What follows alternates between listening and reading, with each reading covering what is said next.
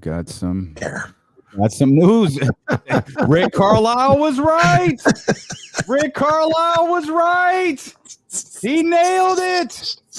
He said it. They all want to come play with the point guard. I need my ring, man. Let me get my ring. Hang on. Rick Carlisle said it. They all want to come. Everybody want to come here.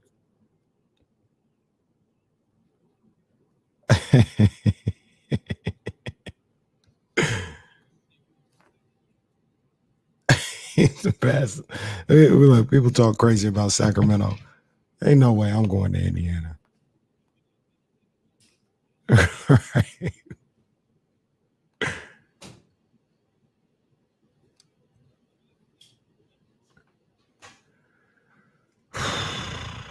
It's either them or the Colts. I was about to let me do the show without my necklace. I would have had to get up and leave in the first segment. I got the Kenny Caraways today, man. I showered and I'm sweating like hell. Hey, it be's like that sometimes. I got the shower done a little earlier today. You know what I'm saying? I was at a better pace today. Appreciate it. Well, that was some bullshit. We'll talk about that one of these days. But yeah, better pace today. Better pace. Was talking to someone this morning who wants to bring back J Street vibes. True story. It's funny you say that. I was thinking about that the other day. Daniel in San Francisco. Well, when I was going through all the trillion podcasts on Odyssey, I came across the 97.5 ones, the 49ers, the Giants. I was like, damn, we might need a Kings one. We might need a Kings one. Danny wants a Kings one, and I just told him, I was like, it has to be different. How can we make it different? And he was like, do you think Kenny would bring his podcast back with Jason? Yesterday's price is not today's price. Well, he's going to schedule. He wants to schedule a call. I did think about that the other day, matter of fact. That's funny. The vibes are... Yeah, more Kings content on the way.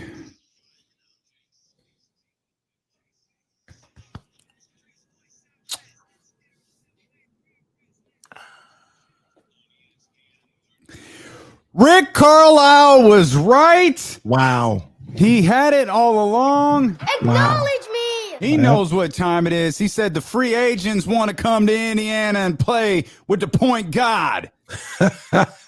And my goodness, it appears he was right. According to Adrian Wojnarowski, DeAndre Ayton has agreed to a 4-year, $133 million max offer sheet with the Indiana Pacers. The Phoenix Suns now have 48 hours to match the largest offer sheet in NBA history, according to Adrian Wojnarowski right there. So that is how our Thursday, July 14th starts. I'm Damian Barling. Acknowledge me. He's Kenny Caraway. Yes, sir. Acknowledge me. Hey, watch your mouth, woman.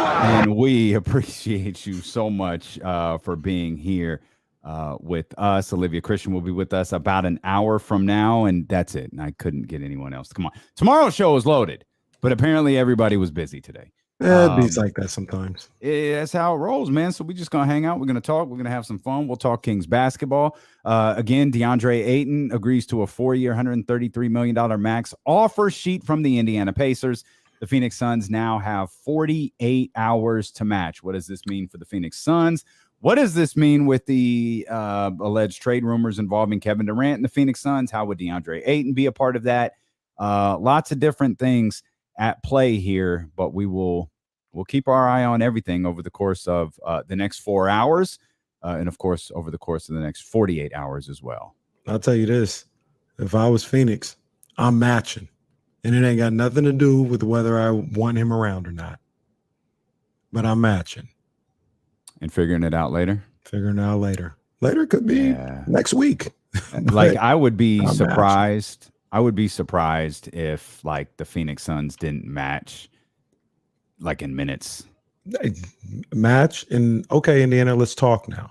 Yeah, like okay, yeah, no, we'll match it. Yeah, right. Yeah, absolutely. Yeah, we'll keep our eye on that. It's going to be an interesting story to follow. Of course, Adrian Wojnarowski tweeted that, so that means Shams has to tweet the next one.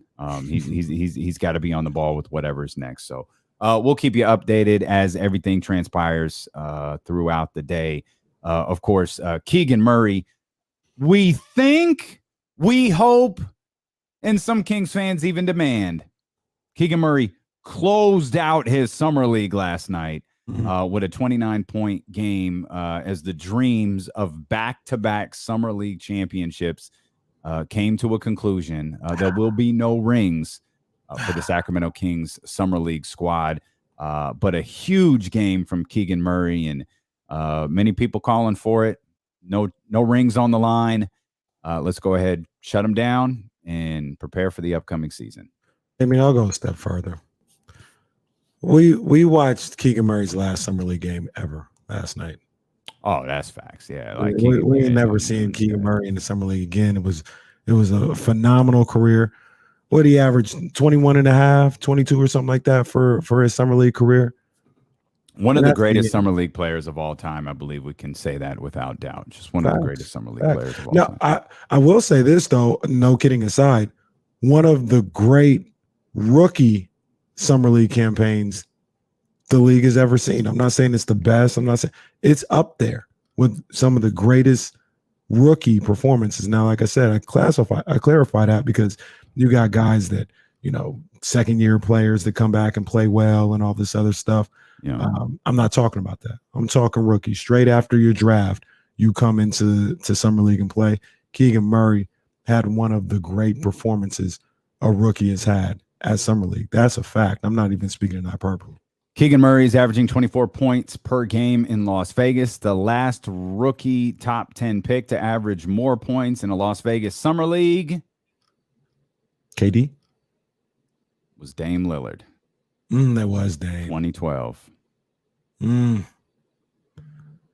I got some of the Keegan is as good as Dame. That's what I got out of that tweet.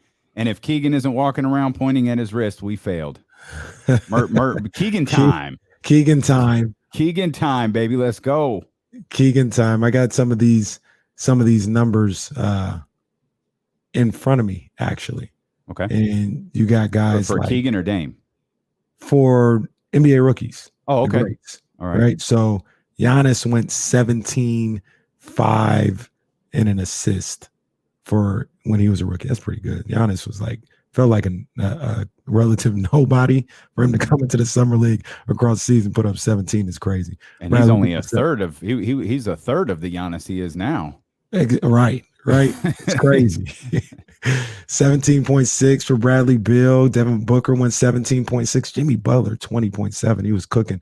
Big Cuz 14.5, 9.8 rebounds a night. He was balling. Right, Steph Curry 17.4. Some of the bigger ones, Kevin Durant went 25.5 a night in summer league. Man. Oh my goodness. In 2 games. You talked about Dame Lillard. I just saw Dame. Oh, there he is. 26.5. I hope people truly appreciate how, because the further we get away from it, younger fan, KD at Texas, boy, that was an experience. Movie. Yeah, that was a season-long movie. Man, KD at Texas. KD at Texas. Yeah. So I mean, you mentioned the points per game, going to Dame Lillard. I mean, no hyperbole. What Keegan Murray has done is one of the better rookie performances in the history of Summer League, man. And what does that mean moving forward? I don't know. It kind of feels like it means he's going to be pretty damn good, but I'll just hold off a little bit. And at the very least, Summer League is easy work for him. We'll say that much. Summer League is easy work. He just looked comfortable. I saw, Matt George tweet something about his level of composure. And as Matt was tweeting that, I was thinking the same thing. Like, he just looks comfortable. Nothing looks forced. Nothing looks out of place. The first 2 plays of the game, Chet at Keegan at Chet, like he wasn't overwhelmed by the moment. He wasn't overtaken by the moment. I don't even think he cared about the moment. No, that's the other thing. He don't even be tripping. Basketball. I don't care about nothing else. I'm here to play basketball. Yeah, that's the other thing about it. More than anything, it seems like you just can't rattle this guy. Yeah. You can't rattle him. He's gonna figure it out. And I think I'm a big believer in that. In part because I feel when I played, that's kind of how I was. And I look at some of these other guys. I think you've heard me say this about Trey Lance in football, where I see his progression. And when he gets somewhere early on, it's a little bit of maybe a struggle, or, it's a different level that he's going to adjust to. But more than anything, every step of the way, he just figures it out. And he figures how to be successful every step of the way. Keegan Murray, I feel, has a lot of that in him, although he came in from the jump and was balling. But you can throw whatever defense you want at him, whatever type of defender that you want at him. You can, take away whatever shot. He's going to just figure it out and handle business regardless. And that's an underrated quality. Somebody that no matter what you do, once they process it, they figure it out and they execute. I noticed last night, and I guess just putting 2 and 2 together, there were a lot of outside Sacramento people tweeting about Keegan Murray last night, and this was an ESPN 3 game. Shout out to the homie Megan McPeak, who was on the call. No, so I watched it on NBA TV. I watched it on ESPN 3. What is the ESPN 3? It's just not on ESPN the app. Plus. It's just on the app. Yeah, it's ESPN Plus. Well, but it's ESPN 3. That's if you look at the guide. You really gonna argue with me at this? You look at the guide. What kind of guide do you have? I ain't seen ESPN 3 in 15 years. On the summer league schedule, it says ESPN 3. That's the channel it's on. That's what I don't know. I don't know who put this schedule out there. I ain't seen ESPN 3 in 15, 20 years. That's cap. Just look at ESPN. Just look at where did I get the. Look at your app. Look at your ESPN app. It doesn't say NBA TV. It says the games are on ESPN 3. I'm not saying you're lying. I'm saying who put this together. They don't even say ESPN 3 no more. Probably ESPN. They don't even say ESPN 3 no more. It's ESPN Plus. I watched it on ESPN 3, and that's what I'm going to call it. I watched it on ESPN 3. I don't even remember where I was going with. You distracted me. You were giving a shout out to the announcers. I don't give a damn about ESPN Plus. They raised the price of that damn thing. I just want to read my Bobby Marks interviews, and now all of a sudden it's $6.99 because I want to read Bobby Marks. Hey, Damien, between me and you, I've said this before. Hey, you raise it to 25, I'd still pay. Don't tell nobody. If they raise it to 25, we're sharing the password. $6.99 is a steal. I ain't gonna lie to you. Don't tell me. It's not a steal. I love Bobby Marks, but that ain't a steal. No. If everything you get for ESPN Plus, $6.99 is a steal. When they try to charge you $20 for Netflix, and you paying $6.99 for ESPN Plus, and I get to see every game in the world, it's a steal. Don't tell myself that. I had Netflix too, but I can't quit them. Just every once in a while, something pops up. I have no clue where I was going with. I was trying to shout out Megan McPeak. Watch and this. You was. I don't know why that's not on the board yet, but it'll get there. Just give me a minute. National media people outside of Sacramento were tweeting about Keegan. I realized they tuned in to see Chet, but they walked away looking at Keegan Murray. And that was my takeaway. That tweet that I read, the Dame Lillard tweet, that was just from an NBA guy. Yeah. It's just someone who I like. That's all that was. That wasn't King's Herald. That wasn't Will Z. It was nothing like that. Right. People tuned in to watch. Maybe they heard a little bit about Keegan Murray. I think they tuned in to watch what was probably Chet's last game, what might be Chet's last game in Summer League, and walked away thinking, "Yo, that kid that kid drafted by the NBA at number 4. That kid's really good." Drafted by the NBA. Kid drafted by the NBA team at number 4. Man, he's good. He's good. Hey, Sid, I want to ask a question real quick. and we could talk about it now. We could, it can float into the next segment. The people can say what they want to say, but I want to keep the same energy here.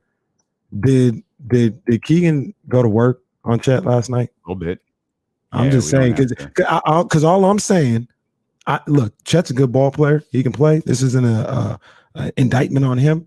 But if it was the other way around, if Chet went for 29 and Keegan went for 8 and they were guarding each other most of the night, I'm just saying. So I just want the energy kept the same here.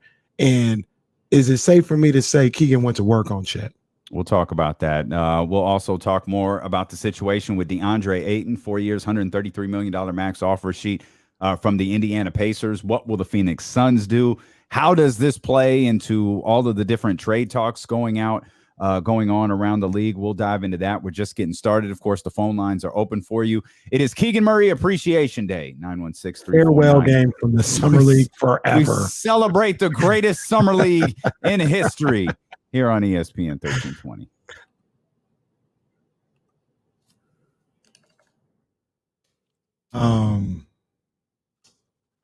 I'm sure you guys are wrong because you always are time sheets. Yeah, mine's in there. Jesse's is in there. Jesse, we gotta get paid. You don't get paid if you don't turn the timesheet in. Friday night. Caller. I need stacking paychecks. Stacking paychecks. I need them the all. Keegan Appreciation Society. That's not bad, Bryce. That's not bad right there. Keegan Appreciation Society. Put that on the shirt. Underdog, put that on the shirt.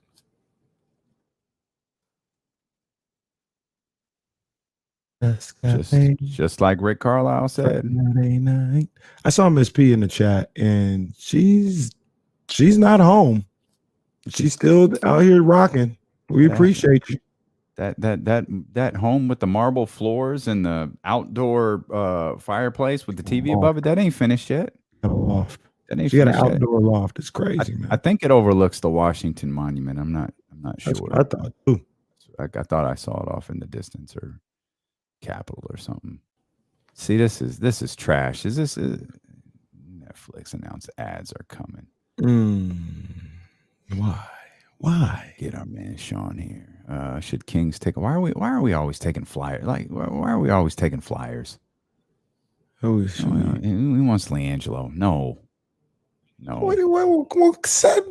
We'll settle down, Damian. That was an aggressive no there. Let's settle down. Luke isn't here no more, so we don't have to deal with that. Okay, I'm listening. Yeah, I'm listening. It was an aggressive no by you, Damian. Where is he? Charlotte. That's what I thought. Charlotte. I'm always taking flyers. Actually, we never take flyers. That's the problem. We're always asking to take a flyer on. They're always taking. You want to take a flyer? Why don't we take a flyer on Jonathan? Why don't we trade Harrison Barnes for Jonathan Isaac? What what league do you watch? Now they've gotten out of control on that one. They need to calm down. What are we talking about? I'm talking about a throw-in when I say a flyer. But the problem is, yeah, I did. Yeah. And Cam, Donnie, you're right. Cam, that's They did take a flyer on TD. That's not really taking a flyer on TD. How did they get TD? Was that a second round pick they traded or something? Can't remember. TD was, I don't know. Is that a trick question? I don't remember what that was a part of. And TD's solid. He's a good ball player. Kings don't ever take flyers on nobody. Oh, okay. I wasn't. LiAngelo? Terrence. Oh. Yeah. Right. Nah, they didn't take a flyer on Mo Harkless. That was just a trade. Wasn't Mo Harkless? Well, a trade, yeah, and then it was a signing. I guess, speaking of, I guess congratulations are in order.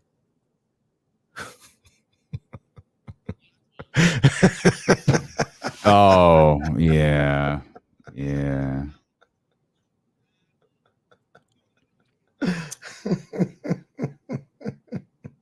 Yeah. Oh man, that's a wild dude. Oh my gosh. That's a wild boy, man. That is a wild dude. He's touched. Nah, Randy, I didn't check it out yet, man. I gotta peep that. I was listening to Deuce and Mo talk to Scoot Henderson. Yeah, I realized that. I realized that at like 11:30. It's like, damn it, I didn't listen to Chris Haynes' interview. That's probably why he doesn't come on the show, because we don't.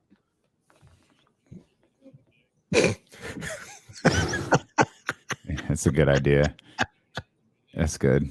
Hey, by chance you respond to this message, would you be open to joining us? I'm on vacation. Sorry, guys. Oh. Check me out tomorrow morning on Y'all don't realize how much we get disrespected, man. They just be lying to Jesse's face. I mean, by his face, I mean through text, but still.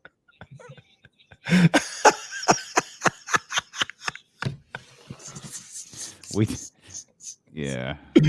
But see, it's all right though. When we're kings of the world, we're gonna get selective. We're gonna get selective. When we kings of the world, I'm on vacation. Real selective. I'm on vacation. You got a next on Murph and Mac. What? How? What? Fam, I just saw you sitting on the sideline.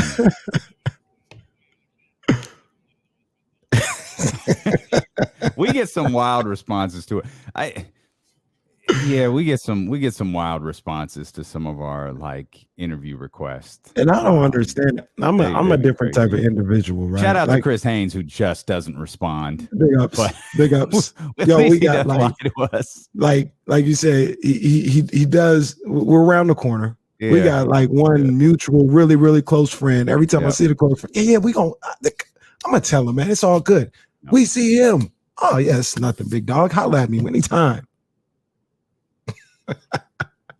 Like it's tough when you're building something from scratch. Like when you've got a radio station no one's ever heard of before and you're building it from nothing.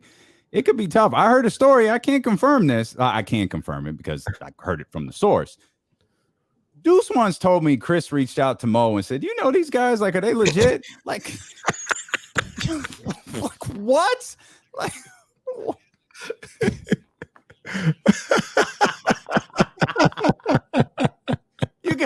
You gotta hit us in the text thread and tell us who that was. Oh, that's funny. I want to guess. I'm not gonna guess though. I'm not gonna guess. I gotta. But before you send it, Jesse, I'm gonna guess in the thread. I'm gonna guess in the thread. Man. Wild stuff, dude. It's wild stuff that we be dealing with. But it's all in fun, man. We'll always take that stuff. Good. We'll always take being blown off because you're on vacation only to do another show 90 minutes down the road. Like we'll always take that in good fun, man. That never hurts our feelings. We love everybody who's and then when we see it, on the like, show. You guys don't ever want me on. What? What are you talking about?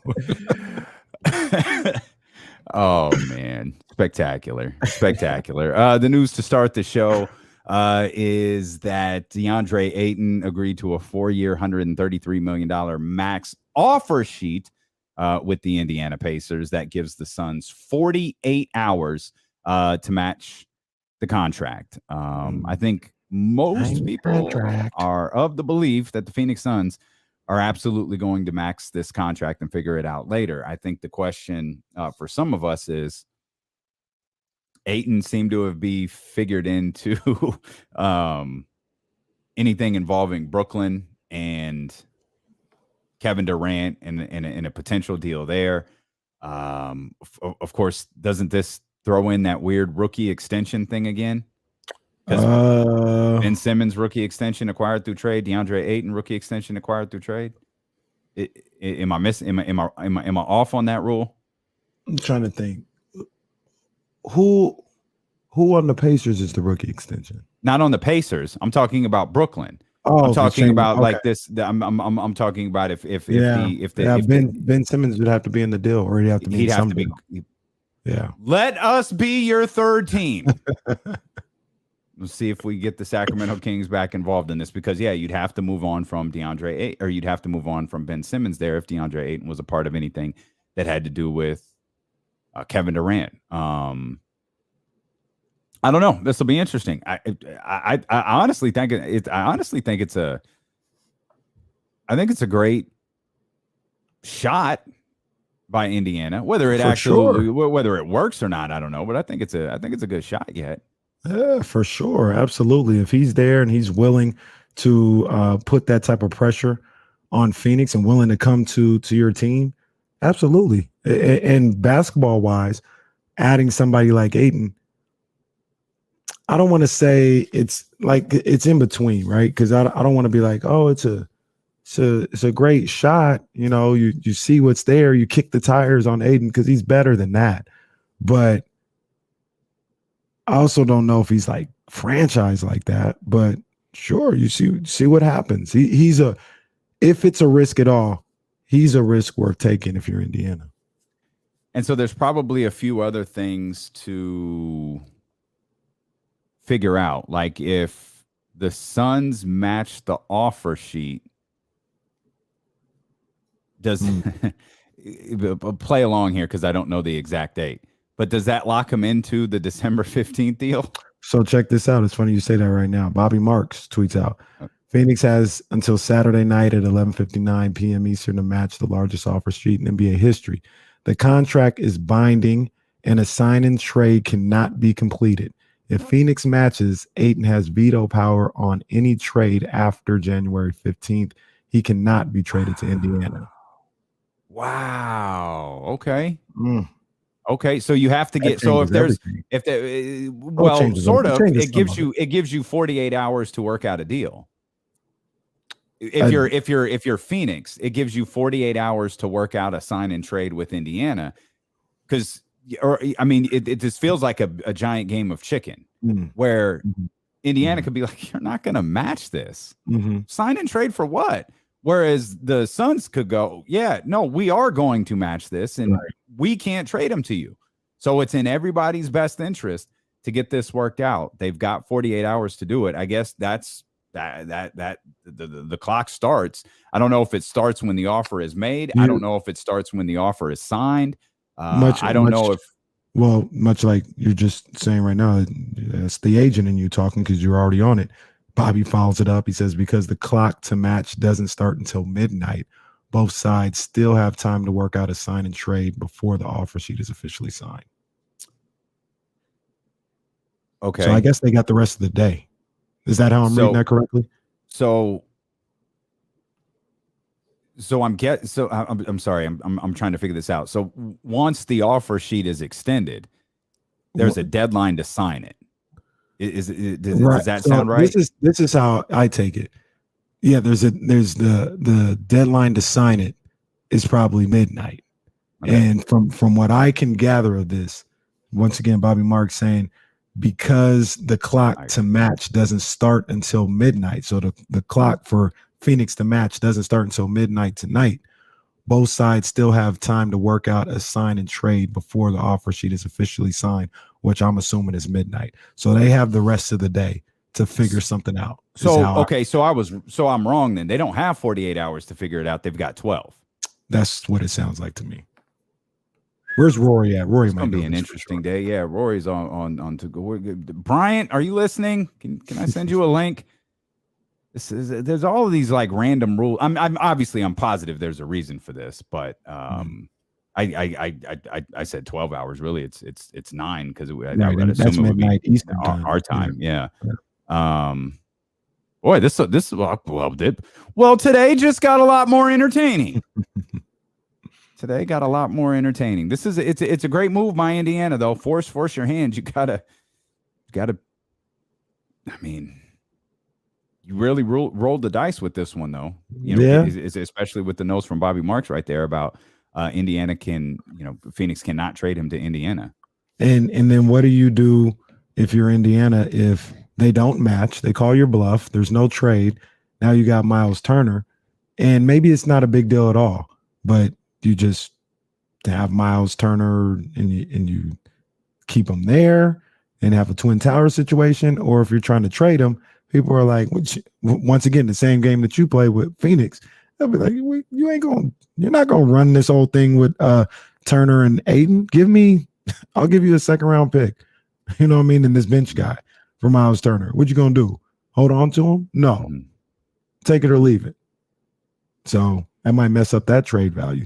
And they just re-signed Jalen Smith, which I don't know. He could be looked at as a bench guy, but that's another guy that they just paid a little money to.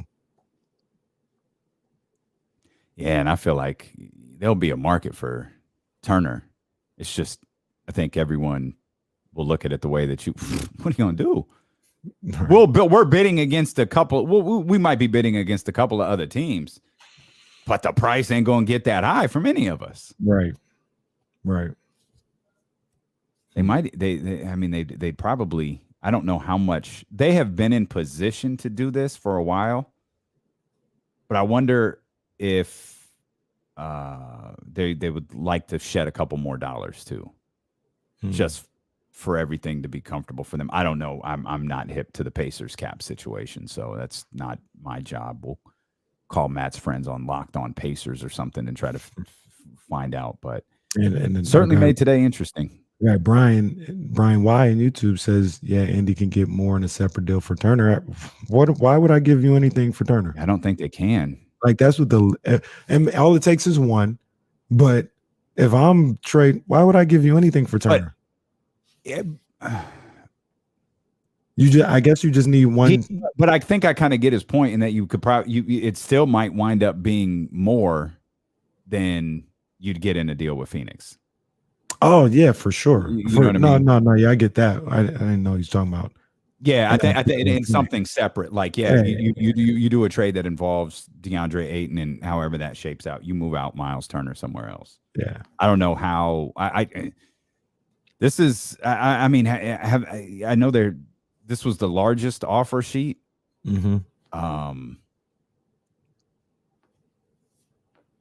This is interesting. I'm anxious to see how this plays out. I'm very, very anxious to see how this plays out. And what this means for like is Sean Marks looking around like all right, first Donovan Mitchell. Now I got this trade with Phoenix. Hey man, KD coming right back. Start the season at least. Yeah. Right back. Kevin Durant running around singing the hook on Doing It. Go Brooklyn. Go Brooklyn. Go Brooklyn. Go Brooklyn. He's that Biggie track. Where Brooklyn at? Where Brooklyn at? Yeah. Kevin Durant is starting the season as a Brooklyn Net. I think Kyrie Irving is too. Hey, I'm all for I'm all for if you can trade Kevin Durant for Russell Westbrook and send Russell Westbrook to. I mean, if you can trade Kyrie Irving for Russell Westbrook and send Russ to play with KD, I'm all for that. Wow, that'd be crazy to bring. I'm all back. For that. Watch how quickly I become a Brooklyn. I'll be the biggest KD mark out here if that happens. Believe me, all this stupidity some of y'all talking over the course of the all the stupidity that some of these media outlets have been talking. Alex Caruso and Russell Westbrook in the same tier. You out your damn mind. I'm not clicking on your stupid little article. You bugging. Look, Harold and Marcus in the chat. I'm not literally saying Miles Turner's going for a second. Settle down. It was being facetious and talking about they're not going to give you their best offer for Miles Turner if you have DeAndre Ayton on there. Settle down. I think some people don't get our sense of humor. I don't think so either. I remember when I get nervous, like when ACR Solar and Roofing came on board and I knew that they were locked in. I got nervous. Like they might not realize a lot of the stuff we say is done in a sarcastic tone. And like the day ones get it, but like, some of the, if you're a day two, you might be like, did Kenny just say get a second round pick? What is happening here?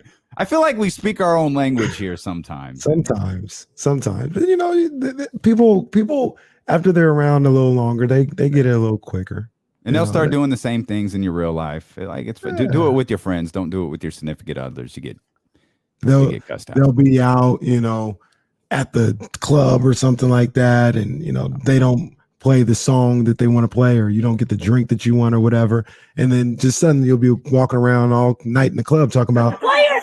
This is not on you. This is not on you. Players, y'all did everything. Y'all gave your heart. You really forced that. You really forced that soundbite in there.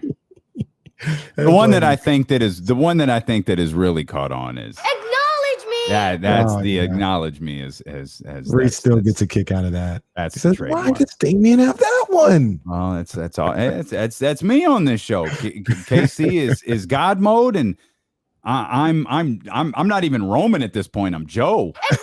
Acknowledge me. I'm just Dwayne's little cousin Joey. Acknowledge me. That's the hierarchy of the show here. Like I'm little Joey. I haven't seen Roman in about a month or so. Roman was at the Golden One Center a couple of days ago. I know. I'm saying because he was hurt, right? Or he wasn't on TV for a couple weeks, right? Yeah, I think he's just chilling. Yeah. I didn't see Roman in a couple of weeks. In about a month. It's Keegan Murray Appreciation Day here on D-Lo and KC, and farewell game. his farewell game. Yes, hopefully our last sight of Keegan Murray until the regular season begins the preseason begins with all hopes of a summer league title ending last night in the loss that I don't think a single Sacramento Kings fan cared about. Because Keegan was so stellar. Let's go to the phones, man. 916-349-1320. Talk about day ones. Our man Sean here. Sean, what's happening, baby? My brothers from another mother. Shout out Jesse behind the boys for getting me back on today, man. So, man, what a game by Threegan yesterday, man. He's just doing these top three picks every single night in, night out. And I don't care if he's leading the summer league in minutes, man. He's out there leading in scoring, leading in field goal percentage. He's just looking so crispy. Now, he put on chair for the animal yesterday. You know what it was. Man. You know that.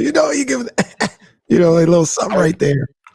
I was like, he must have been watching Coach KC little game tapes, man. He looking real nice out there. Hey, man, that's all you need to do. Watch that game film before you go out there. There you go, man. Show him that Warriors ring. Let him know the pedigree. That's it. But, that's it. Show him championship. I'm kind of salty. Y'all didn't give my man Ayton the glass break, man. I mean, that's big news right there. And I know I'm not the only Sacramento Pacer sexual who's still watching these games once in a while, man. Trying to two-time my team, man. I know my boys gonna give me grief, but I still be watching how he out there balling. And there's nothing wrong with that. There's nothing wrong with that, man. How y'all right? Even if you don't love the Kings organization, we still got love for him. He love us. He don't love the organization. He made that clear. No, you allowed to watch whoever you want to, man. Ain't nothing wrong with that. Yeah, just like I got hyped at the thought of Donovan Mitchell in New York.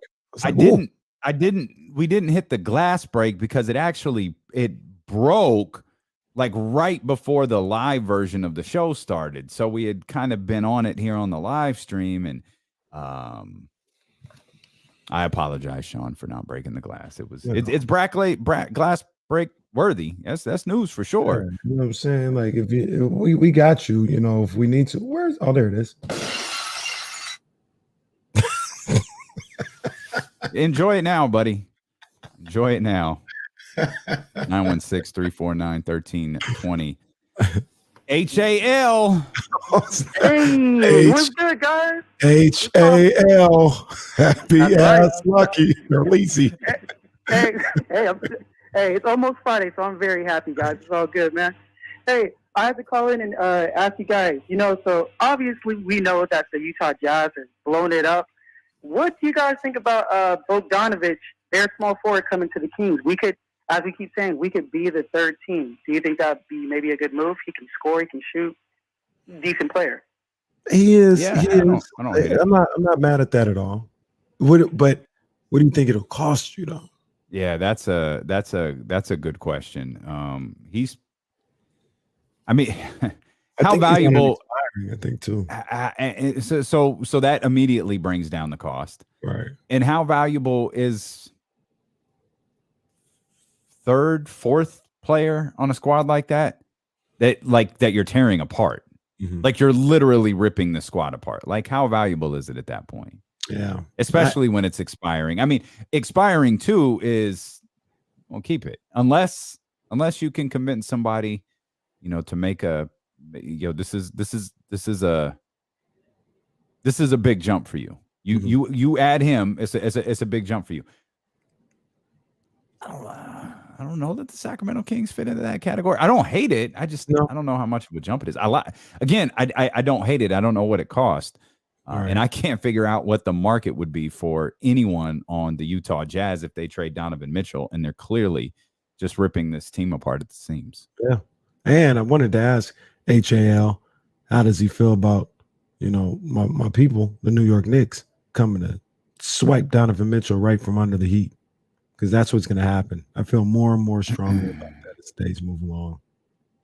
Worldwide Wes versus Pat Riley. Oh, wow. That's just a phenomenal dynamic to think about. How that exchange is going. Neither one of them are the general managers, by the way. Oh. Not one of them. But oh, there's that. Does their beef go all the way back to the 80s? Or did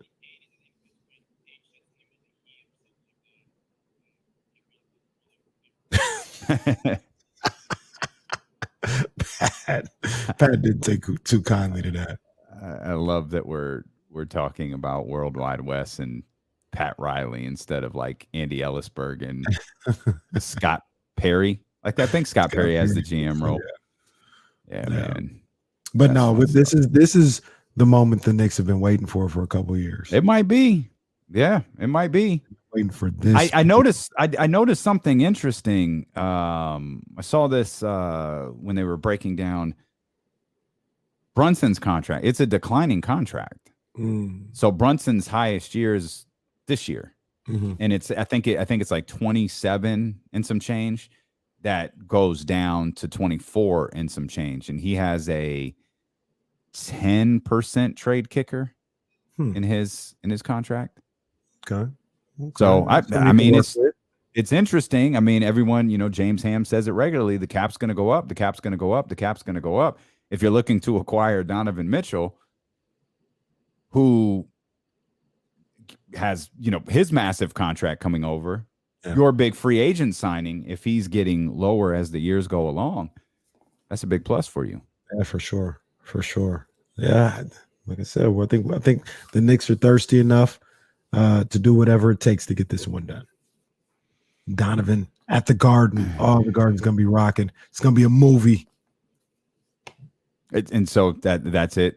We're back at it with Donovan, Jalen, and Julius. Yeah, and then they're probably going to have to give up RJ. So RJ won't. Gotta imagine RJ's gone. Obi Toppin might be around. Mitchell Robinson is back. Fournier. Maybe they have to give up Fournier to make some money work. I was going to say RJ's the centerpiece of the deal. Money's going to have to come. I mean, I would think RJ's the centerpiece of the deal, but money's going to have to come from somewhere. Yeah, it might be Fournier. So RJ over Tyler Hero if you're Utah. RJ over Tyler Hero slightly, but the haul of picks. So that's make up for that's the thing that I was going over in my head this morning, because I knew you were going to go hard for the New York Knicks, and I just kept thinking, all right, if no matter which way you lean on RJ or Tyler, which are probably the two centerpieces of a Knicks deal and a Heat deal, you're probably not overwhelmingly one or the other. So how does this fill out the rest of the way? And you look at Miami and you go, okay, you could some things here. A couple, and then you remember the Knicks got all those damn picks next year. And 2023. You could give up 2 first-round picks next year and still keep one of yours. You could still draft in next year's class and give up 2 And I could be wrong. I think those 3 aren't their own. I think they got 3 from trades. I think they got 4 first-round picks next year. Oh, I could be wrong. But I think they added 3 from other teams, and they still got their own. The other thing I thought about, too, with Miami is you're probably going to have to, because we talk about the money, you're probably going to have to put Duncan Robinson as part of that trade package, and that's not no. If I'm in Utah, no. 4 years, $20 million a year for Duncan Robinson. Not gonna get I am not confident enough to relay what I just found out loud. Oh my God, that was a bit confusing. I'm trying to look at the Knicks picks, but there's a lot happening on this like a lot. So I'm going to regroup. I think they have their own. They have one from Dallas, one from Washington, and one from Detroit. Yeah. I think that's what they have. That sounds about right. We will dive a little bit further into this as we return. We also got our Ceiling is the Roof performance of the night, as if we don't know who's getting that honor when we return here on Keegan Murray Appreciation Day on ESPN 1320. How did they get all those first-round picks? So I'm trying to figure out. Yeah. 2023. Oh, they that's still why have the Mavs from Porzingis. Okay, so yes, but that's okay. I guess that doesn't matter, but I think it's top 10 protected.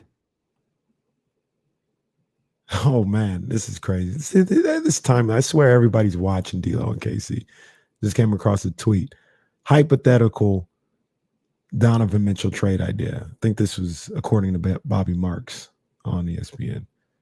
Evan Fournier, Quentin Grimes, Cam Reddish, 7 first-round picks. They do that, and they don't even have to give up RJ. That's crazy. 7 first-round picks. Is that even allowed? Well, that's funny. I just looked. Tyler Hero is trending. Uh-oh. So I'm looking to see like what's happening with Tyler Hero. Well, these are silly things that people aren't paying attention to. He's got a crazy little situation going on too. Tyler Congratulations to him though, but crazier than Zach? It's up there. No, Zach's a little more crazy. I don't think I saw Tyler Hero's situation.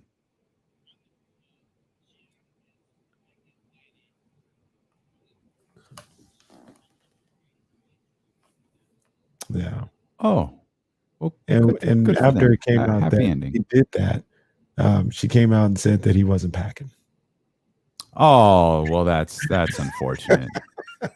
That's too bad.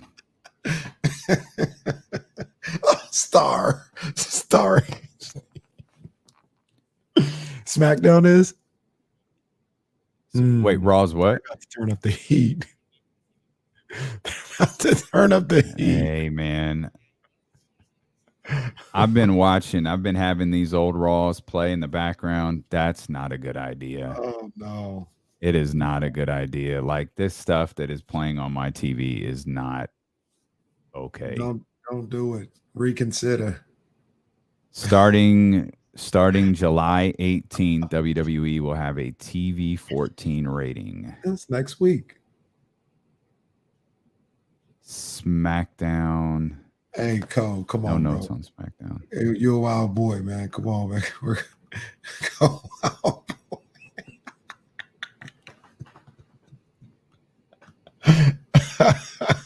I feel like Macho Man was a small package type of guy. I feel like Tyler Hero was a small package guy.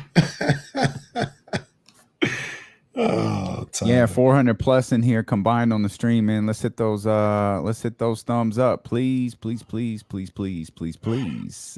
Thumbs up, subscribe, do all of that good stuff, man. We appreciate it. Mm-hmm. Appreciate it. Yeah, that's when it all started to go downhill. Is this really the wisest thing to do given Vince's current predicament? Which apparently means nothing.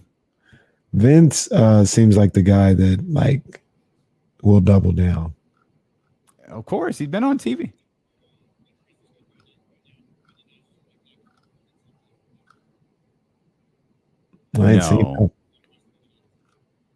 He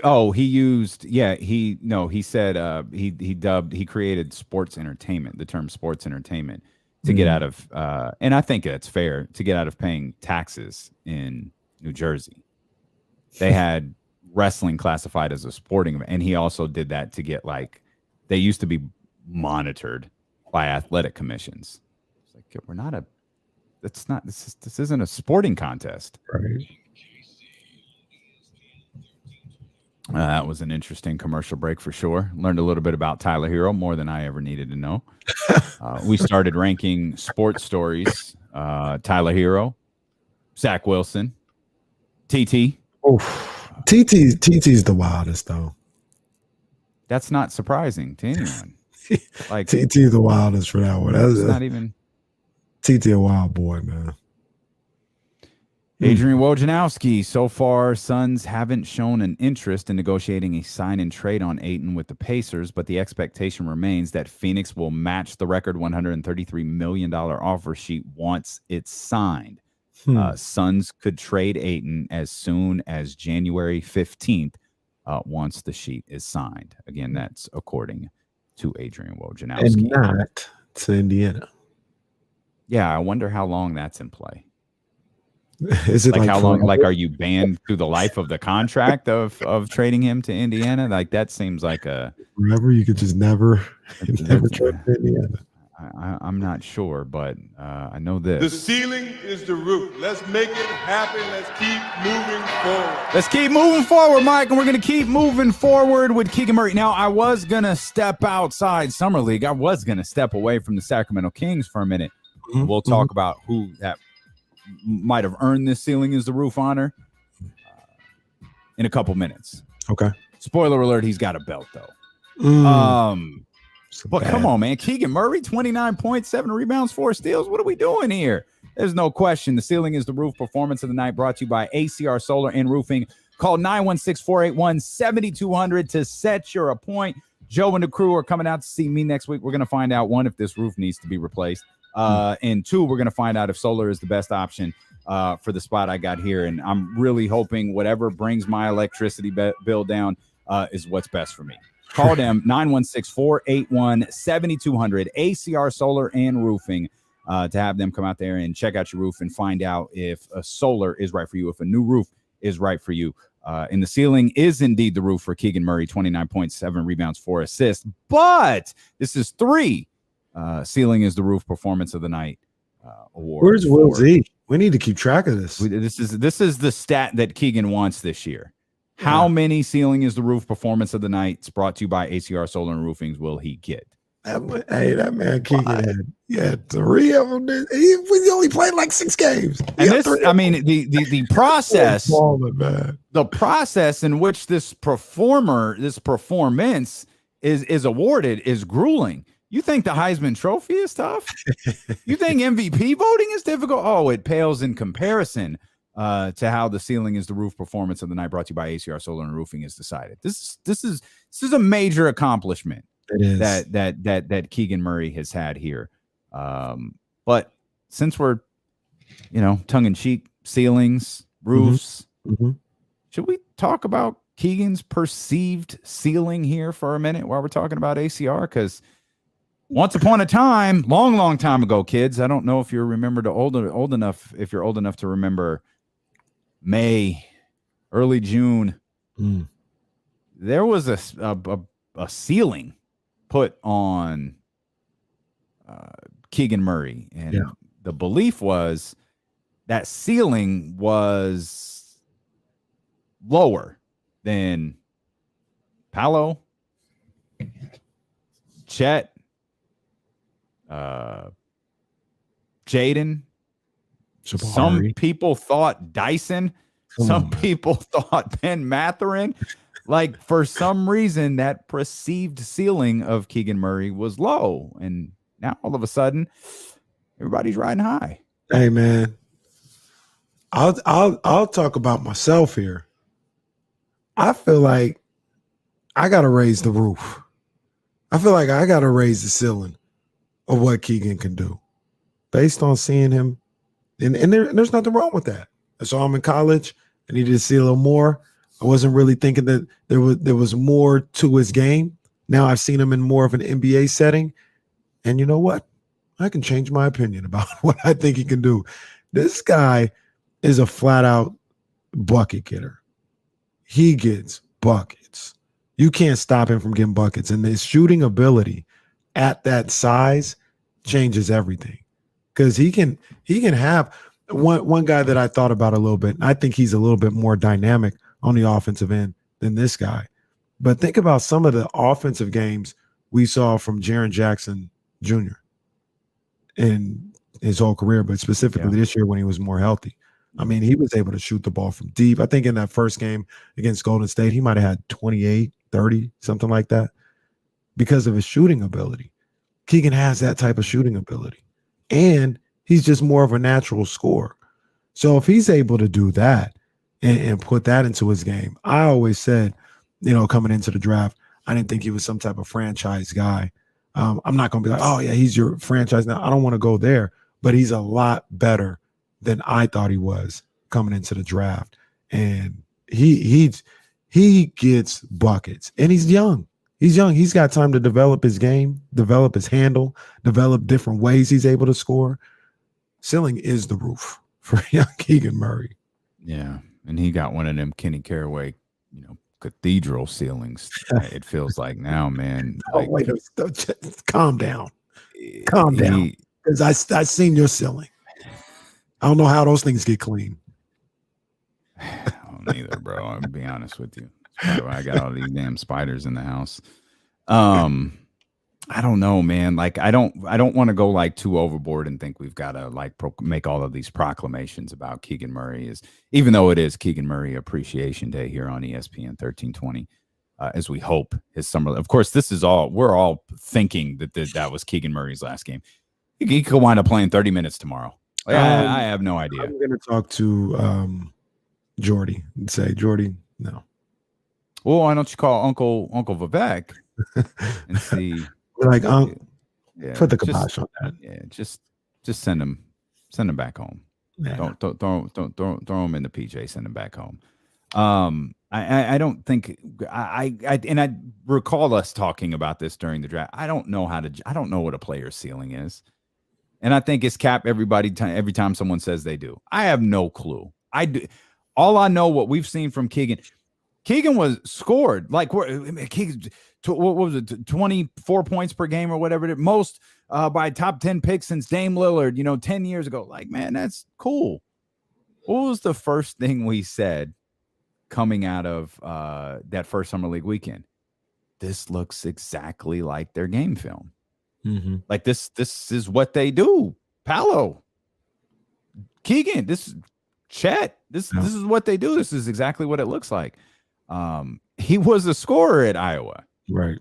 Like, there's nothing like if you watched his film or even if you just went back and watched games, there's nothing that you saw this weekend that wasn't or the last week or so that wasn't on that film.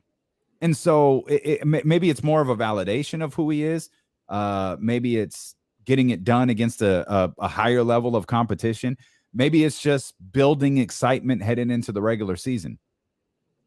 Keegan is exactly the player he was on that film the day we came in and was like, yo, for me, I really like Jaden Ivey. Yo, but he's good. Like, if there's a discrepancy at all, there's not a big discrepancy in their game. Right. Their approaches to the game are very, very different. Mm-hmm. Jaden he shows bits of like a little bit more flair. is where you get the Ja comps, the Russ comps, the Dwayne Wade comps, different things like that. And for Keegan, like if you think that personalities aren't factored into this, we're comparing Keegan Murray to Tim Duncan. Of course, personalities are factored into it. Part of the reason you were going with Tim Duncan is because he doesn't smile. Right. Like he doesn't get hyped. He doesn't look overwhelmed. He's just cool. He's cool, calm, and collected. I didn't know what his ceiling was during the draft process. I didn't know what his ceiling was when he was drafted. I sure as hell don't know what his ceiling is now. Right. But I know everything that we've watched from Iowa to California Classic to Summer League. He's a good basketball player. He's a hell of a ball player.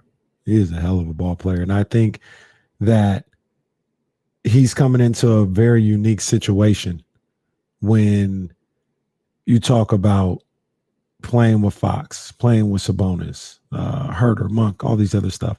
He's going to, number one, in my opinion, he's going to get a lot of open looks. And that's going to be beneficial for him. But he's also not going to have the expectations of the franchise on his shoulders. Right now, as excited as everybody is, they look at him as a piece. Mm-hmm. We continue to say, we said it just yesterday, De'Aaron Fox is going to be a major reason of what this team does this year. The reason. Number one. Yeah. Domantas Sabonis, same thing. You know, I've even talked about the production that they're able to get from Malik Monk and Kevin Huerter being unbelievably valuable. With Keegan Murray, as good as he is, as great as he played in Summer League, everybody's like, just come in and do you. Mm-hmm. Just come in and do you. De'Aaron's going to attack. We got pick and pop. You're going to get some open looks. Just hit open looks. Sabonis has the ball at the high post. You cut back door. We're not looking for him to take 20 shots a night. Like Orlando's going to be looking for Paolo, or, OKC's going to be expecting a Chet and Jabari and Jaden Ivey, all these guys. Nope. We just want you to come in and, for a lack of a better term, get it how you live, man. Get it how you live. When that ball comes to you, just do what you do. You're listening to KIFM West Sacramento, KRXQ HD2 Sacramento, ESPN 1320, driven by Lasher's Elk Grove Dodge, always live on the free Odyssey app. One of the biggest arguments for Keegan Murray headed into the draft was he's ready like right now. He's a day one. He's probably a day one starter. He's a perfect fit. Like it clicks, it works right out the gate. Regardless of ceilings, if he's proved nothing else this summer league, he's proved that he's NBA ready.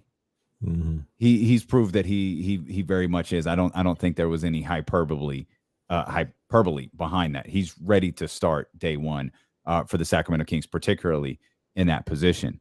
And, we joked about the Tim Duncan comparisons because of the demeanor and so on.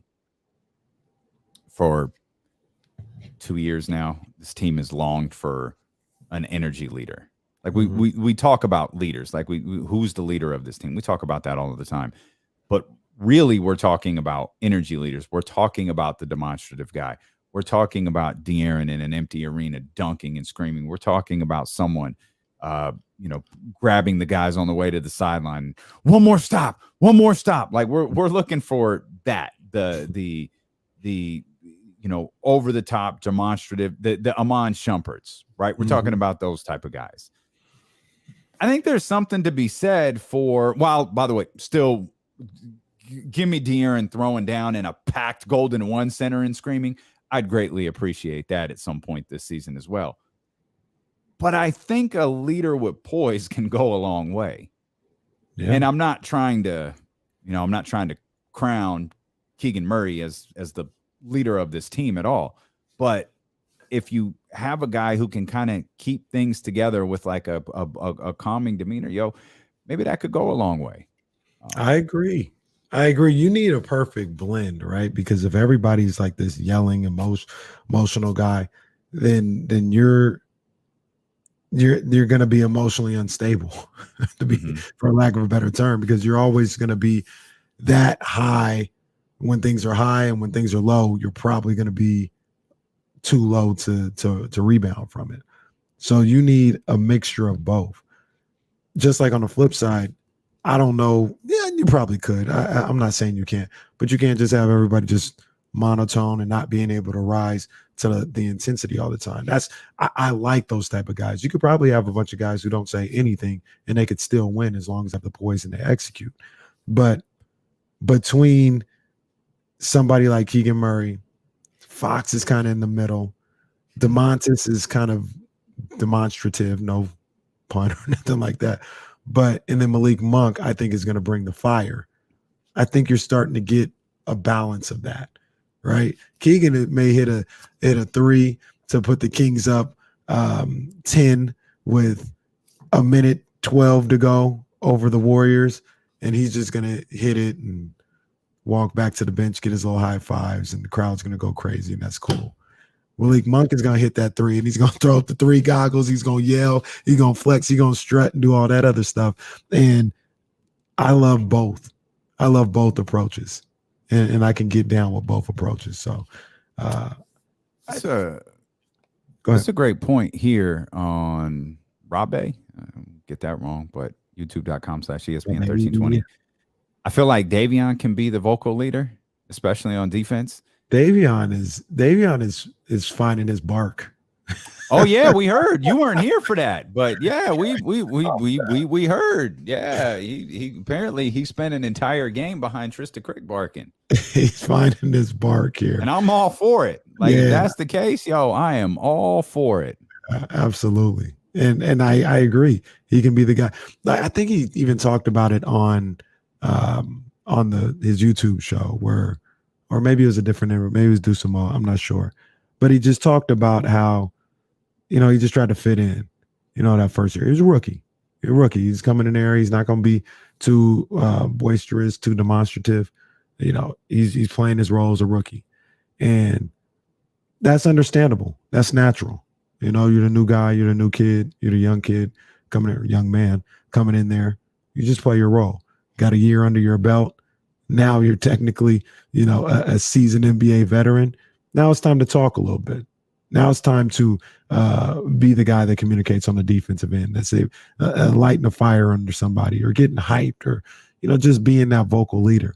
And then I could see him taking a big step in that role this season compared to what he was last year. Yeah, and I think a lot of that will have to do with, again, take a shot, broken record, his role here.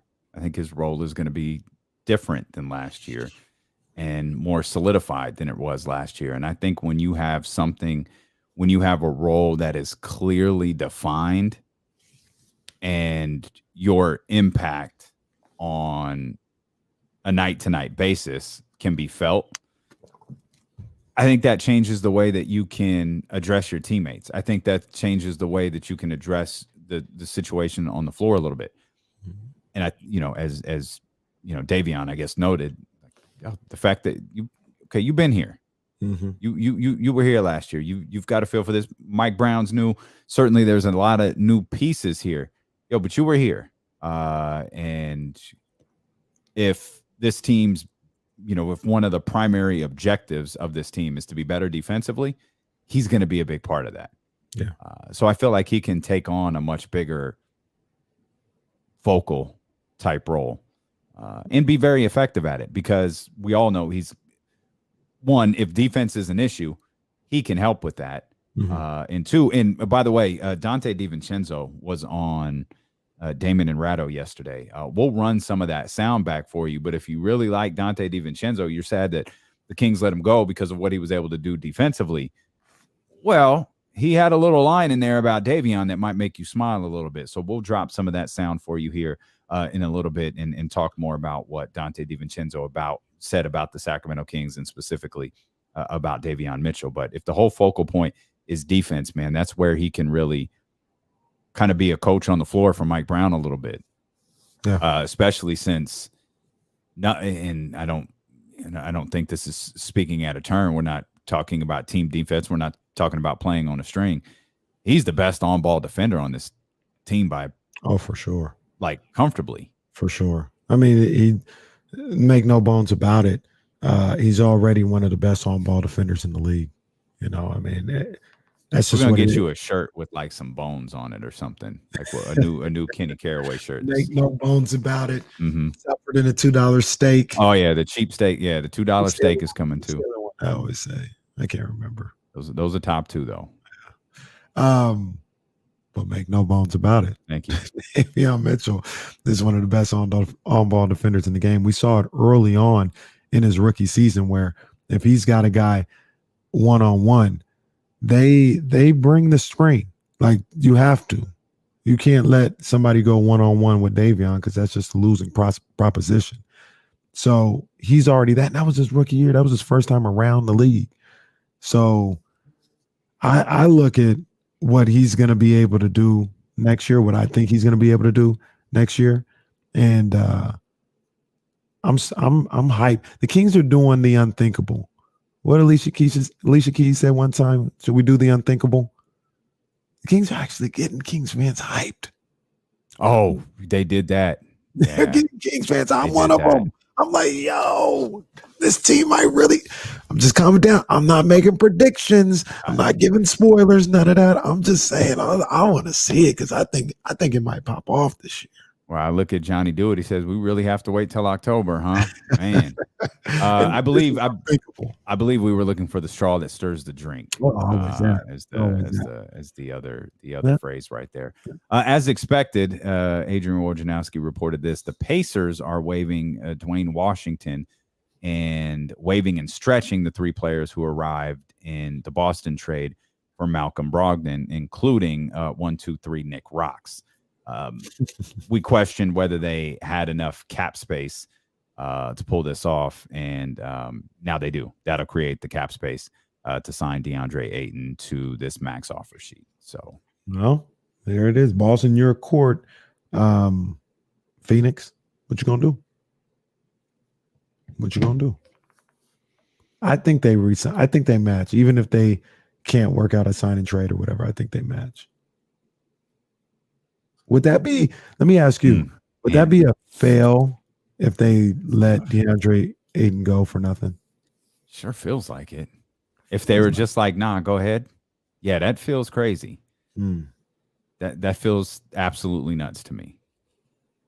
This isn't a bogey situation. Like, there's no repetitive player that you're stuck with until further notice on your roster. Like, he was a part of. I don't know what happened last year. Like, I don't know what the hell happened at the end of last year, at the end of the playoff. I don't know what that was all about with him and Monty Williams, and I don't know, but man, I really can't envision a scenario where he just walks. Yeah, I don't see it. I think that would be a super fail. And poor asset management, as James would say. DeAndre Ayton averaged 17 points per game last year. He averaged 17 and 10. Yeah, it's really good. Really good. What would you do? I'd match and keep him. I'd probably try to work it out, see if there's something we could work out, whatever bad blood is going on. But at the very least, if it can't be worked out, all right, we'll move you around the trade deadline. You're getting paid. The money's guaranteed. It's not going nowhere. So ain't nothing for you to be upset about. Yeah. If you don't want to be here, we'll move on from you. You go somewhere you can go. Poor play, injuries, there's a risk to that. There's a risk, but you'll always be able to move them. You'll always be able to move them, even if you play out the whole year. So no scenario where January comes around, February comes around, and DeAndre Ayton's, $133 million contract looks different. You mean like to a team,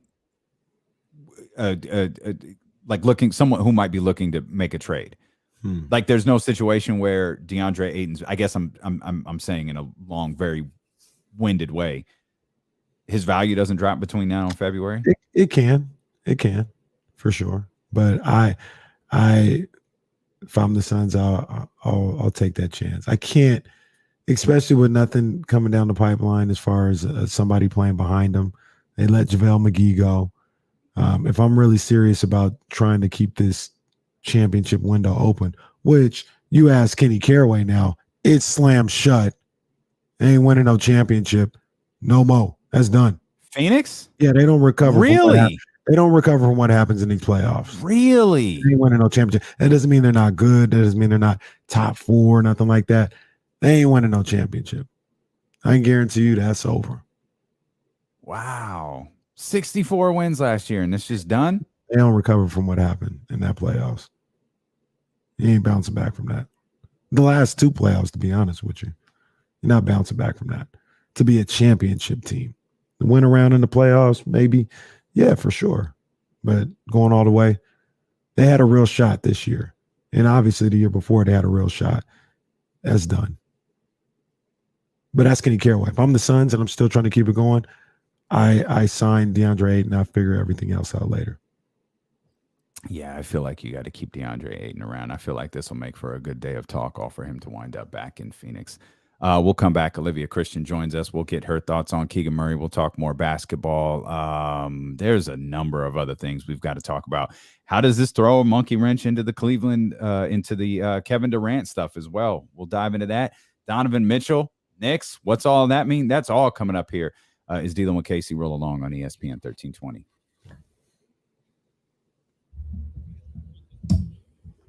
Yeah, I really don't like that stuff popping up in the middle of the show. I do not know what that is at all.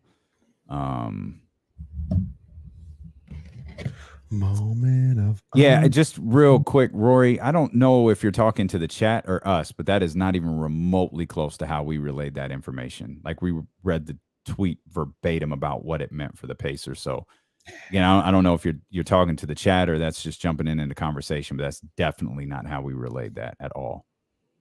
One has nothing to do with the other. It's just cap space for Indiana, which is a question we posed earlier, is doesn't Indiana need a little bit more cap space? And it turns out they in fact do. Grammy award-winning blues, rock, and soul fusion artist Gary Clark Jr. is coming to the Hard Rock Live on October 9th, featuring music from his new album, This Land. Be Caller number 2. Oh, be caller, choose a number. Okay. I was like, what does this mean? Be caller 25. Okay. All right. We'll do that.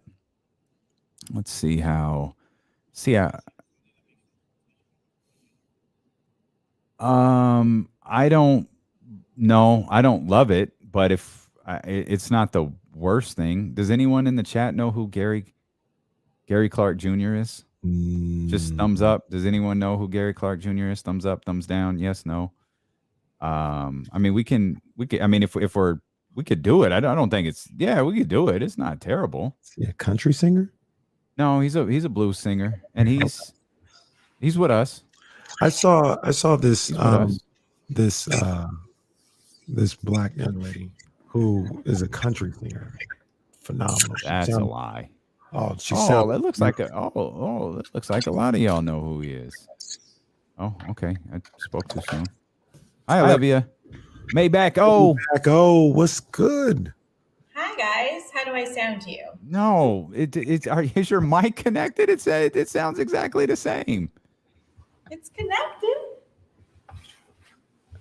That's weird. It's okay. It's all right. That's so good. How does this sound? Does it sound that better? sounds great. Yeah, that sounds great. I'll hold it in my hand. Maybe I'm that's too far away. But no, put it back down. Now talk again. Hey, happy Thursday. Oh yeah, no, that's a big difference. Yeah, that's a big difference. Okay. That's a big difference. As Marsha Ambrosia once said, sound so far away. I could just I don't want to hover over it. Never mind. We won't Again, do that. we went over this last night. There's just yes. Let's it looks like go ahead. Sorry. Sorry. It looks like people know this dude and dig him. So yeah, we'll do it at the top of the 2 o'clock hour, I guess. He's very good. He's amazing. Oh, okay. I'm out of the loop. I don't know. The name sounds familiar, but I can't tell you what he's saying. I thought he played in Portland. He might have done that too. He's really good. He's really good. All right. Well, we got those tickets coming up then. We'll do that at 2 o'clock. I'll mention this when we come back. Should be any. But yeah, this young sister who's a country singer, she sounded phenomenal. She sang the national anthem at the Super Bowl. That black lady is a country singer. Do you remember her? I do remember her. I don't think that was this lady though, but I remember the lady who sang at the Super Bowl. So we got a couple up in there. Okay. I don't think of Gary Clark as country though. No, he's not country. He's okay. Kenny was mentioning something else. He blues, rock, and soul fusion is what he's labeled as. Word.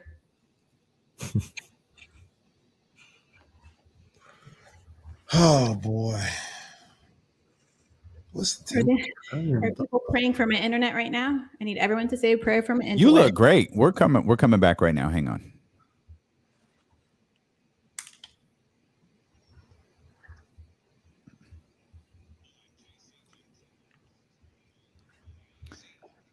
I've just received word from the news desk that we will be giving away tickets to see Grammy Award-winning blues, rock, and soul fusion artist Gary Clark Jr. He's going to be at the Hard Rock Live on October 9th, featuring music from his new album, This Land.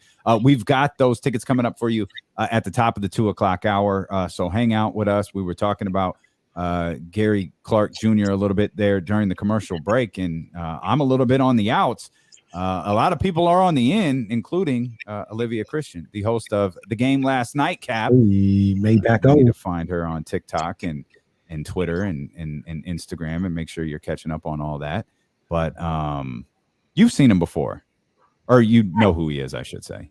I haven't seen him in person. I've seen YouTube videos. My boyfriend's a guitarist, so he always is like finding folks who are amazing. And this guy's really good. He's really good. Okay, good. Gary Clark Jr. I had to check him out. I think I'm not allowed to win tickets though, right? Because I'm You're not allowed. That is accurate. You are not allowed. You talk about people that are awesome. Well, clearly no one is more awesome here on Keegan Murray Appreciation Day than the Sacramento Kings new rookie Keegan Murray. We talked a little bit about the game last night once it was over. No pun intended, or absolutely pun intended. We talked a little bit about Keegan Murray last night. Now that we hope his summer league career is over, what do you think about the Kings' new rookie here? I think he's surprised everyone. I'm very excited by his new rookie as opposed to an old rookie. I don't know why I kept framing it as a new rookie. Like, I don't know who the old rookie is, but you know what I mean. Maybe old in age, but they just get into the league. Kind of. I don't know. But I really, older in age, yes. A little older. I like his game. I watched the game last night. Let's just keep throwing that in there. And he's obviously been playing really well this summer league. But I like the way that he plays. He plays within himself. Doesn't look like he's trying to do too much. He's trying to showboat. He's trying to, make all these crazy passes. And he just plays within his game. He seems very smart and confident in his game. And I think it'd be super complimentary to all the moves that have been made this postseason. And I'm excited for the season. I'm managing my expectations, but I like he's coming in to add to it. He doesn't have to be the man right now. He just needs to play within himself. And I'm sure it's going to be very advantageous to the team to have him on the court. Guys, I feel like we're all doing it. We're all being responsible. And that's fine. That's okay. I understand being responsible. But the man just put up like 22 a night in the summer league as a rookie. We went down the list of the other rookies who have done this, in the past. And these are some, I'm not saying he's an all-star, but these are all-star players that have done these things. He's got like one of the top 10 point per game averages by rookies in summer league. I know we're being responsible, but let's not forget. You said it best. Let's not forget to be excited. This could be something right here. King might have got one right here. I'm hyped. I think it's good to be hyped. I've been saying this for 7 months or so that I've been on the show. Take your wins where you can. I think it's fun to celebrate what he's done this summer, and he's exceeded expectations. His stat line is unmatched right now. So I think we should be excited, but also be excited by the fact that he's not going to have this pressure on himself to be the man in Sacramento. That's still Fox and Sabonis. They've got to produce. And as a young man coming in, like I said, he plays within himself. And I think that will be stabilizing for Fox and for Sabonis to have people who play within their possibility and don't try to do too much. So yeah, I think it's time to get excited, but also I'm just a cautiously optimistic person. I want good things. We all want good things for the Kings. We're seeing good things right now. We've seen some amazing moves being made with bringing Monk in and Herder. Like I expect good stuff, but definitely I think we should be celebrating Summer League. We don't need to be cautious. Let's just start planning parades. Let's get the big 3.5 liter bottles of Luke Belaire on ice ready for our parties. This season. Bring him out here, Brett. Bring him out. Let's we don't have to temper anything. Like we could be excited. And that you brought up a good point there. Talking about how stabilizing that could potentially be, the way Keegan Murray plays, how stabilizing that could potentially be for, you mentioned Fox and Sabonis, but particularly De'Aaron Fox, because what was the word that we kept hearing surrounding what De'Aaron Fox wanted? Structure. Well, even I, who was a fan of all of Jaden Ivey's film, like Jaden probably was a bit of a wild card when you factor him into the offense. Like he was probably going to do a lot of creating. You're going to get to see that if you watch the Detroit Pistons and all that. But Keegan might very literally be a structure guy. Like he is a guy who, you talk about playing within himself, having a role, understanding his role, and understanding his fit with this team. He very literally could be the perfect rookie for De'Aaron Fox. And I would imagine any rookie would love to go into that circumstance where they're not being thought of as the person that's going to save an organization. Some rookies, some individuals in the league like that. But it takes some time to actually be that.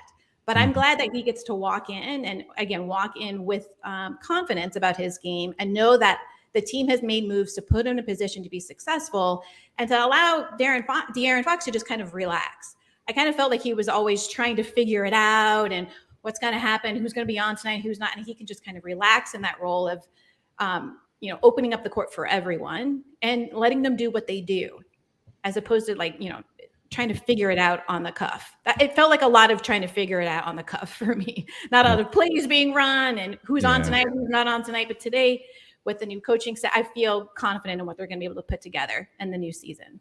That's kind of what Paolo is, though, Casey. Like, Paolo don't want to go fit in. Paolo's like, no, I'm going to change the universe with the way that I play. Absolutely. That's why we love Paolo. 100%. Yeah, no, that's it.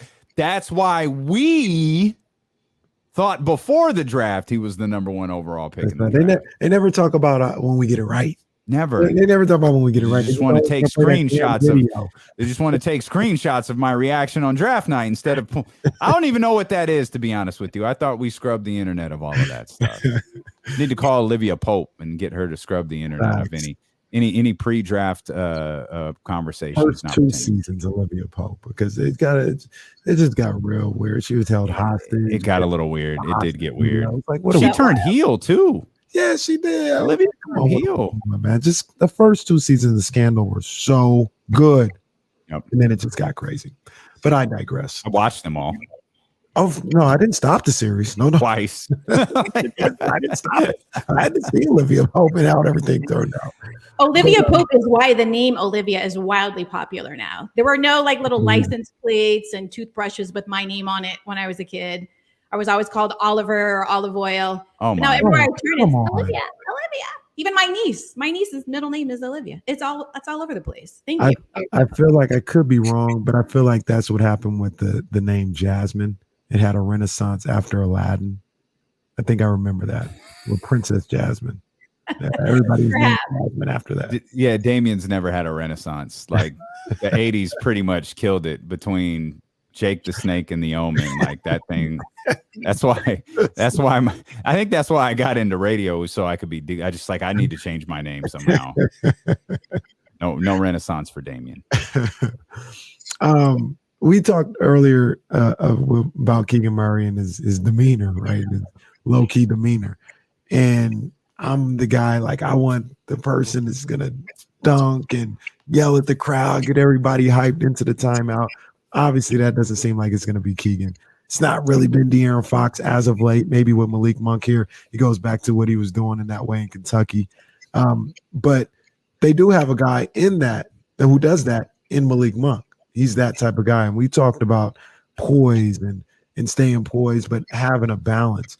And I feel like Keegan being able to be the type of player that he is, De'Aaron being the type of player he is, but somebody like Malik Monk coming and bringing the energy for them. I feel like it's almost a perfect blend. Like, you don't want too many guys that are just running around crazy, yelling and not staying focused. And I don't know. Maybe you don't. Maybe you do. But I don't really want guys that are just acting like it's a library in there the entire time either. Seems like it's a perfect blend. What do you think about that as far as team building, having those type of guys on your team? I agree with you. You can't have everybody running around like that. You need some calmness, some consistency, some guys who could really pull people back in and reel it in when it gets a little out of control.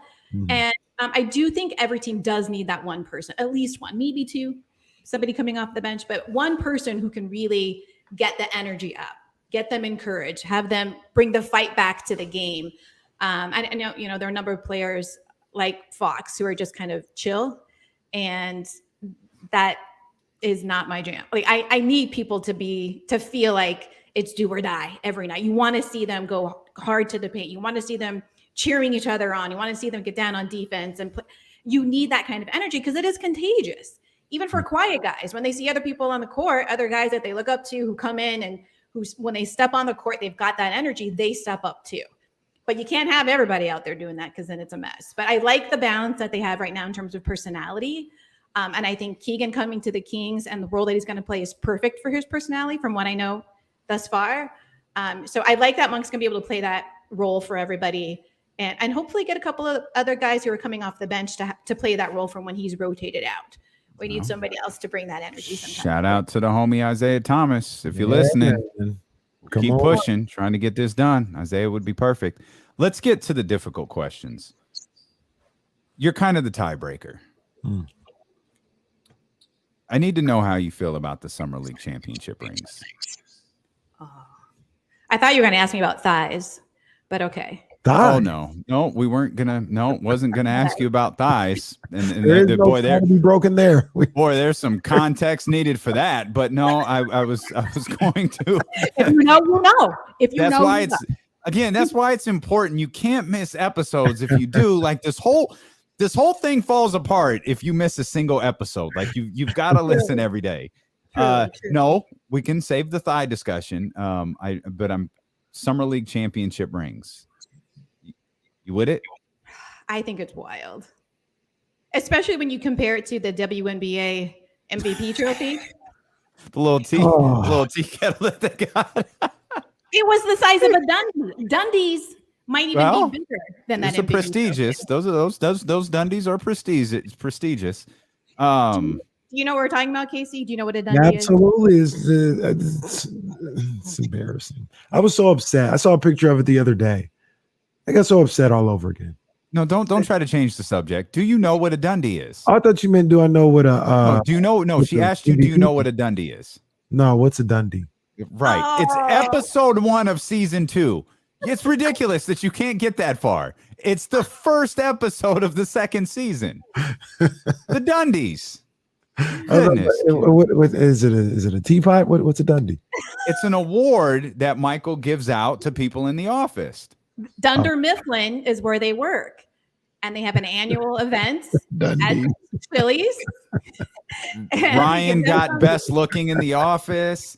Pam got whitest shoes. I can't tell you what Phyllis got. That might be a little bit inappropriate, or at least she was supposed to win. She was supposed to win the busiest Beaver award, but there was a misprint on the Dunder Mifflin award or on the Dundee. So I'll let you figure out what that is for yourself. But for the Dundies, I don't know why y'all hating on the. Okay, 1, don't hate on the Summer League ring. 2, perfectly okay to hate on Kelsey Plum's WNBA MVP All-Star Game MVP award. Yeah, I guess things don't have to be mutually exclusive. I just feel like it's a lot to be giving out diamond rings for Summer League. That maybe just a ribbon or something. And a tea kettle for Give them a T-shirt and a hat and call it a day. Take a team picture are haters, at center dude. court and call it a day. What do we need a ring for Summer League? It could be just that we're haters. I would like a diamond ring for playing in the summertime. That would be amazing. But it just seems like a lot. Like you have too much money. it's Give a someone little that money extra. out the Like window. it's fine. It's a little extra, but like why not? No rings. I would be okay if they donated their rings to improve the WNBA All-Star Game trophy, though. I would be Yeah, okay. I mean, Kelsey Plum's face was spectacular. Like, what do I do with that? who was That's in where you put control of your that? keys. You can keep it by the front door. Stick her car keys in there so she doesn't walk out without them. That's pretty much all you can do with that. Maybe take shots out of it. It was so tiny. Who's the You guys- commissioner of the WNBA? Come again? Who's The commissioner of the WNBA. Kathy Egert? I don't know her last name. Do better, I don't Kathy. know I her. think it's Kathy. Yeah. Well, that might not be her. She should have been the one who said, "Nope, we're not doing that." Yes, that's my point. Somebody down the line should have been, okay, what are we doing? What are we giving away? How big are these things? Something, how big is the confetti chunks? How loud is the music? We want to make sure when these pictures are taken, it's not disrespectful or humiliating to the person standing there with the trophy in her hand. And they didn't do it. No, they didn't. And Kelsey Yeah, Plum is a star. You should see some of like the Seattle Storms no, you know who had the Sparks had really bad ones when Lisa Leslie's Sparks team won their championship rings were like wedding bands. I was going to say, Like you could legit rock them every day and no one would know what it was. Wow. they went to And jail. truth be told, y'all might not like this. That changed in 2005. Because that was the Maloof's championship. And they're like, all right. They turned up. It was a $12,000 ring that they gave to the players. And and there are a lot of people like Kenny's Golden State Warriors championship ring. There are a lot of people who got rings like that and rings very, very close to it. But that Sacramento Monarchs championship ring was the first one that looked like a championship ring that you don't wear, that you put away. Yeah. Well, that's why the All-Star thing needs to be now. Change it. All-Star They MVP. gotta fix it.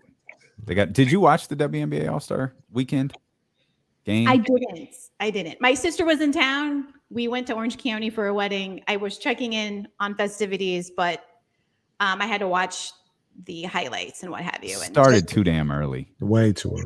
yeah, when I did, gotta- why is the game on? And the Saturday night stuff was like There Saturday was no. afternoon. Yeah, I got an alert that Allie Quigley won the 3-point shootout. I was like, it's like noon. Yeah. I mean, I didn't even make lunch yet. What is happening? once again, one of the frustrations that I have with the WNBA and the NBA is that it feels like the NBA they dip their toe in the WNBA water instead of just take it over. Like just take it over. And somebody mentioned there's no reason, in my opinion, and they can do this every year. It doesn't have to travel. There's no reason why the WNBA All-Star Game and All-Star Weekend should not have been in Las Vegas this weekend. That is the perfect scenario. That's been discussed. So I think our guy at ESPN, who used to do the morning show, tweeted that. And then LeBron co-signed it. And that's cool. Like, that's dope. The idea was holding the WNBA All-Star Game at the same time as Summer League. That way, The first weekend of Summer League. everyone is here. Right. Like, everybody is here. And you're having the All-Star Game at, T-Mobile or whatever, and everybody comes through. And it gets a lot more attention. It gets a lot more of everything by doing that. And with all due respect to, I forgot my man's name, and I'm so sorry. And it's cool that LeBron co-signed it. Carol Lawson brought that up like 10 years ago to the WNBA. Like, this has been discussed before. Mm-hmm. Why they don't do it, I don't have an answer. But the idea, it's sometimes I feel like they're scared of exposure. Like they're scared of like, hey, you know what? This works. Let's do this. Because if you got LeBron co-signing this and now you're like, okay, if you're not going to listen to your players, will you at least listen to that one? I mean, holding the WNBA All-Star game in Las Vegas every year that Summer League is taking place, we ain't missing a Summer League moving forward. No, facts. And real quick on my bat, one of the things that I think a lot of people, clamor for or say it needs to happen is the NBA stars embracing. They are more than willing to embrace the WNBA. They already and have. show up and be at the games and wear the gear and say, hey, go watch this player. Go. They're more than willing. Why not take advantage of that when they're all like, please bring it here so we can go, we can be courtside, we can attend. Orange hoodies became a thing because of an NBA player. Yes. Yeah. I agree with both of you. It does seem like they're afraid of success or afraid of just doing the thing. They're afraid of growing. Isn't this what we want? We don't want to have to send players to Russia and other places to make real money. We want them to be able to stay here, to stay safe, to stay unjailed. And that will only happen if you truly invest in great opportunities to bring more eyeballs to the game. And going to Las Vegas every summer would be a wonderful thing for them. But that was the best thing they did all-star weekend. They came out after halftime and everyone had Brittany Grinder's jersey on. That was dope. That was dope. But once again, the game was too early. Yeah, the game. I feel like they cater a lot towards like younger like they want kids to be a part of it. They give away thousands of tickets to, young fans. And I feel like that might be part of the reason that they do it, where NBA All-Star Weekend is as adult as it gets.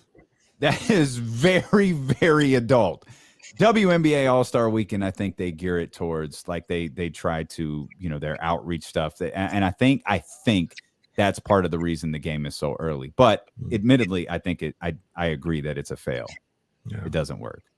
Maybe it's geared towards kids. I mean, they're trying to educate young girls and young boys about the game and how girls play. Some of these players are also moms, so they have kids. But it's not like the dads in the NBA don't bring their families. Right. Yes, NBA All-Star Weekend is very adult, but there are ways that WNBA can do both. They can do both.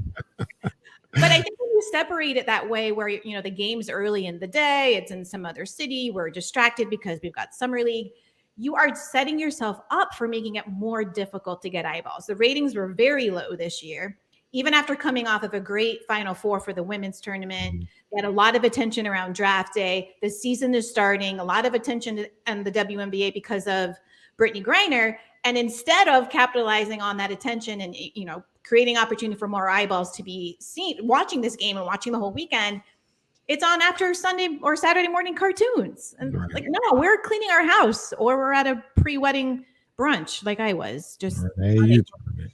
We're not around at 10 a.m. We're at AAU tournament. Real quick before Olivia goes, I wanna make this comment, see what she has to say. Davion, see what you have to say as well. Because I don't know if I'm gonna talk to you. Well, we're not gonna talk to you before it actually happens. We'll talk about it after. Major League Baseball All-Star Game.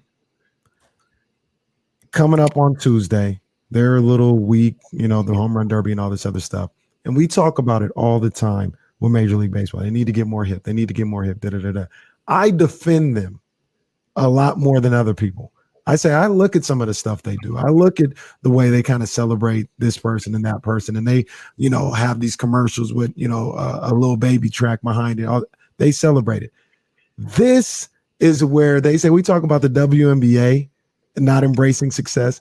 This is where the Major League Baseball says, let's not forget, we don't want to go down that road on this situation because they have the biggest stage that they have until October right now with this home run derby and All-Star weekend or All-Star game. When was the last time they had a hip hop artist on either one of those events? They refuse to do it. And this is the hang up with Major League Baseball on their biggest stage. They say, yeah, it's cool to give you a little commercial and we'll pander to that. But when it comes to all the eyeballs watching, no disrespect, we're going to Gary Clark. Sweetie can throw out the first pitch at a baseball game. She ain't performing at the home run derby. What do you think about that, Olivia? Oh man, it's hard because Gary Clark is amazing, but his fans don't look like the three of us. Most of his fans look like other folks. And it is upsetting that Major League Baseball will not fully embrace the love that hip hop culture has for it. And that's why it's dying off. If you keep rejecting us, we're not going to show up. I think, Kenny, you and I like baseball because we grew up loving it, and there's really not a lot that could happen that would make us reject the game at this point. So they're trying to hang on to those few people who still love it no matter what, and are shy about trying to embrace the reality of how baseball was successful, was embracing big-time African-American stars like Deion Sanders and his big personality, and hip-hop artists who are wearing the hat. I don't know what that is. I think they're afraid of old people, 70-plus-year-olds who still like to quote stats around Babe Ruth. Like, it doesn't matter to them. I mean, the reason why they don't make commercials, that many commercials anyway, for older folks is because once you get to a certain age, you're locked into your brands. You already know what toothpaste you're going to buy by the age 12, 13 years old. Whatever your mom bought, that's what you're going to get. Major League Baseball needs to evolve.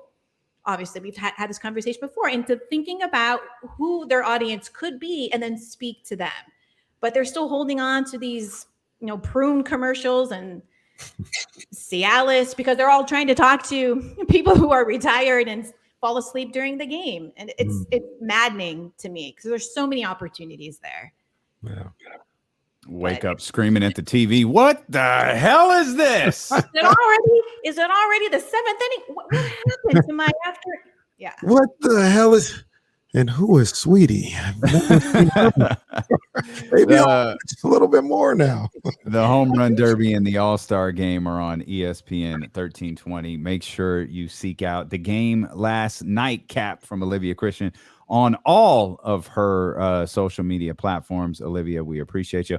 We'll come back. Interesting. The Athletic just published an article on Shabazz Muhammad. We've talked a lot about him the last few days and his potential future in the NBA. We'll touch on that, as well as the big story around the NBA today. DeAndre Ayton, the Indiana Pacers, the Phoenix Suns. How is this all going to play out? We'll dive into it when D'Lo and Casey return here on ESPN 1320. Clear. Good stuff. Yeah, man. Maybe I'll send you a new microphone to where you don't have to do that. Well, I can adjust with a little broader range. Oh, okay. I didn't want to do it in the middle of it, but I can flip it around. Okay. But thanks, guys. Yeah, great stuff. Have a great show. I'll see you later. Okay. All right. Thanks, O. See you. Bye. Bye. Puffy shirt. Oh, Puffy. Yeah, that was good. That was good. The mayor was.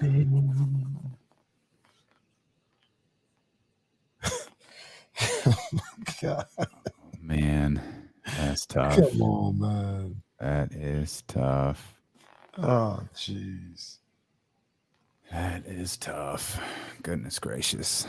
I see people in here were talking about Las Vegas NBA All-Star Weekend. That was.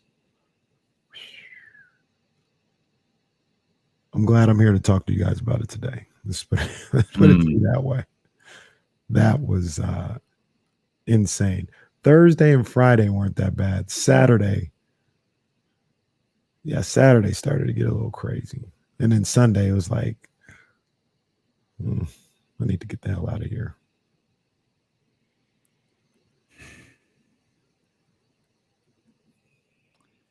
Looking at these mock-ups from Donnie. Oh, yeah, I did see that.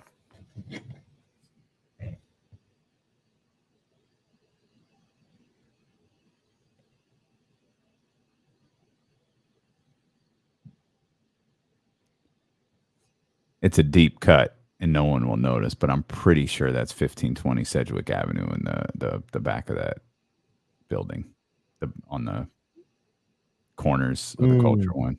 I think that's what that is. Wow, that was a deep cut.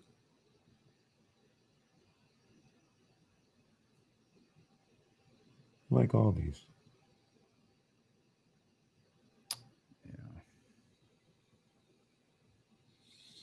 I wonder if we should use D'Lo and KC instead of Damian and Kenny. Yeah. I feel like that's really how we're branding ourselves. Across the board. Because I feel like that's how Mia would introduce us also. Yeah. Hey, there it is. I thought so. I thought so. Yes, sir. Donnie with the details. Donnie with the details. Oh yeah, Kyle, I was there. It was a phenomenal experience. It was really cool. And then, like I said, it got really dangerous really quick. Thursday and Friday was amazing. Saturday was a mess. Yeah, I was not there. I read it just in Vince's voice. Got to be hip, pal. Got to be hip, pal. I know. Bad news.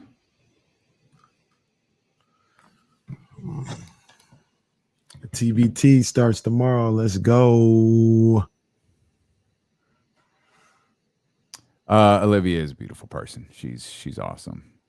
She is awesome. And she will be here with us every week. Yes. At this time.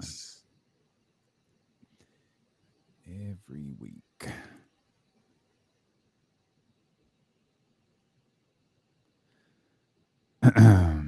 It's 400.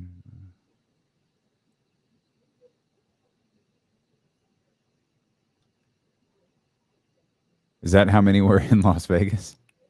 Is that how many arrests there were? It wouldn't surprise me, like, if that happened most All-Star. Like, them All-Star weekends are wild. Yeah. We'll be giving away tickets to see Gary Clark Jr. coming up at the top of the 2:00 hour, and it's just us the rest of the day.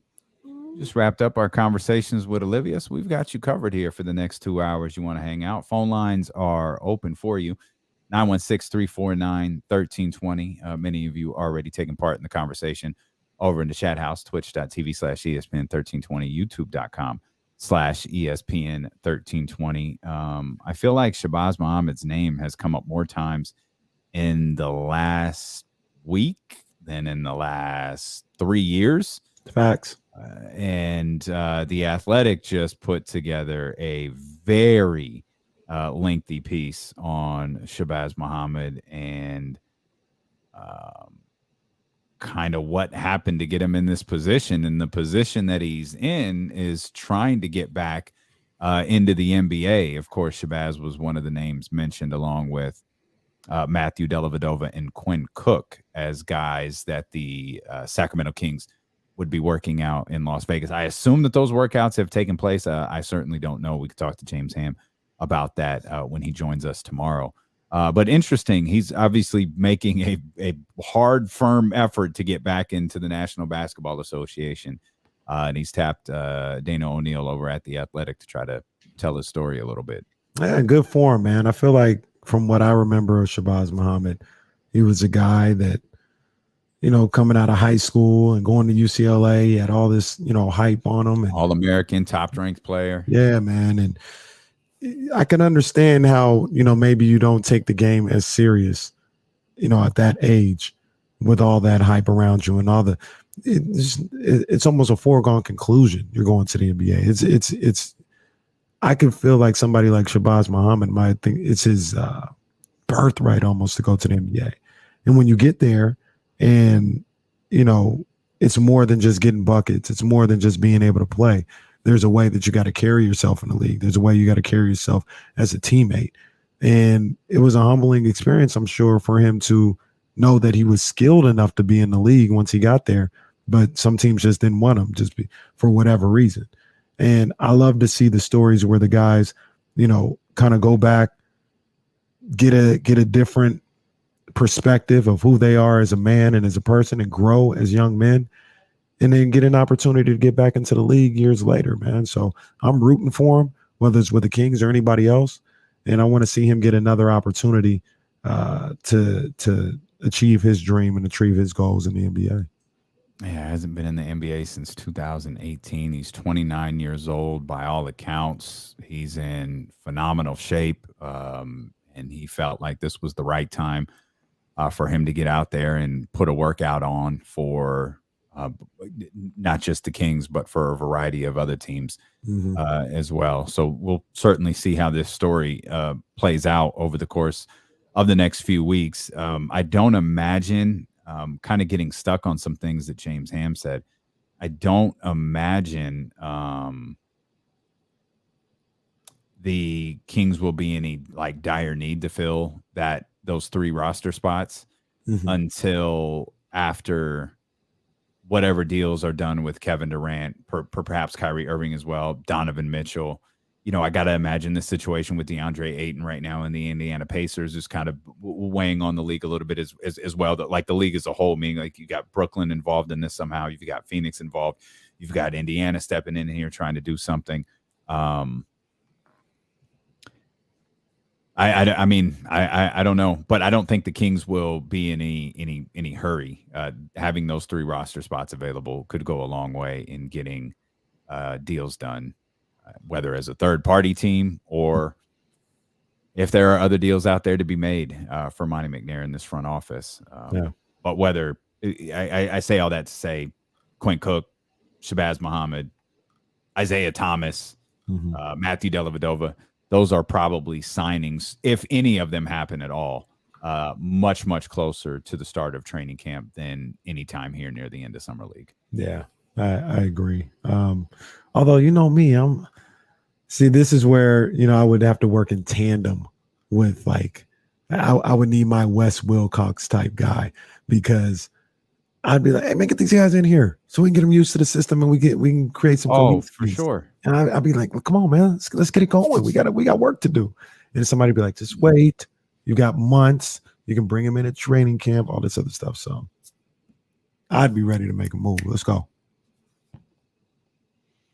Yeah, but what are you going to do? Like, yeah, I hear you. And I know what point you're making, but like, what really are you going to do now what really are you going to do now to October or September, the start of training camp? Like, maybe they work together. Maybe some of these guys work together. Remember what was it last year? Yeah, it was last year, like a month before training camp. They were all down there with Rico in LA, and everybody but Fox, I think, was the only one that wasn't working.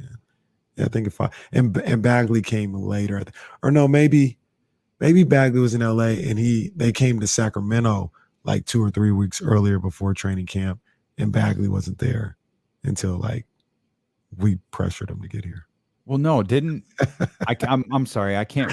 Didn't Marvin have was last year in 82 games? Oh, it was the year before.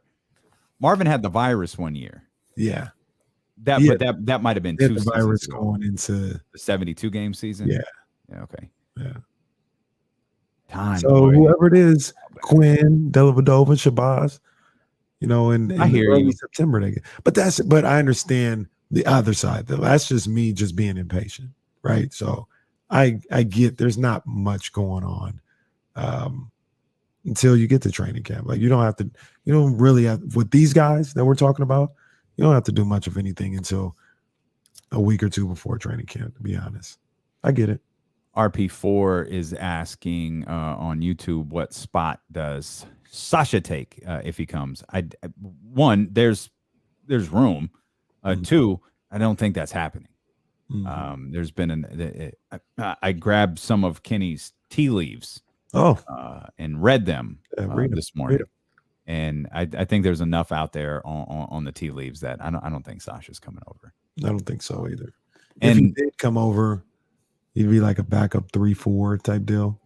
You know, maybe he'd compete with Trey Lyles for those minutes at the backup 4. I from what I've seen of him, it's a stretch to be like he could be a 3 in this league. He could guard 3s. So I think he'd be more of a 4, and it'd be him versus Trey Lyles, really. Yeah, and even he certainly got our attention.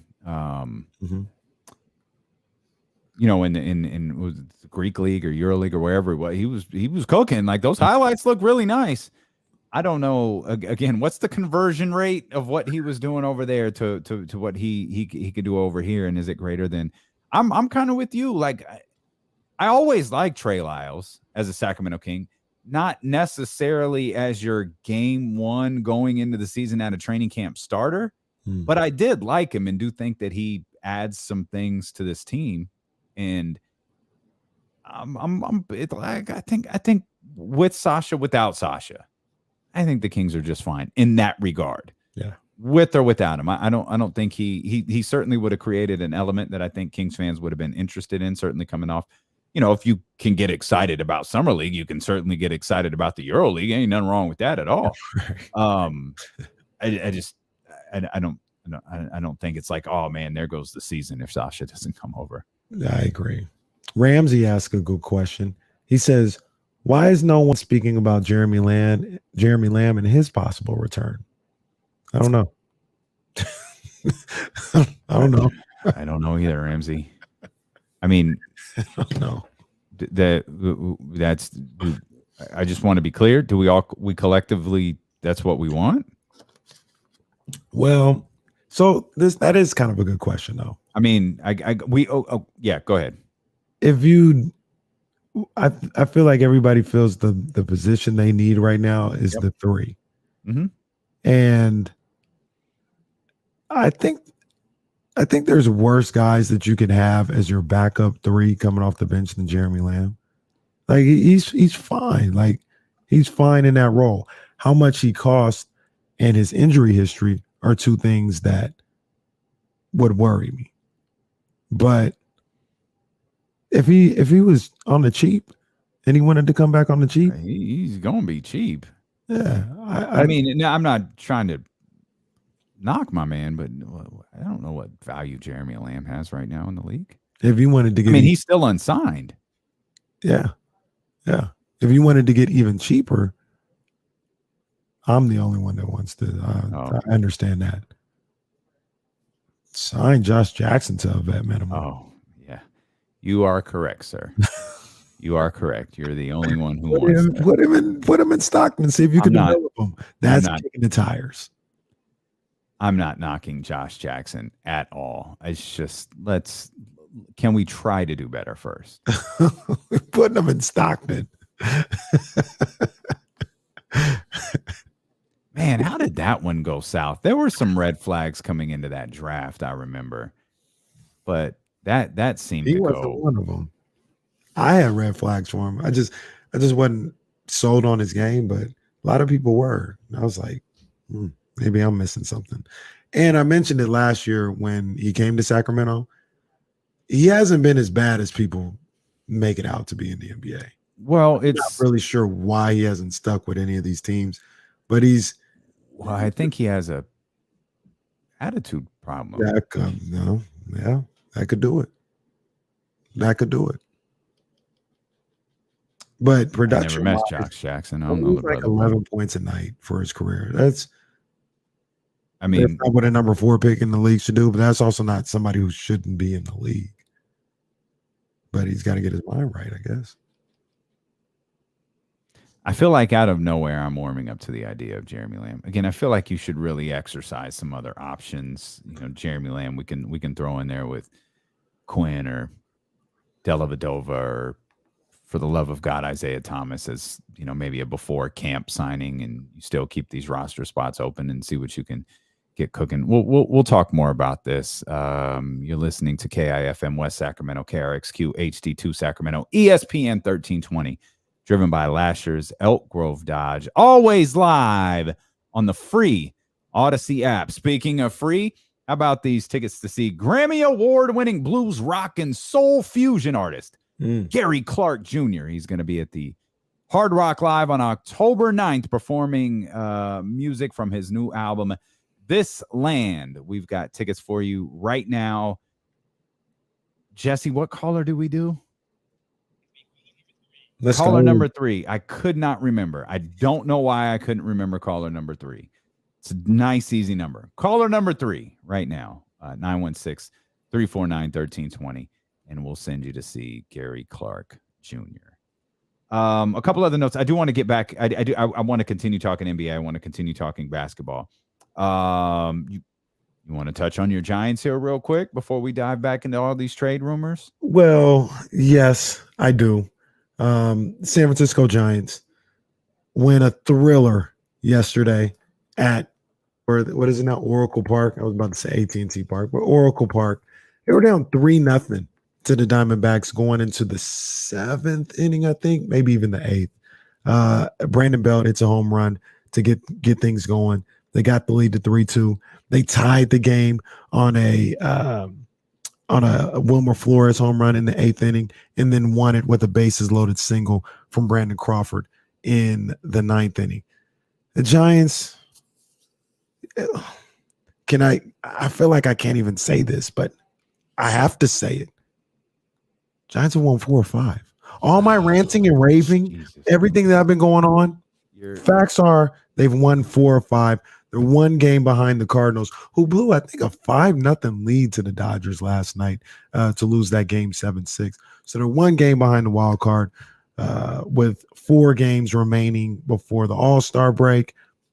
Milwaukee Brewers in town for 4 to close out the first half of the season. And, man, what happens if the Giants come out of this first half of the season a game up for that second wild card spot? This is ridiculous. I need them. Look, if they win 3 out of 4, they would have. This is crazy. If they win 3 out of 4, they would have closed the first half winning 7 of 9. And it sure as hell don't feel like it. You, sir, are a Kyle Madsen. That's what you are. Kyle Madsen will be with us tomorrow. You both are so overreactionary. I have tweets. What in final series. Overreactionary to what? Wasn't the Giants season over like 2 days ago? Still damn near over. Ain't nothing changed. I'm just reading the facts. They didn't want 4 or 5. Now you over here grinning about them being up a game headed in the play-in. They're back a game, and that's not okay. Ain't nothing changed with me. I'm just reporting the facts. And they're playing the Brewers. I'm not confident at all. They're playing the Brewers this weekend in 4. I'm hoping they don't get swept. I think you over. Giants ain't out of my doghouse. Don't get it twisted. They ain't out of my doghouse. First of all, ain't nothing wrong with a doghouse, and I don't know why we use that as a bad term. All they did was survive the Diamondbacks. Well, they hadn't been able to do it earlier in the year. We want me to get hyped. You survived the Diamondbacks. There was a little bit of hypeness in your voice as you were laying out that 4 of 5, 7 of 9. No, it's bewilderment. Because as crazy as I've talked about them, they've won 4 or 5. I can't dispute that. And ain't that what I asked? Didn't I ask that the other day? I was like, hey, go on a streak where you win 7 of 8. Like it could happen. It's ridiculous. This team is they got to do better, man. They got to do better. Okay. No, Brian, it's always consistent. Brian says Casey with his bipolar attitudes about the Giants. No, that's not what I'm not enthused with this team at all. Okay. Pretty soon he's going to be talking about I could see this Giants team winning the World Series. And then at the end of the year, when the team gets a couple of wins together, he's going, I told y'all that I know my team. I knew my team was going to be fighting for the World Series. To be fair to me, my tone right now is a lot different than my tone was with the Niners when they that's facts. went 2 and 4. I said, people, hey man, just chill. I ain't saying chill about the Giants. I'm not chilling about the Giants. They need to do better. Farhan. You know who I don't think can do any better is Shohei Ohtani. Oh my goodness. That dude is if Shohei Ohtani was like an NBA player or an NFL, he might be the biggest star in all of professional sports. But he's a baseball player, and he's on this godforsaken Angels team. This dude is ridiculous. Like every day, if you're not tuning in or if you're not watching the highlights or if you're just reading the article, you're just looking at the box score, you're constantly amazed by what Shohei Ohtani is doing. I've said this before, I'll say it again.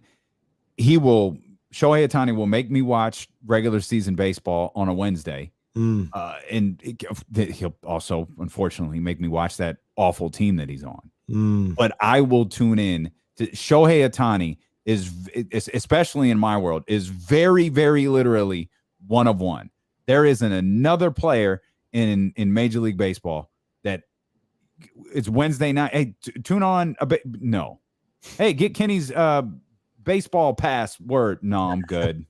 I'm fine. Thank you, though. It's a no for me. I'll stare at the ceiling. I'm good. But Shohei Ohtani on? Oh, I'm going to pay attention to Shohei Ohtani. Over his last 6 starts, he's allowed 3 runs, 2 earned, 20 hits, 39 2/3 innings, 58 strikeouts, 11 walks, 2.38 ERA on the season.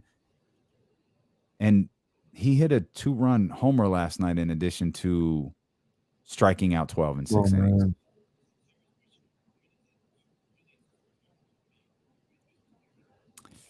No, I'm being serious. We gotta have the discussion. The thing that's keeping him from seriously being in the discussion is the longevity. What is this, 3-4 years of Ohtani? So he doesn't have that. That's what hurts in that argument. But I like want he hurt one of those years too. Yeah, I think he tore. I remember Tommy John or something. First year, I was super excited, and it's like, no, it's over. Yeah. Yeah, Tommy John. And he's come back and he's just still dominant with Tommy John. Here's the thing with Ohtani, and this is why we can really have this discussion that Jesse brought up about him being possibly the greatest ball player we've ever seen. I've never seen nobody do this. Mm-hmm. I've been watching baseball all my life. I've never seen anybody be a dominant pitcher and a dominant hitter. Never in my life have I seen this. This is, you just mentioned it, one of one stuff. Mm-hmm. And I love Barry Bonds, love Willie Mays, love King Griffey Jr., all these other stuff. I ain't never seen nobody do what Ohtani does on a nightly basis. Me either. It's not even, it's not close. And he keeps doing it. Like, you keep thinking it's going to slow down. You keep thinking it's going to change. Just the biggest, it's legit a sports tragedy that he is on the Anaheim Angels or whatever their name. What is their name? Los Angeles Angels of Anaheim. How sorry you gotta be to have Ohtani and Trout and just be trash all the time.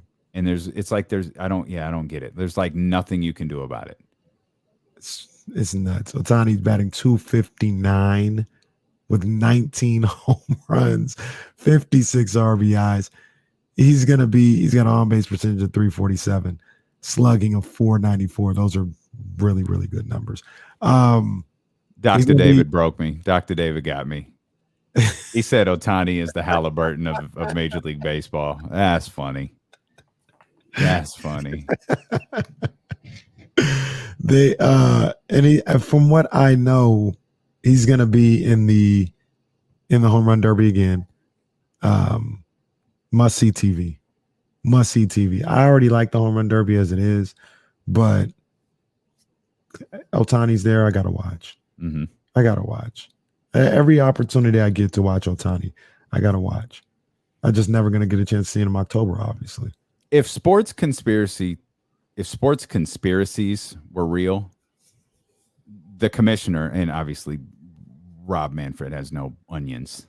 He's barely got shallots at this point. Yeah. But like, if sports conspiracies were real, the commissioner of Major League Baseball would be like, "Hey, Anaheim, we're really sorry. This isn't working. It's not us, it's you.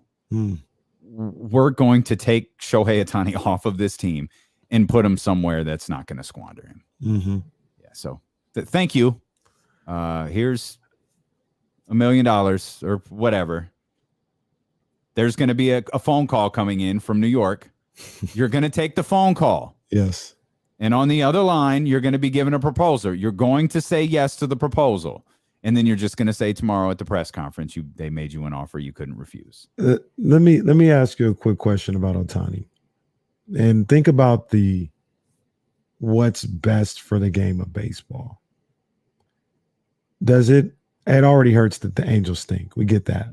But does it hurt that he's on the West Coast? Yeah, probably. Yeah, it doesn't hurt me. It helps me. But I I feel like there's Probably. literally like 2 teams that could carry him on, and that's the Giants and Yeah. the Dodgers. Probably. I mean, Everything else would be. We saw with Ichiro. Ichiro was one. Colts still 1-on-1.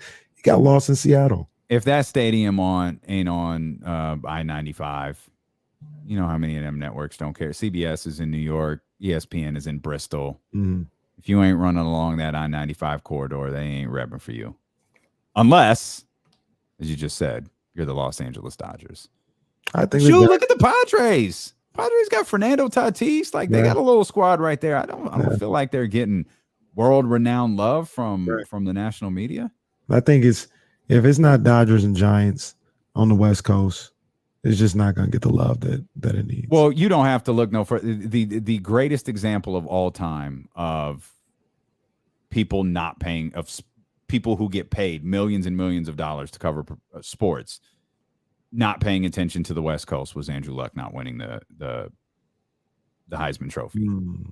Well, even that has to do with, I don't even think Stanford cared. No, well, okay, fine. That's fine. No, that's fine. Oregon, he might have got it. You say Stanford didn't get, that's fine. They cared for Christian McCaffrey. And nobody influenced college football more than Christian McCaffrey did. No, not even close. Yeah. Yeah, they don't. It's that line from, but they don't know, they don't show, or they don't care about what's going on the West Coast. No, they don't. We'll come back. We'll shift back to basketball. Wonder how Sean Marks is feeling right now. Kenny's all in on Donovan Mitchell and the New York Knicks. We'll touch on all of that, and it's all message here on Twitter. Hey, you guys going to talk about Duane Washington Jr.? Okay, we talked about Jeremy Lamb. Why not? Do that when D'Lo and Casey return here on ESPN 1320. There you go. There we go. Let's get a little 13th round action going on there. Here we go. 13th round with my. Let's take that from the top because I don't even have my timer going. Now let's go.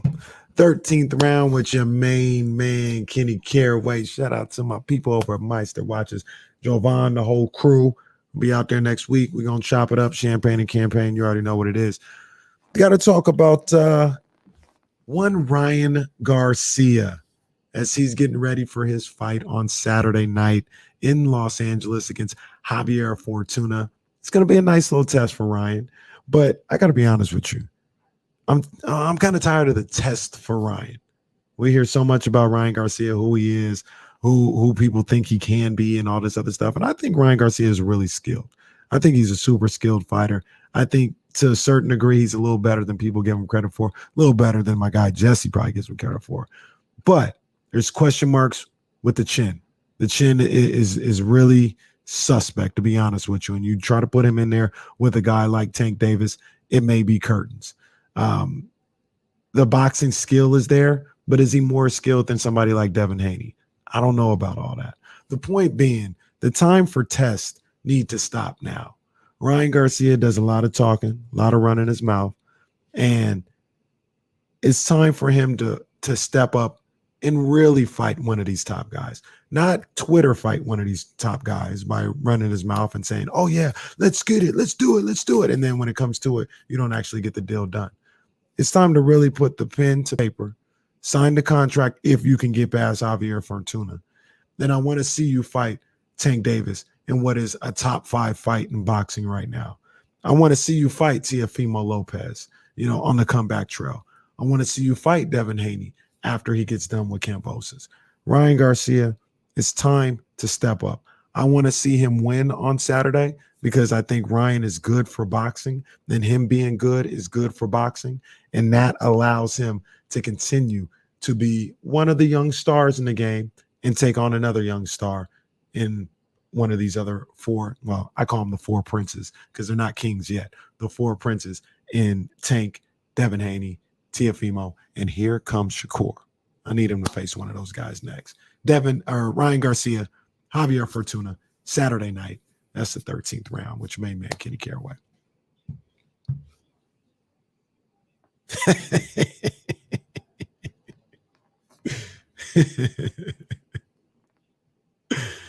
Yeah, no, he got to step it up. He got to step it up at this point.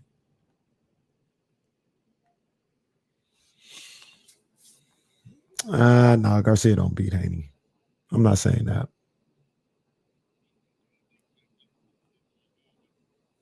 Yeah. Haney's too skilled. Haney's too skilled. The only thing scary about Haney is we don't know what his chin is looking like either. Dr. David, I don't know what's going on with Maul. I tried to get a little more information on Mel yesterday. I think they're still working out some kinks. I think they said it'll be the first of the year. But I don't know what's going on with Maul. He had the back injury, so I don't know what's going on with that. Garcia Tank is a very close fight. Absolutely. It's a good fight. Garcia's a good talent. He's got big skills. The thing is, if he can't hurt Tank, Tank is gonna come get him.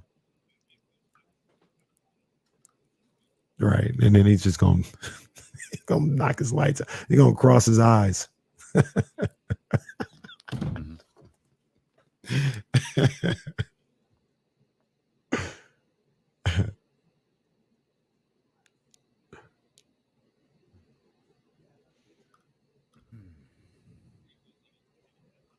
Will Z.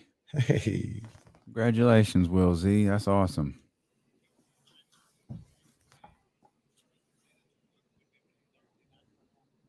I did not see T-Pain say that. Is this a ball sack sports quote?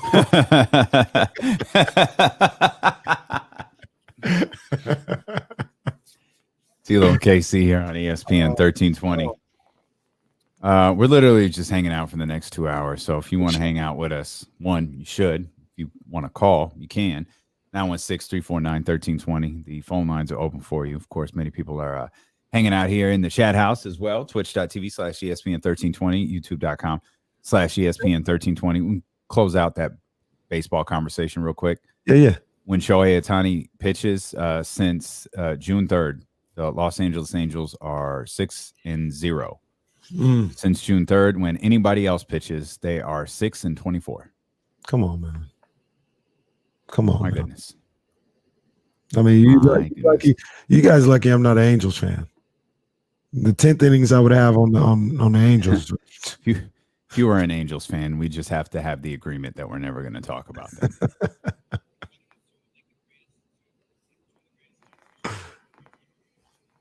It does not make sense. I remember, I wish I would have saved the tweet, but it was like last week they played the Orioles and Mike Trout.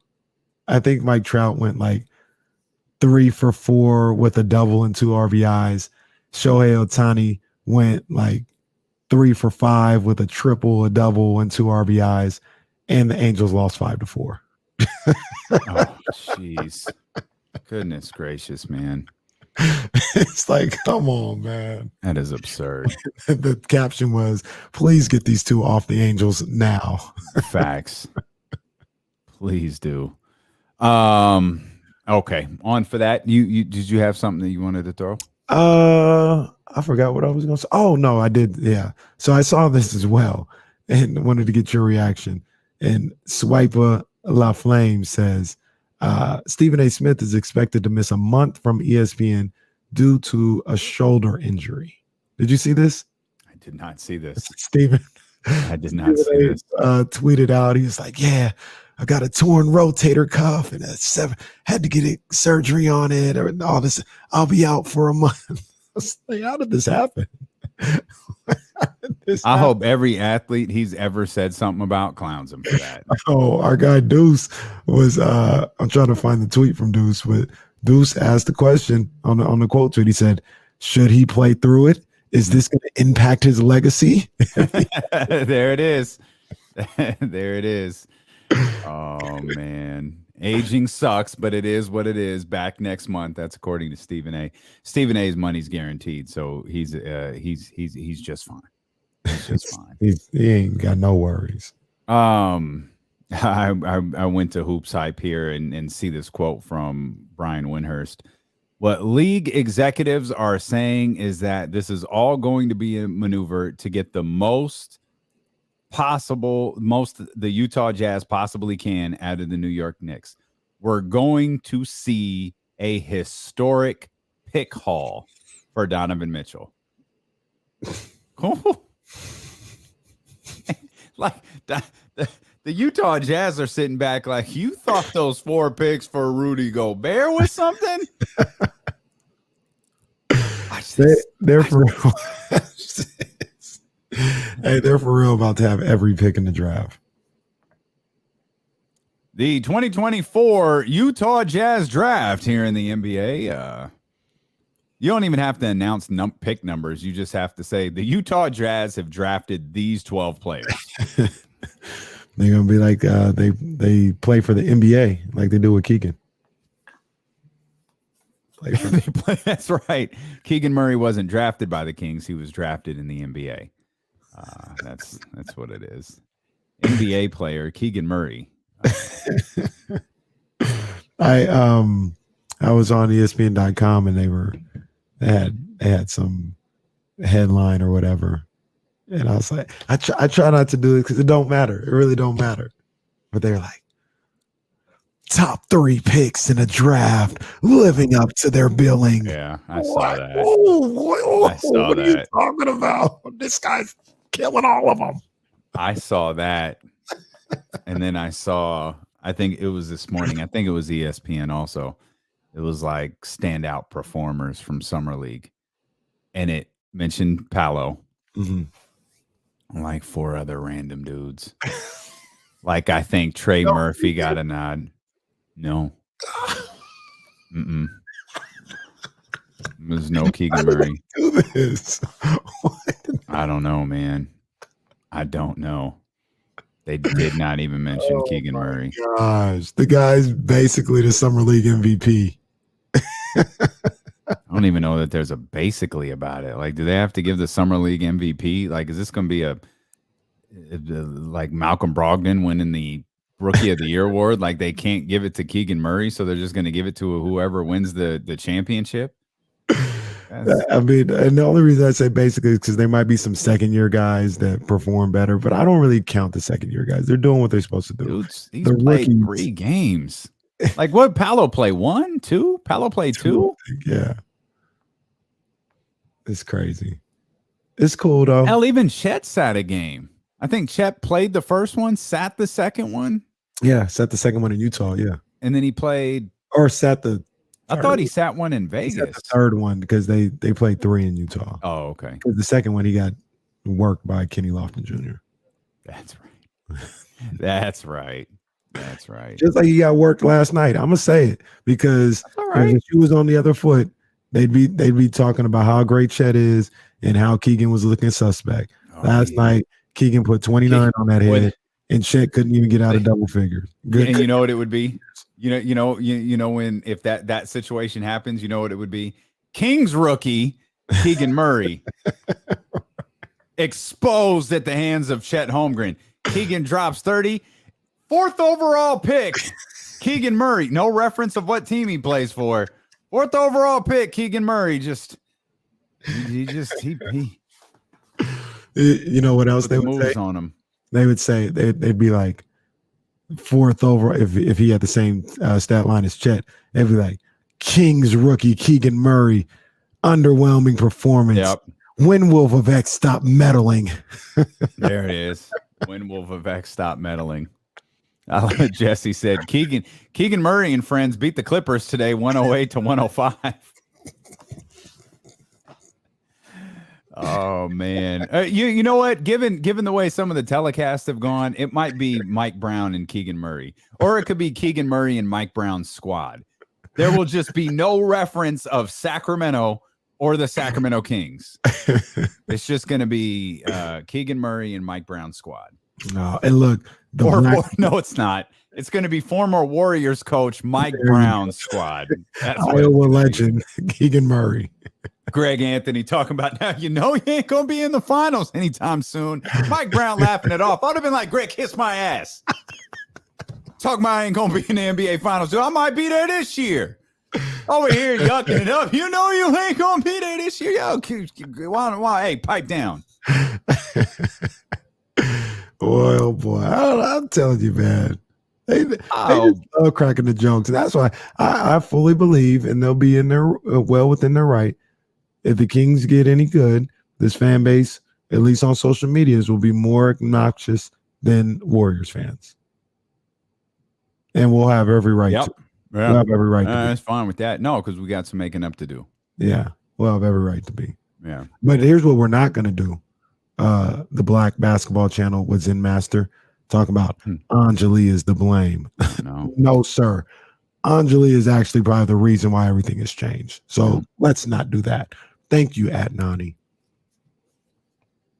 Nani. We're gonna drop an album next year called the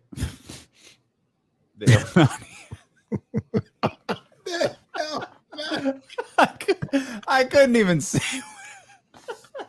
Oh my God.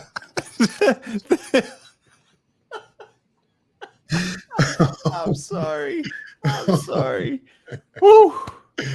Oh, Yeah, that's the name of the new album. Hell, Nani.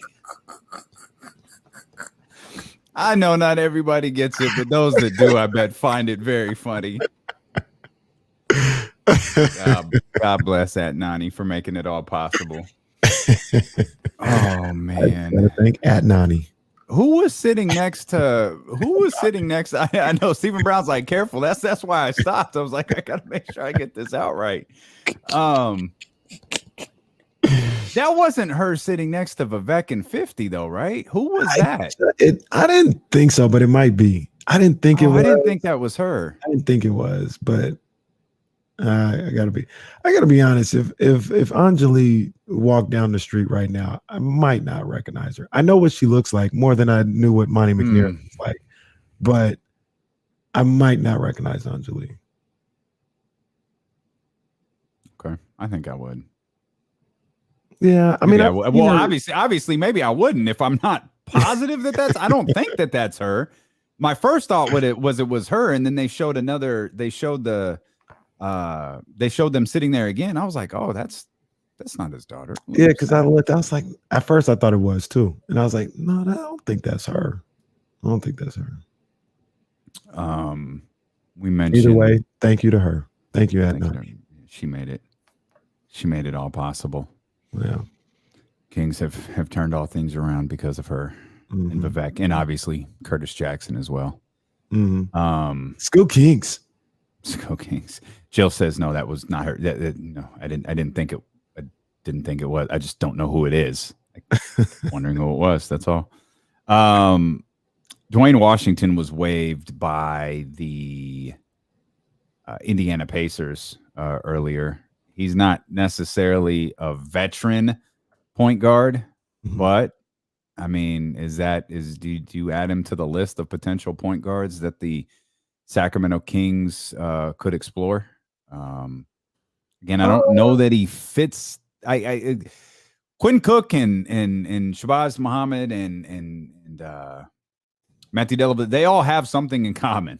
Like they're not 21 years old. That's what Duane Washington Jr. is. He's 21. To be honest with you, I'd probably be looking to take more of a chance with him than I would any of the other three. Really? Okay. Yeah, because a guy at 21 years old, I was having a problem remembering where I knew him from, and I looked it up. Was at Ohio State. I remember him from Ohio State. I don't remember any of his NBA stuff, but I remember him at Ohio State, and he was really good there. He was really good. And you talk about him only being 21 years old. Heck yeah, I would be willing to bring him in before I would one of the vets, because that's the type of guy that you look for to, maybe still when he's younger, bring him into your organization, see if you can work with him. That's the guy that you kick the tires on. Okay. So in all seriousness, I actually would take him before any of those other three. Man, that's different. Yeah. This is a tough role, though. I mean, this is what we debated, because I don't think we all see the Isaiah Thomas situation the same. But when you got a 21-year-old player, like I feel like there's some, you probably want to see some things from him. He's only been in the league, what, like a year? Mm-hmm. I mean, I feel like you probably want to see some things, and I don't know that you're going to really get that opportunity in this role, barring injury. True. Yeah. I mean, I'm fine. Like again, like I'm fine. I'm thinking more from his perspective. Like that's I don't imagine he's going to have a difficult time getting a job, especially since 1 year in the league. Like he could do some things. Mm-hmm. Fit a role for a variety of teams. I just don't think he's exactly the fit. I get why you'd be more intrigued by him by the other two, or the other three, excuse me, or other four, or any veteran point guard. You know what those guys are. Right. This guy, well, he fits the timeline of what the Kings are doing. The timeline. The old timeline. Not sure about that one. Yeah. If he was a 3, do it in a heartbeat. Absolutely. Well, we definitely need a 3 around here. Yeah. In the worst way. That's why Jeremy Lamb might come back. I mean, he might. I wouldn't be mad at that. I wouldn't be mad at that at all. Trying to. Okay, so there's more on Shabazz Muhammad. He's worked out for the Mavericks too. Kings and Mavericks showing some interest in Shabazz Napier. That's there in the Athletic article. I think the one thing that we can take away from all of this, the Kevin Durant stuff, or the Donovan Mitchell stuff, this DeAndre Ayton thing. Kevin Durant's going to be a Brooklyn Net this year, at least at the beginning. Shout out to Mark Spears, who just wrote a lengthy column about Kevin Durant and Kyrie Irving over on vacation. He did that. He was working on vacation. Dedication, man. Oh, that Nipsey Hussle song. Indeed. He's actually talking about Cam Thomas, but he's tying, all of the Brooklyn drama into this article. Mm-hmm. But call it Brooklyn drama if you want to. Cam Thomas has had a fine summer league. I wish we knew the motivation behind KD. Donovan hasn't requested a trade. It just appears Donovan Mitchell is going to be traded. Funny thing is, Kyrie Irving hasn't requested a trade either. At least the way Kyrie Irving's people sorry, that's not fair.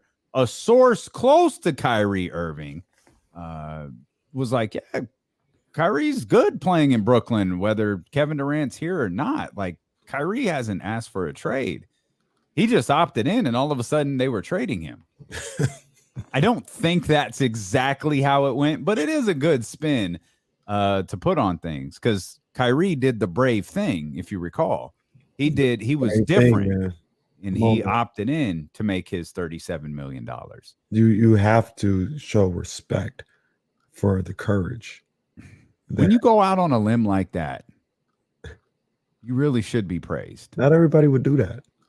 Not everybody would.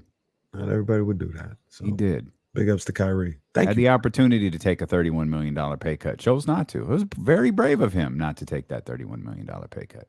Thank you, Kyrie. Thank you, Kyrie, for setting the way for us. Terrence been talking about Austin Rivers. Austin Rivers only 29.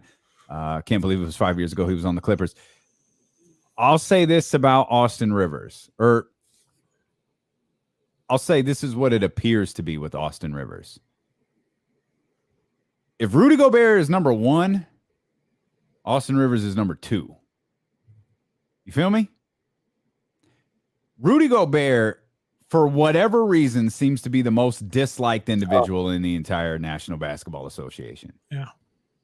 Austin Rivers is really close. Yeah. I don't know why. I've heard stories from Washington. I don't know why. Normally, it's not that difficult to figure out why, but it's out there. Yeah. I don't think that's not what you need here. Ironically enough, I like Austin Rivers, like the ball player. Sure. And especially like as a backup guard, I think he's he's actually done a good job with that in his career. But yeah, if you don't have to bring in Austin Rivers, no need for that. Yeah, it's next. Who's next on your free agent list? Let's pass up on that one again. That's why I kept landing on. Why the hell won't we do Isaiah Thomas? I'd rather it be Isaiah over Dellavedova. I'd rather it be Isaiah over Austin Rivers or any of these other guys that are out there. I agree. I don't know. I'm also, when we talked about it, I'm also like so confused why he's been on so many teams. Like, it seemed, and maybe I could be wrong. Seems like a nice enough guy. It doesn't seem like an Austin Rivers, Rudy Gobert type situation, where he's not likable. It seems like he's liked by his players. He's respected by his teammates, the coaches. I know James had talked about the other day about how, it's kind of the Isaiah Thomas show, but it feels like that's not where he's at right now. I think the sole reason he's on so many teams is because he's 5'9", and no one buys it. No one buys what he does on the floor. Yeah. R-Dub, he can't play defense. Cool. Yeah, James Harden can't either. Like, very literally can't. Do we want to run down the list of NBA players that can't play defense? Like, I feel like anytime someone can't give you a valid argument why a player doesn't get run, picked up, doesn't stick, they lean on defense. He can't play defense. Cool. That's like 95% of the league. Right. Y'all act like they don't score 110 points every freaking night. What are you talking about? That's also, we talking about the third guard. Like, come on, man. If you sitting up here worrying about how much defense the third point guard plays, you got bigger problems than that. It's not that deep. Google LaMelo Ball and Isaiah Thomas, and then tell me what type of relationships he has with players. Chester's right. Watch more basketball, Davion. You're right, Chester. Watch more film. I know, man. I got to be better. And Securing the Bagley says, well, James Harden is 6'5", 6'6". That's right. That's what people. Isaiah's like sole fault in life is that he's 5'9". Mm-hmm. Dude scored 30 points a night for Boston, and they didn't even buy it. They're like, yeah, no, go destroy your body because we're cutting you when this is over, or we're trading you. We're getting you out of here. But that 29 per you think you're about to get ain't gonna be here. Ain't gonna be here. It looks like the age limit in the NBA might not be here much longer either, as Adam Silver said in his Summer League State of the Union address, that one of the things that'll come up in the collective bargaining agreement is the elimination of the mandatory 19-year-old to be eligible for the NBA draft. That's something I never understood. That I didn't get what the purpose was. I didn't understand who it benefited. CBA expires, like, there was the in-season tournament, all of this stuff. CBA expires next summer. Like, this isn't like the NFL where it's like 10 years down the road. Like, this is stuff that could be changed and implemented here really, really soon, as soon as next year. Yeah, and the age limit, it's about time. Although, like, there's a part of me, the overwhelming part of me is I want these young kids to be able to do what they want to do. If they want to go to the NBA, they feel like they're ready. I want them to be able to do that. I like what they're doing with the G League Ignite and everything going on with that. I want them to be able to do that. There's a part of me that loves college sports and that loves college basketball that almost feels like it's not going to go away because of the tradition of the schools and stuff like that. And they're still going to have guys playing. But this is going to be brutal for college basketball, between being able to go straight to the NBA and having something like the G League Ignite, which I think if the NBA handles that a certain way. It could be more than just one G League Ignite team. You know what I mean? Like you can have 4 or 5 teams and just run this little, minor league system in the coming years. And it leaves me thinking, well, what's going to happen with college basketball? Because players are still going to play, but you're not going to get the best players. But like you'll do the same thing that you personally. College basketball will do the same thing it did last time when this rule was originally implemented and brought. I feel like that rule change in the NBA was kind of the start of the one and done era. Not that there hadn't been one and dones before, but like this was like you have to go for at least a year. You're going to get players to go play college for a year when they hadn't done it before. They're going to adapt. They're going to adapt, but they're not going to get the best talent anymore.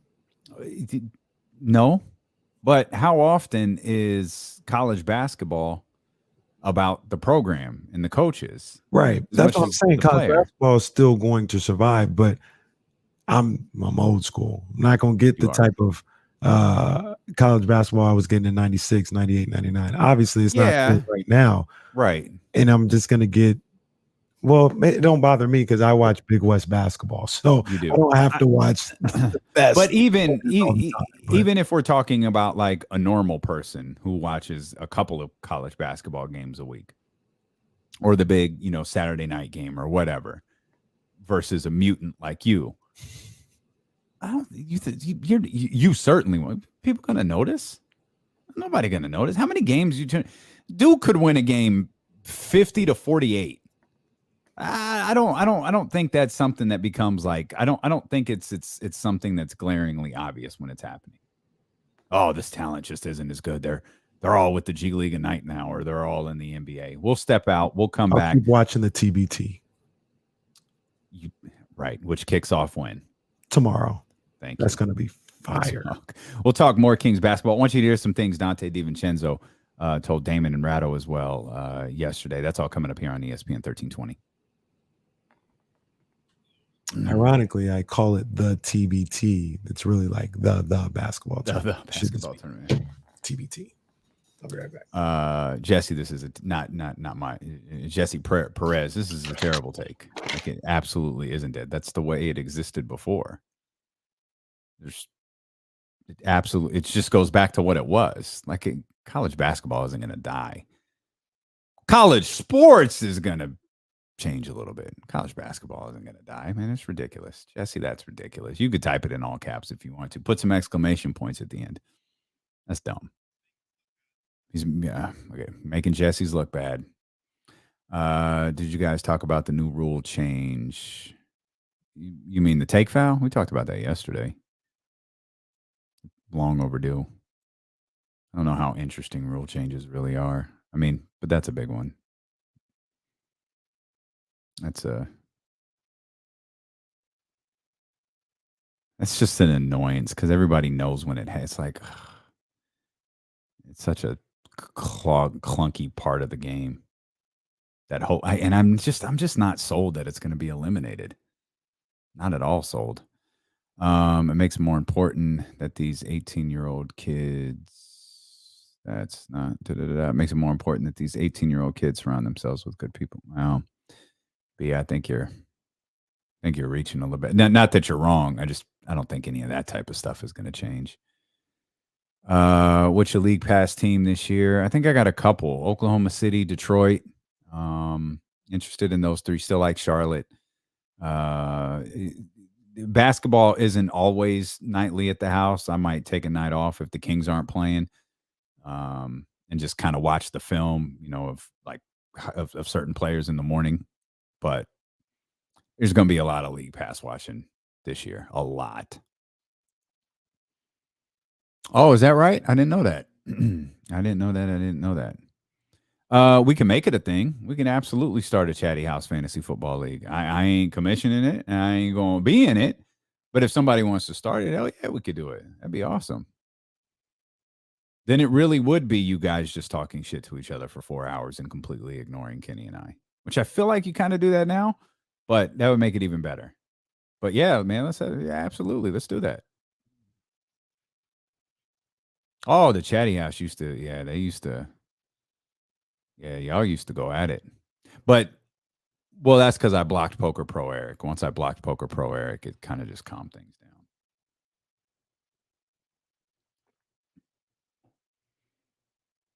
Anyone planning on? Okay, now, Will, this is just that's just craziness. That is just craziness. Julio, you know what? Julio, was that you that brought up? Someone brought up Keith Lee yesterday, and I part of me wondered, like, did they throw that tag belt on him to, kind of motivate him a little bit? I don't know. I thought it was a hell of a match, though.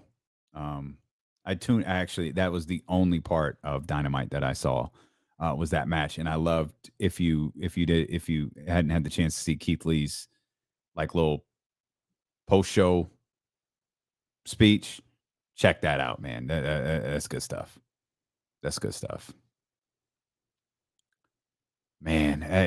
No, I know a lot of people. That's just so much work. Like Jill Adge is in these fantasy leagues that are just mind-boggling.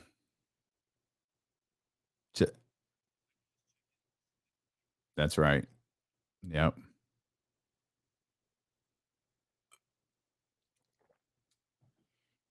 Can I play fantasy? Are the Warriors going to sign any veterans in this offseason league? Oh, man. How many roster spots they have available? Yeah. Really, really good match. And I mean, he's broke from his heart after it was over. Hopefully this is a turning point for him, man. That dude is stupid talented. Who's that? Keith Lee. He's just such a unique looking individual, man. I'm about to say kind of a freak of nature. Dude is gigantic and can move like it's nothing. The free Odyssey app. We're live all the time for you here. Twitch.tv/ESPN1320, YouTube.com/ESPN1320. If you want to be a part of the conversation, you could jump in the chatty house there. You could hit us on the phone lines, 916-349-1320. Looks like Sunday Ticket is going to wind up with Apple. There's a belief that Apple is the leader in the clubhouse and not definitive, but asking price in the vicinity of $3 billion per season. Now, per season. We knew Sunday Ticket was going to be on the move. That's not really what the news part of this is. We knew that it was going to likely wind up on a streaming service. Again, not really the news part of this at all. The news part is my hope was once it was taken off of the DirecTV devil and put on a streaming service that the price would go down. It is not. Not only is the price not going down, and this is what I learned today. Yesterday's price. Can't. Here's the note. Sunday Ticket allows fans to watch out-of-market games at a cost in the range of $300 per season. And that's like the bare bones package, $300 per season.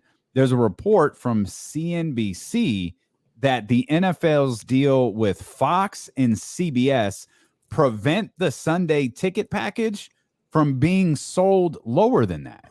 Wow. They're all in cahoots. Now, after all of this, getting this on DirecTV, I can tell you definitively, I don't give a damn where it lands because there ain't no chance I'm paying $300 to watch games on Apple TV when all I need is the $5 per month, which they make you get it for the entire year. So it winds up to be, $70 or whatever it is, $60 to watch Sunday Ticket. And I can watch the 49ers for free. Sunday Ticket. Sorry. What's the Red Zone channel? Red Zone. I could watch Red Zone channel $5 a month. If you I feel like they must have some type of, the numbers that make it worthwhile. But if you live in the same market as your favorite team and you have Red Zone, what's the point in Sunday Ticket? The other thing about that is, with Sunday or without Sunday Ticket, they put pretty much all the best games on TV, right? So like, let's just use the Niners as an example.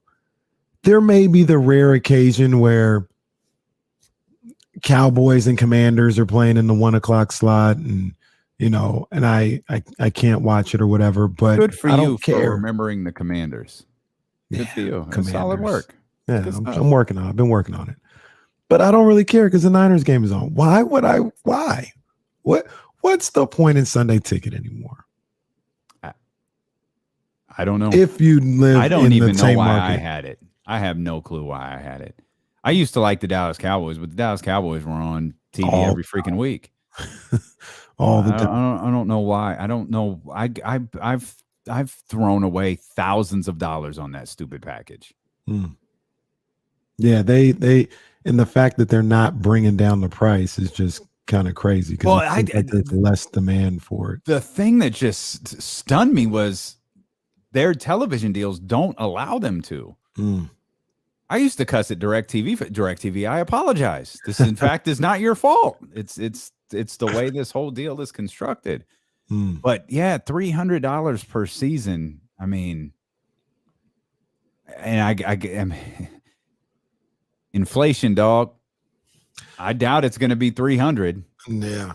Well, the funny thing about this leads into another conversation that I wanted to ask him and to bring up the other day.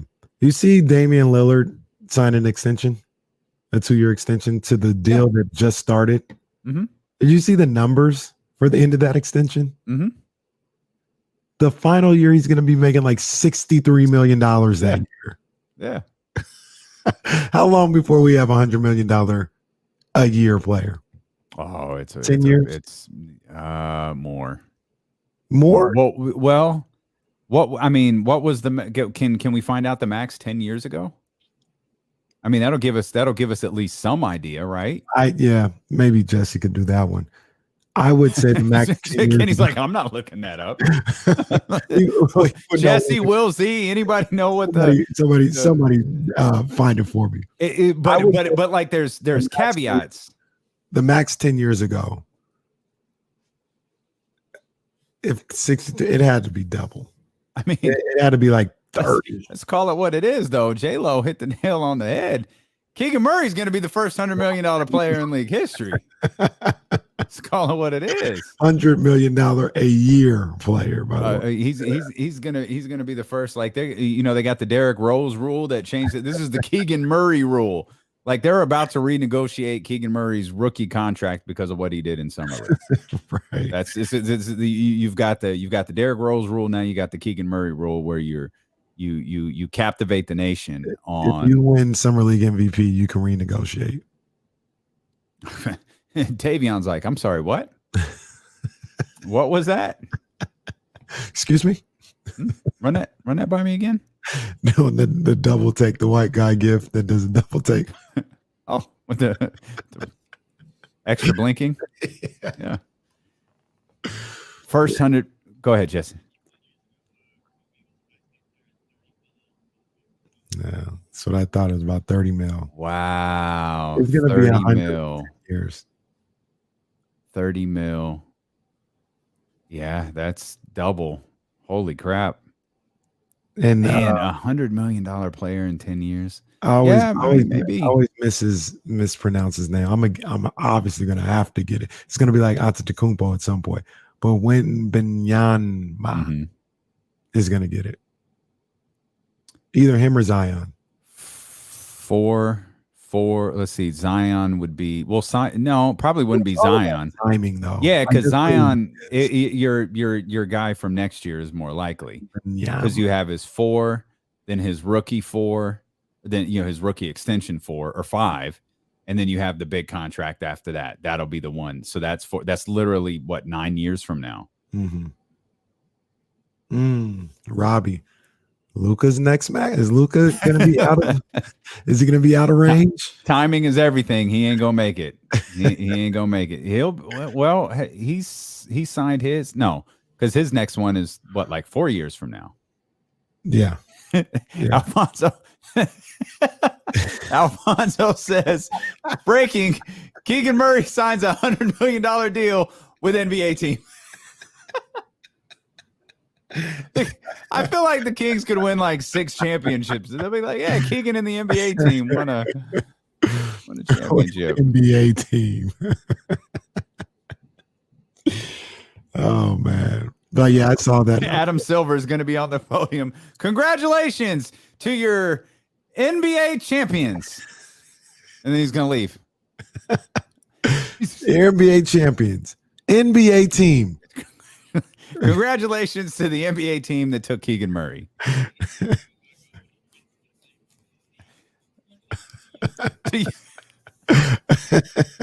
Congratulations to the great city. Congrats, guys. Here's your trophy. Yeah, man. It's gonna be crazy when Keegan gets $100 million a year. It's gonna be wild. Well, obviously. Well, if an NBA player is getting $100 million a year, Jesse said, "Congrats to the big tomato."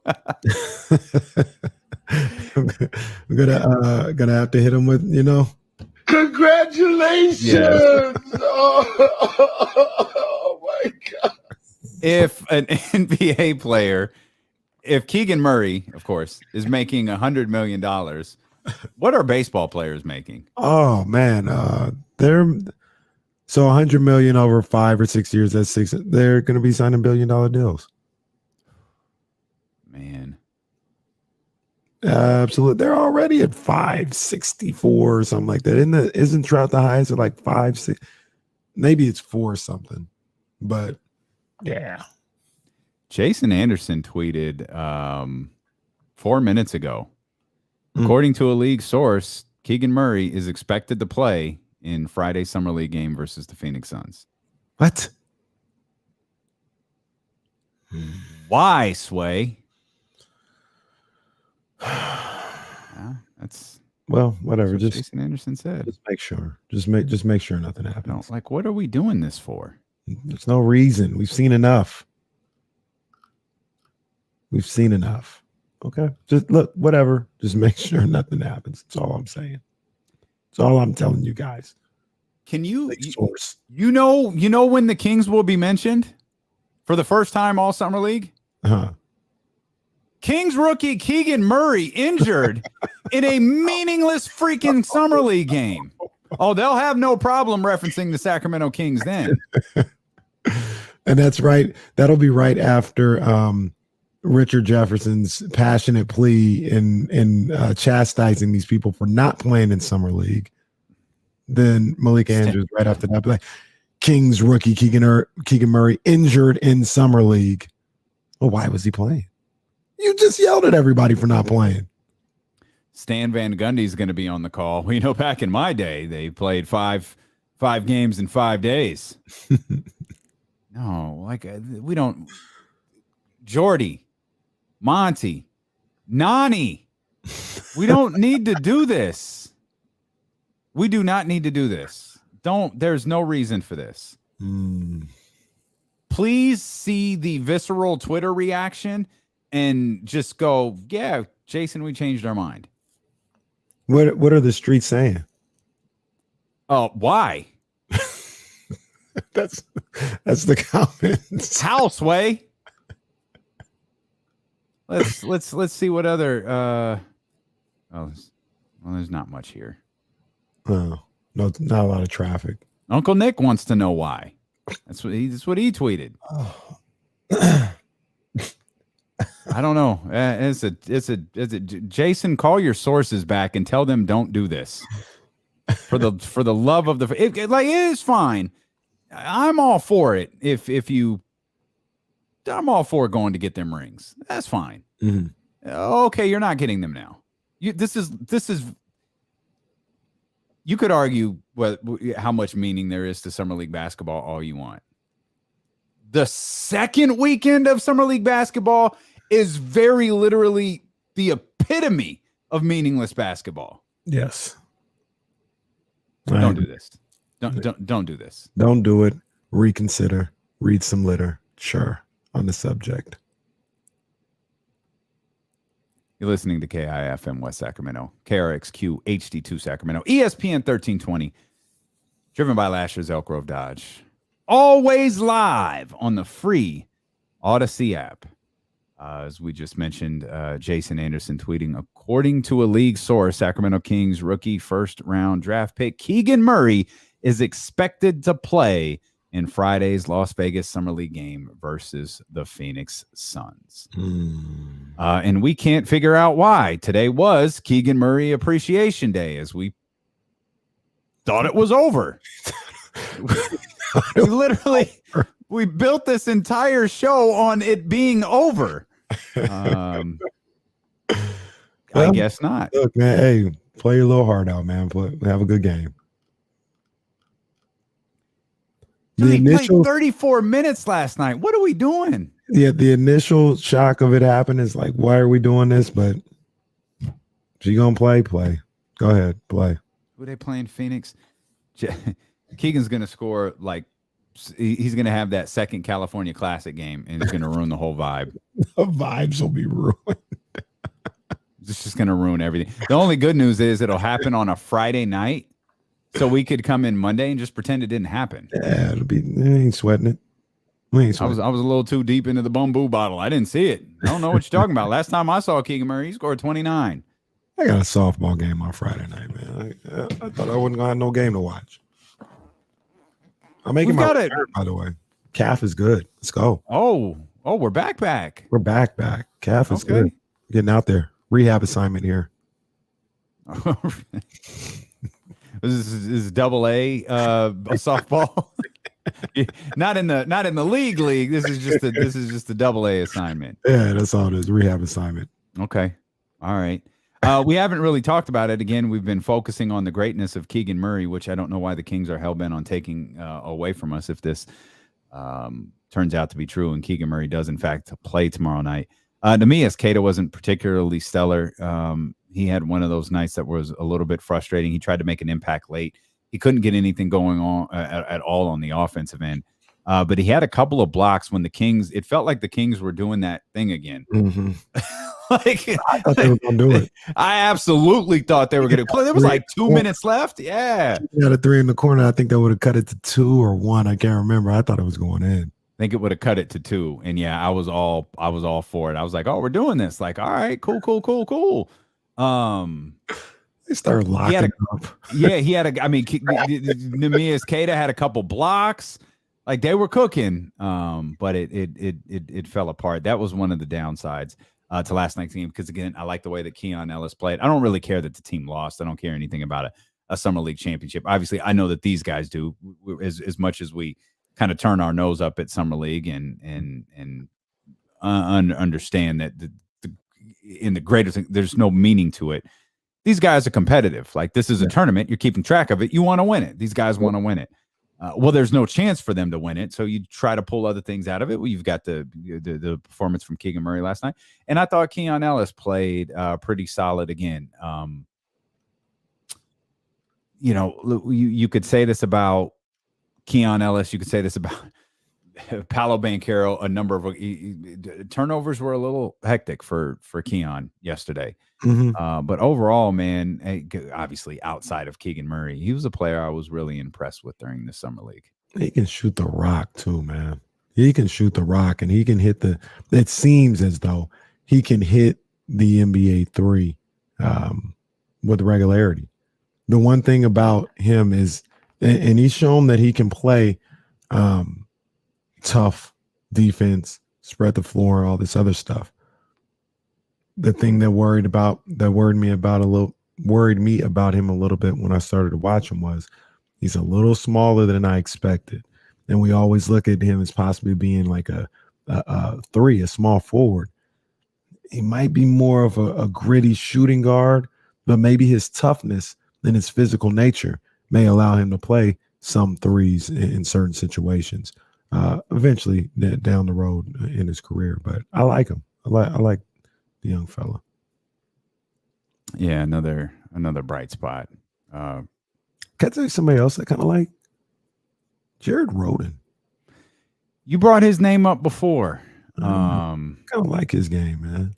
At the very least, he should be. He ain't afraid to shoot. He'd get him up. He's like, my man ain't bashful. He'll absolutely get him up. He's on that Metsu. He's on that free point. Hey, run with it. But I'd like to see if they.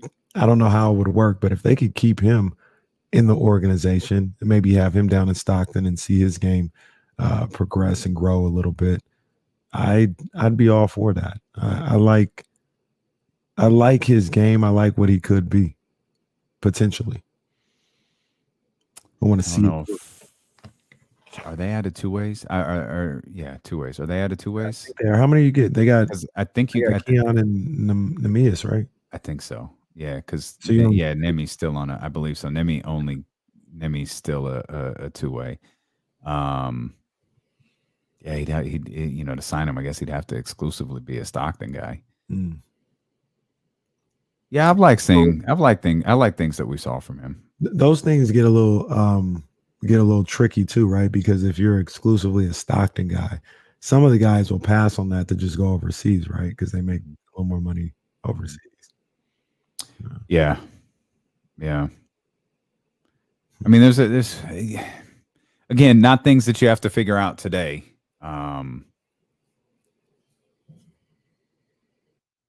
I don't know what we're not done. All right. Well, what's ahead? like, and is there a time limit on what, okay, we're not done. What's ahead? Well, okay, when do we look at it? Like, all right, homie, fill these 3 roster spots. Like, what are we doing here? You gonna move Kata up? You gonna move Keon up? You gonna sign Roden? Like, you going Delhi? You going Quinn Cook? Like, what are we doing? Let's get some things ironed out. Again, that doesn't have to be today. It's July, for goodness sakes. It's the middle of July.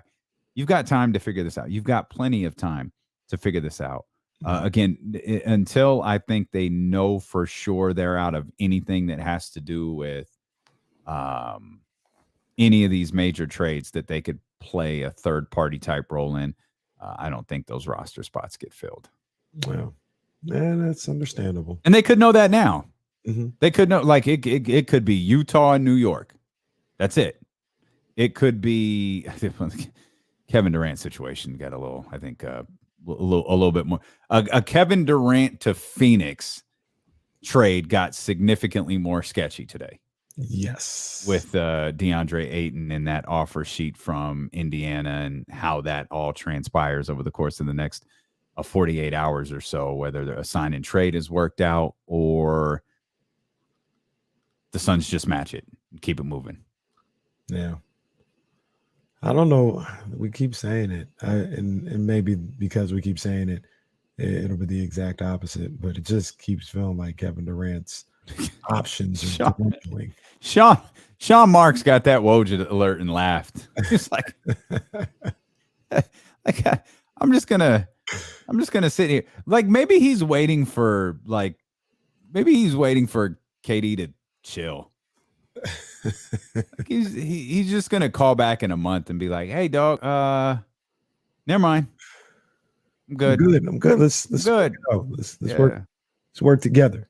Yeah, let's make it hot." Do you think he'll ever explain why he wanted to be traded? Because I feel like he'll just be like, if you ask him, Kevin Durant, sit down and, hey, how come you wanted out of Brooklyn? F you, because I did. I think I'm Kevin Durant. You know who I am. I think he'll explain, but it won't make much sense. That's Kyrie. Kyrie will explain and it won't make any sense. There's that. But Kyrie, like you mentioned, never asked for a trade. That's true. He didn't. Kyrie ready to play in Brooklyn. Kyrie. What reason can Brooklyn, like, the team's a title contender. Like, as it stands at this exact moment, the Brooklyn Nets are a championship contender in my eyes. Yes. I don't know, and that's not even like, I have no clue what Ben Simmons is gonna bring to this equation. But that's a contending team right there. Mm-hmm. I mean, not to say that Phoenix isn't. I don't know how any of this works. What was the other one? Miami. Miami was the other one. Yeah, there's big hangups with Miami. And Miami they have some assets. I don't know if they have the assets to make a huge deal the way they're trying to with Donovan or Kevin Durant. Mm-hmm. Tyler Hero and Duncan Robinson, I don't think that's going to be enough. Well, yeah, I want to take a quick peek if I could do this quick enough. Here's an overview. I wanted to see because we know what the what you saying? Wait, is this can't be right? Is this right? Here's an overview. Oh Lord, the Heat ain't getting nobody. The Heat, they don't have a first-round draft pick next year. They don't have a second-round draft pick next year. Oh.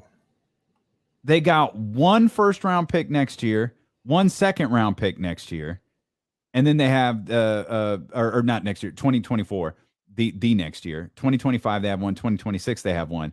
But they have no second-round picks in 25 or 26 either. That is a far cry from what we saw earlier with the New York Knicks pick haul. Yeah, Miami just Miami. They got to figure out what they can do with what they got. Yeah, I don't see how either of these deals gets done with the Miami Heat. Mm-hmm. Goodness gracious. They're literally non-existent in the draft next year. We'll come back. Donte DiVincenzo spoke with Damon and Ratto yesterday. You'll hear a couple of pieces that we thought were interesting from that conversation from Donte DiVincenzo, his thoughts on Sacramento, and some things he said about Davion Mitchell as well. That's next here with D'Lo and Casey on ESPN 1320. I was like, how are they even in trade discussions? Damn. I guess. Pat tells you, hey, here's what we're going to do. Jerry West. Yeah. Jerry West. Yeah, definitely the coolest. Sure. Yeah, definitely the coolest.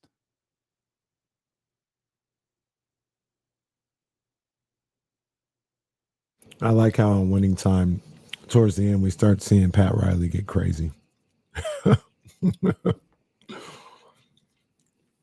Pat was now at the beginning, just kind of quiet. And then when it was time to press some buttons, it was time to press some buttons.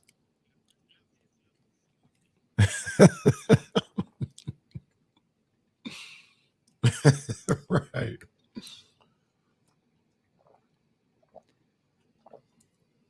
So the Heat have, okay. They essentially don't have picks. They technically do, but they're super protected. Like they're not going to be a top 4, drafting team.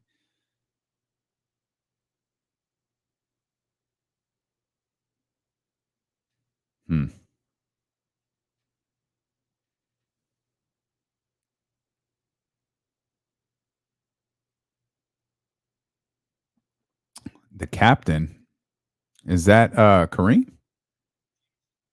Oh, Jeter. No, I don't know. Is this HBO? Where is this? ESPN. Okay. I didn't watch one single episode of the Brady one. I'm about to say, I'll watch Brady. I did not. I'll watch Jeter. I'll watch it because I don't want to say I'm interested in Jeter, but I'll watch it. Brady, I have no interest in watching. None. Absolutely none. Although, sorry, go ahead. No, I was going to say I did watch the Tuck Rule one. I thought that was pretty good with him and Charles Woodson. A&E. They're back. A&E is doing WWE bios again. They already did. Shout out to Tim for alerting me to these. There's one on Rivals.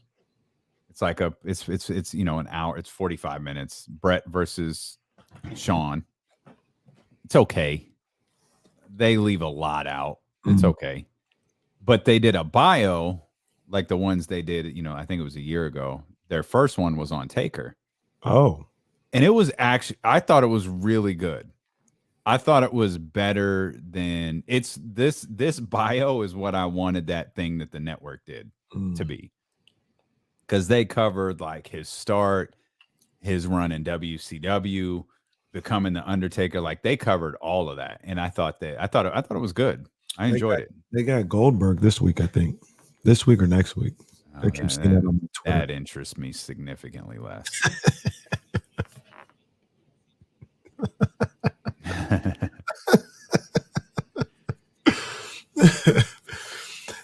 Speaking of, the Netflix series got dropped. Yeah, that is going to be down in the valley type. Yeah, I ain't never seen that one. Yeah, because it was like done. Yeah. They said it was like deep into post production. Oh, yeah, we ain't seeing that. I don't know. Like that movie's like 8 years in the making. Vice is going deeper on their Dark Side of the Ring series. They have Dark Side of Football. I saw that. I saw that. I don't I saw remember. it on my guide last night. Yeah. Belichick's episode was on. I didn't watch it though. Yeah, for sure. There is nothing at all interesting about Goldberg. You want to get in here? We'll with you commercial free till the top of the hour. 916-349-1320. Busy day tomorrow. Matt George, the Locked On Kings podcast, will be with us.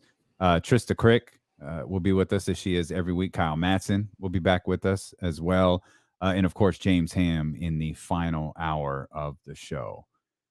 Damon and Ratto talked to Donte DiVincenzo yesterday, and there were a couple of interesting notes that I thought were worth bringing to your attention. First, Donte DiVincenzo talked about the perception of, and shout out to Damon and Ratto, who withheld trashing Sacramento, a very rare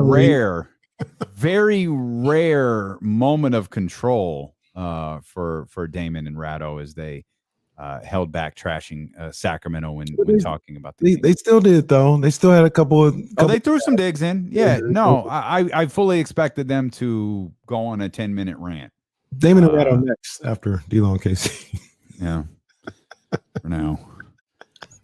Here's Donte DiVincenzo.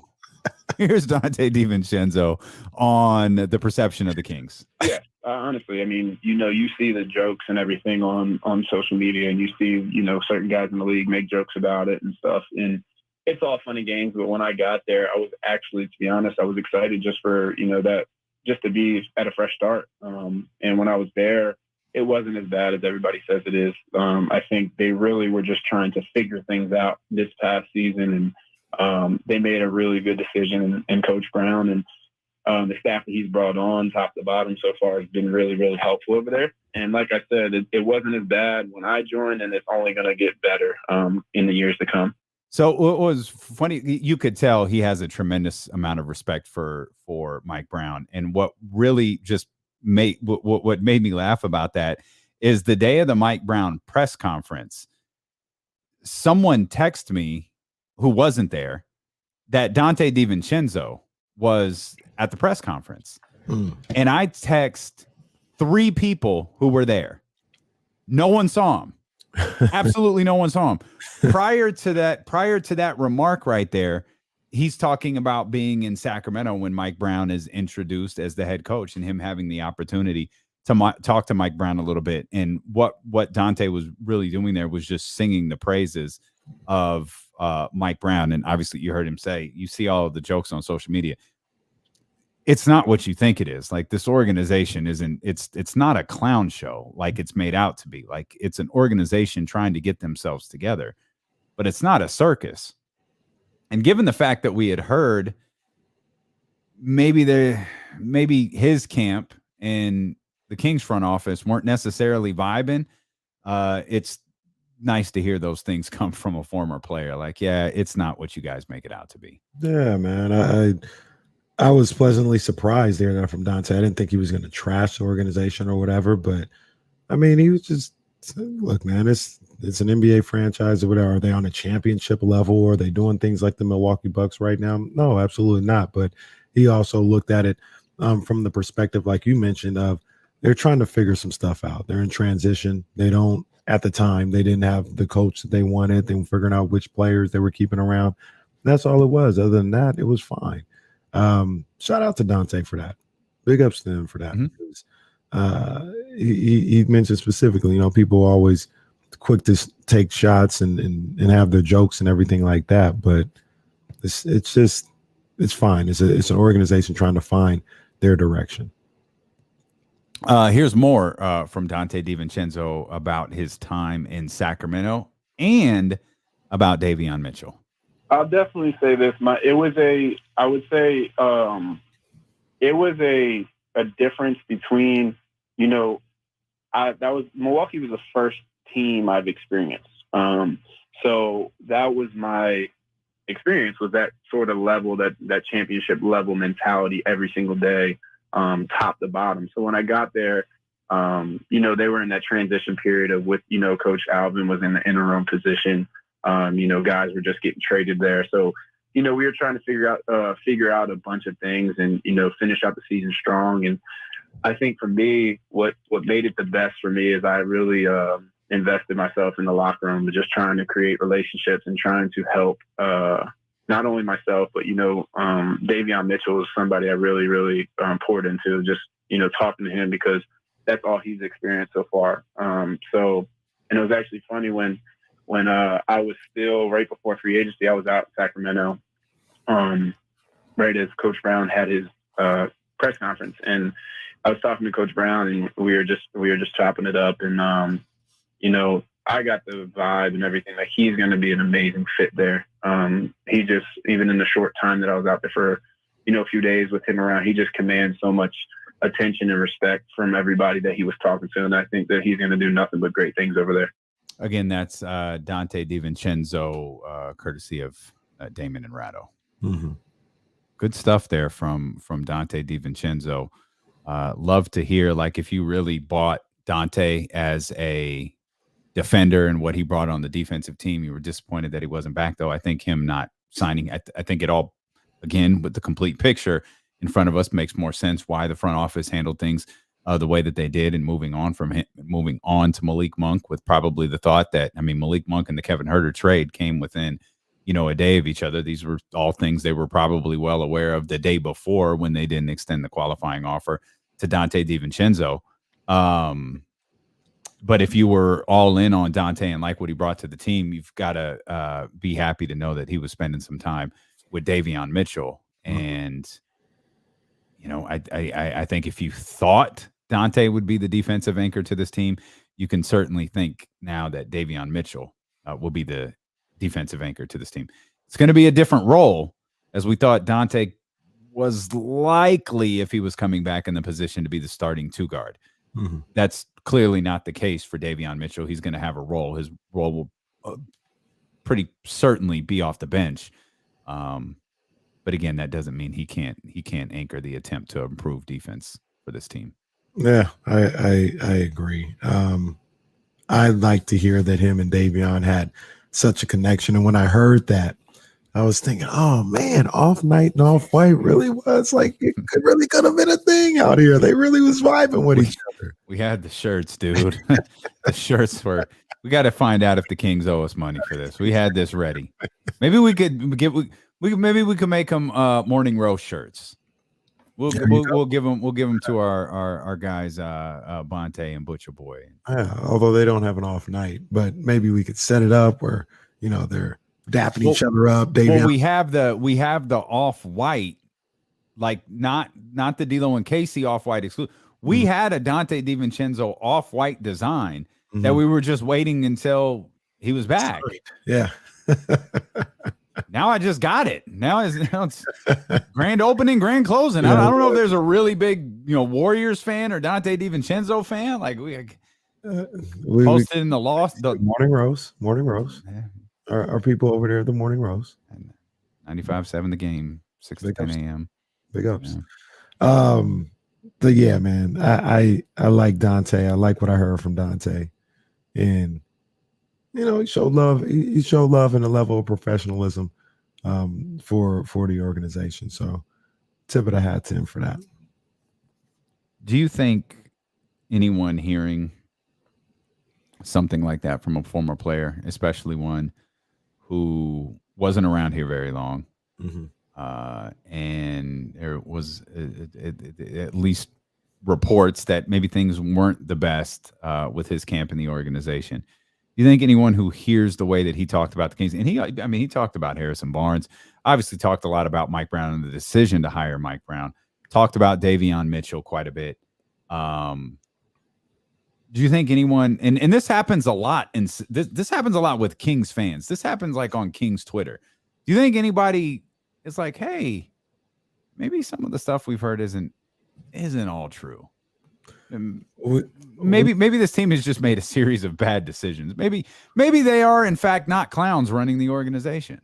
Or how about this? Maybe it is a new regime in here, and let them. Don't tell nobody what they've been able to do. Don't tell nobody. Yeah, Monty McNair's third year. This is his third off season, going into his third season as general manager. Maybe that's the case too. You know what I mean? And people, they look. Who cares about the truth and the facts when the lies and the jokes are more funny? Like that's really what it comes down. Truth is rarely funny. So they can get these jokes off, and they can. Have their thoughts about what Sacramento is. We've said for years, and this has always been true. When people get here, they love it here in Sacramento. That's a tried and true fact. The players that get here, 9 out of 10 of them love it. They love Sacramento. Even more of them end up living here and staying here when it's all said and done. So it's not the city. It's not that much of the organization. And especially how they are right now, it's just about turning this whole thing around, man. That's what it is. Yeah, I mean, this has to be, I feel like so many people have, there were camps headed into the draft. Jaden Ivey, Benedict Mathurin, Keegan Murray. And I think everyone is Team Keegan at this point. Regardless of whether you think Benedict Mathurin is going to be really, really good, regardless of I still feel the exact same way I do about Jaden Ivey. I think he's going to be a great ball player. Keegan's great here, just fantastic. Mm-hmm. If there were camps before and now everybody's like, "Yo, go Kings, let's rock with Keegan Murray."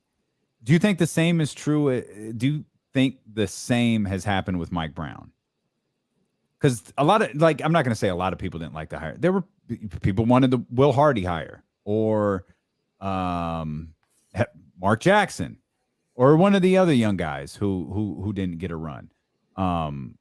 Mike Brown was considered wow, this kind of feels familiar. Mike Brown was considered the safe hire. Yeah. Does this sound familiar? Mike Brown was considered the boring hire, but he electrified people in his press conference. He's been at the table with Mark Jones. He was at the table with Megan McPeak yesterday and Greg Anthony. And, he's a charismatic individual. Mm-hmm. That combined with Keegan, with Malik Monk, with Kevin Huerter, do you think the perception, similar to the way that it has with Keegan Murray, do you think the perception from the naysayers of Mike Brown has changed a little bit? I think so. I absolutely think that could be the case. Like you said, seeing him speak, hearing him engage with the media and what some of the other players have had to say about him since being around him, people were like, yeah, let's do it. Let's do it. You hear certain things about how meticulous he is with his approach to the game, how meticulous he is with his approach to defense. And if anything, we've been saying that for years now here in Sacramento. We need attention to detail on the defensive end specifically, but as a franchise as a whole. And that's what he's able to give. And now you combine that with some talented ball players as well. And I think everybody's looking forward to Mike Brown. And if you had any reservations about him before, you're not thinking about those other coaches, I don't think. Oh, yeah, I certainly hope not.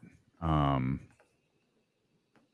just want the Kings, to some people, have just played it safe. You went with the safe coaching hire.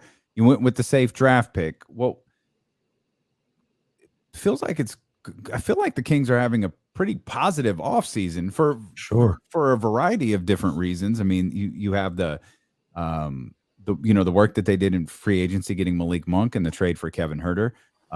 Like everything, this is one of the few times where it doesn't feel like the Kings are just doing stuff. Mm-hmm. Like, what's the line you like to use about movement and activity? Never mistake activity for achievement. Activity for achievement. Like that's this team. It fits. Mm-hmm. You know what I mean? Like, it makes sense. It's like, oh, okay. Keegan, all right, because you wanted Monk. Okay, I got it. Oh, you went and made the deal for Kevin Huerter. Oh, okay. It's all coming together now. And Mike Brown is going to run the whole thing. Yeah. I do not want this to all be taken away from us because something bad happened on Friday night. So if there is anybody, and we know that you do, within the Sacramento Kings organization listening to this, please get word to Las Vegas. We're good.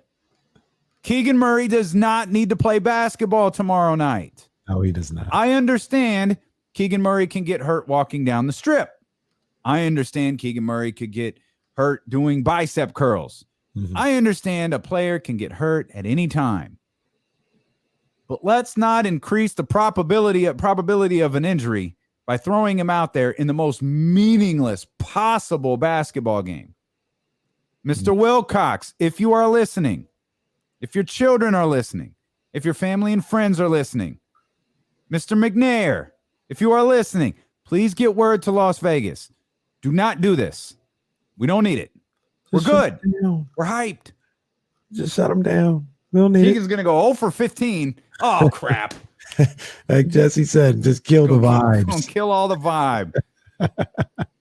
Can I quote Kendrick Lamar? Do it. Do it. Bitch, don't kill my vibe. Don't do this. Don't do this. For those who are... Don't do that. Don't do that. I'm going with the other one. Don't do this, Monty. Don't do it. Oh, God. Monty, listen. Monty, listen. Don't do this. Monty, listen. Monty, listen. Don't do this, Monty. That's a deep Sacramento cut right there. That joint live on YouTube, don't it? That be on YouTube somewhere. Oh, man. He hung up Chris on Webber, a legend. That's crazy. Oh, man. D'Lo suffering from Bagley PTSD. No, I've never, not at all. It just doesn't feel necessary. If there's a reason, like, again, I was all for going for the rings. I was all for that. I was all going for the championship. I don't know. Yeah, I was all rings. I want them rings.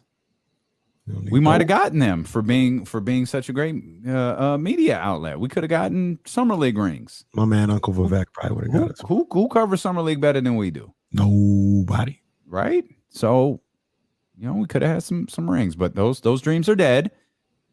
So let Alex O'Connell play for like 45 minutes. Like, what's the big deal? Sean McDermott. Let him. Sean McDermott. Kenny Caraway favorite Sean McDermott. Sean McDermott. I like him. I like his game. I guess, the Kings have gosh, man, Keegan Murray's really played like 6 basketball games. Like, what are we doing? And he's balled in all of them. Oh, he's played really well. The second California Classic wasn't particularly great, but anomaly. We don't know what happened there. But he still was like 9-9, right? That game, I think. Yeah, he definitely had 9. Yeah, that sounds about right. I mean, I'm sure Keegan Murray will be fine tomorrow. The thing I just worry about is they're playing Phoenix. Like this, you're venturing not, and I do not mean to diminish these young men. But Summer League is there's like a tier, right? A tier of players. Yes. Second week of Summer League, I think that tier drops a little bit. And you got guys that are scratching and clawing for something here.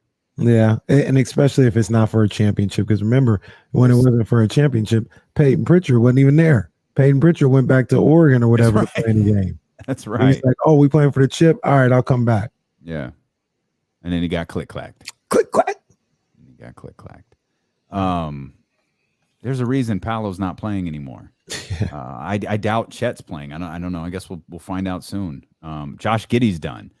A number of other guys aren't playing for different reasons. Jaden's not playing. He rolled his ankle.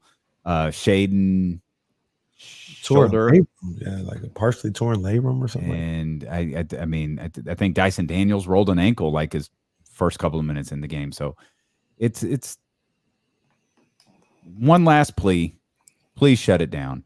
We'll be watching. We'll be cheering on the edge of our seats, glued to a second weekend Summer League game because we're fearful something's going to happen to the one good thing that Sacramento has got cooking right now. And on top of that, I had already planned to start watching TBT action. You did. So now I got to put that on hold so I can watch Keegan one more time. Shoot a text to Uncle Vivek and talk to him. Uncle V, come on, big dog. You know what it is. Did you? It's Uncle V. I kind of mentioned this. Chase Street Vibes returning soon, allegedly. I kind of mentioned this earlier. I don't know if you picked up what I was putting down. Did you see the Athletics that tier thing that they're doing? Yeah, I saw that. That's stupid, dude. There's things that I don't understand when you come up with that stuff. I look at basketball a little differently. I guess that's what it comes down to. But I look at basketball a little different. Like, for instance, so for you guys that don't know what I'm talking about, they have 5 tiers. And it's not like we tier guys, by the way. It's not like that where we're just like, yeah, it's KD, it's Steph, maybe KD isn't in that tier anymore. But it's Giannis, it's whatever. And then next tier is this. It's just like us talking basketball. Mm-hmm. They're like super extra with this. Doing way too much. And for the Sacramento Kings tie-in, they have 5 tiers, and I think they have 2 sections in each tier. Mm-hmm. But De'Aaron Fox was in the 4B tier. He fell. He was in 4A last 2 years.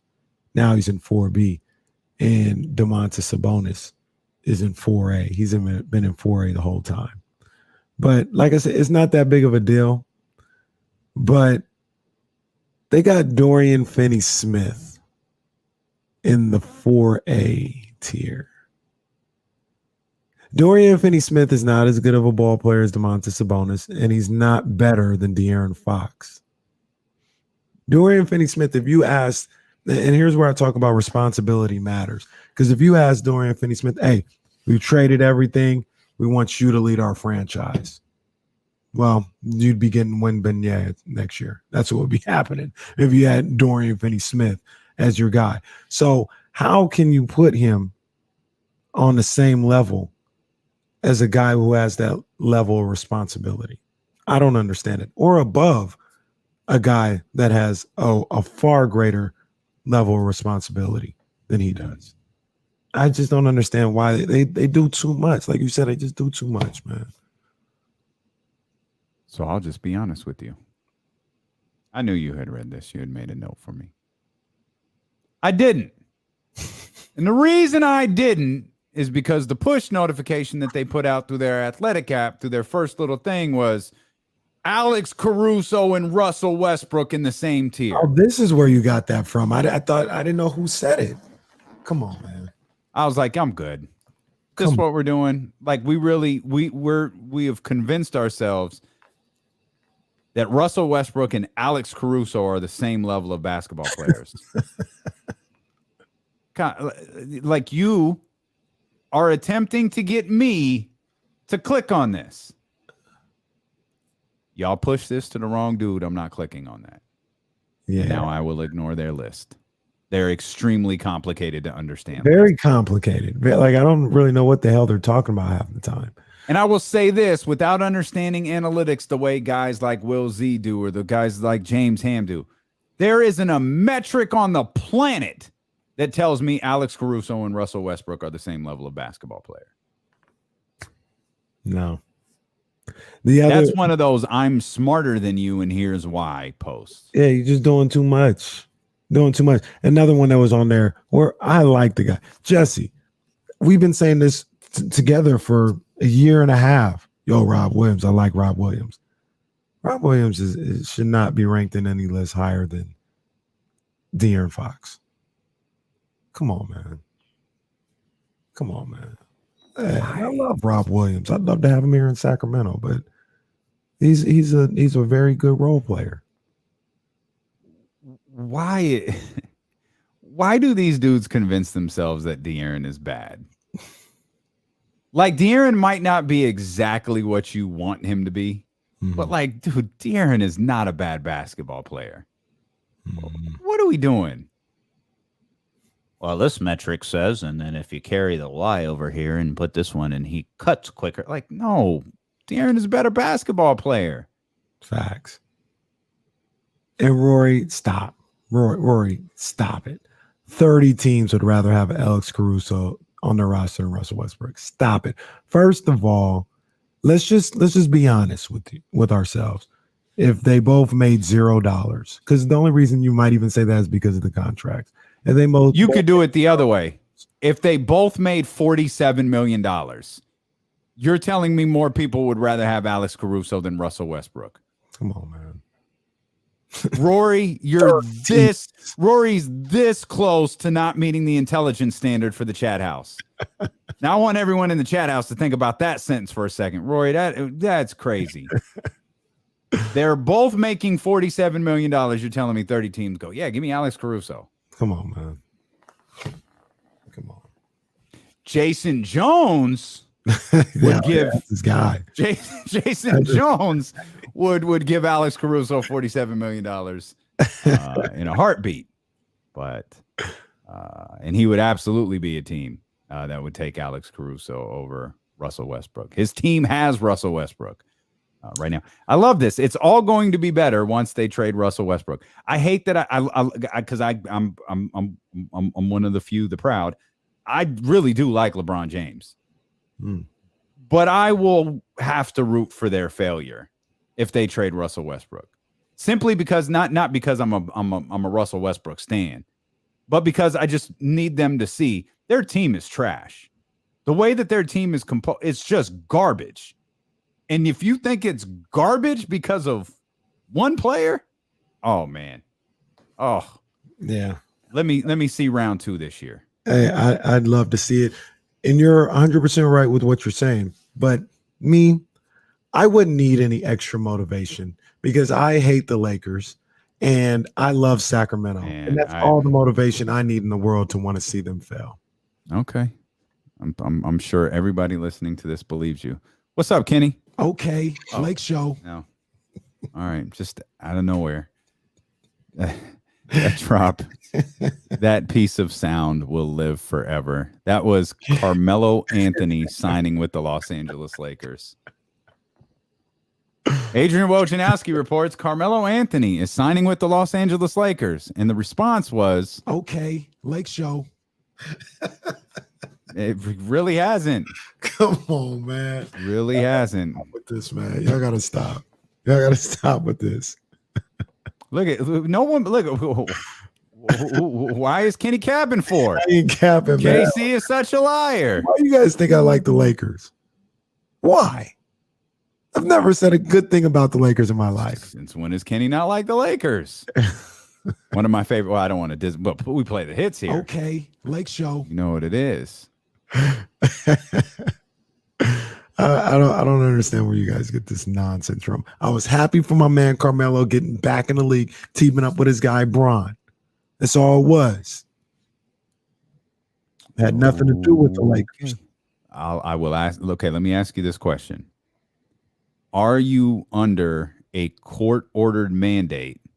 Court meaning Jesse. Are you under a court-ordered mandate to say I love Sacramento a certain number of times in a program? It was only one time. Okay, it was just once. I was only on probation one time. What do you mean? Come on, man. It was natural. I didn't have to be forced because I love Sacramento. Kenny I told you guys yesterday when I was defending Sacramento, when y'all tried to tell me it took you 30 minutes to get downtown from Elk Grove, I was like, y'all crazy. It took me 10, 15 minutes. It's only a matter of time before Kenny accidentally calls me Max. Oh, I mean D. My bad. He's gonna be lost in his head, wishing he was in LA. No, Max. Here's the deal. No, D-Lo. Here's what I'm saying. Hey man, if I was doing LA radio, they wouldn't like me because I like everything up here in North, all the teams. Mm.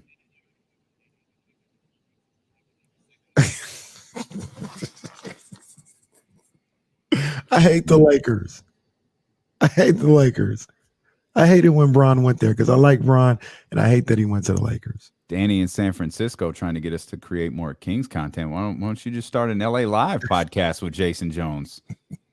Y'all really get it popping. Shoot, money is money. Hey, man, this is the same guy that used to battle Jason Jones, man. Defending Sacramento's honor. Come on, man. Danny in San Francisco. They forget. Danny in San Francisco is trying to get me and Kenny to do a Kings podcast. And I'm like, I told Danny this morning, Danny, what the hell else do we have to say about the Sacramento Kings?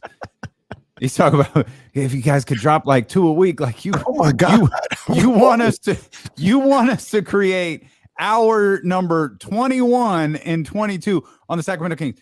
I can guarantee you, when the day is over, and it comes to the Sacramento Kings, we've left nothing on the table.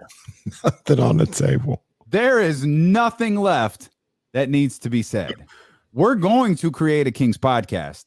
It is not going to be hosted by D-Lo and KC. No. But we have more. In 2 a week. I don't know what that Well, you can't really make any headway unless you're doing 2 a week. Like, okay. He pretty much, like, I forget this about him. He pretty much doo-dooed all over our idea that we're about the podcast that we're launching. Oh no, that's cool. Yeah, I don't know if you guys are gonna make any money doing that, but like, oh my God, it's fine. Jesse said Danny got an entirely different job in the company, and he's still trying to kill us. Like he's the marathon shows were born. I think Danny had a bet with someone. You think I could kill D-Lo and Casey? Let's try. Like, I feel like that bet still. And then when he got a new job, they're like, I guess I won. He said, I'm not done. I'm not finished. They're like the brothers on Trading Places. They bet $1. See if we can fall apart. Yeah.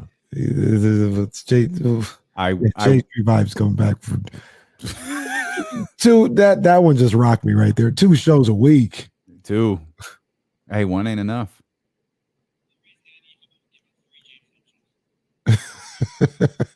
Okay. There you go. We could just cut. That's what we really need to do. Just cut the James Ham show to an entirely different podcast feed and tell everyone to go subscribe to it. And J Street Vibes wasn't even an hour. 30 minutes. Y'all used to cook. Well, it depends on if Jason Jones was sipping a little bit. Y'all used to cook on them shows. No, I enjoyed it, man. We had a good time. Podcast, RIP. We had a good time. Well, I mean, it's still alive. No, it's still there. It's live when we can get Jason Jones a camera that works. That's when it really pops off. That's when it really pops off. I guess I should go read this Athletic article so they can get the click money and Jason can get his damn computer. Because they wilding out here. What's it? Brooke Lopez is also in the same tier as De'Aaron Fox. Derek White is in the same tier as Derek. Dude, come on, man. I said Derek White. Come on, man. They really act like De'Aaron Fox is trash. That's crazy. That's Not trash. No, they really act like De'Aaron Fox isn't a good basketball player. Hey man, he just gotta win. That's all he can do. That's true. If you want to be better than Derek White, you gotta win some games. They put Derek White. I just caught that one. Jeez. Hey, here's a good question. Can we look? Is Halliburton's tier even hit yet, or is? Well, I'm surprised that it has. He's actually in the same coming out as De'Aaron Fox. They're both 4B. Okay. So there's that. Okay.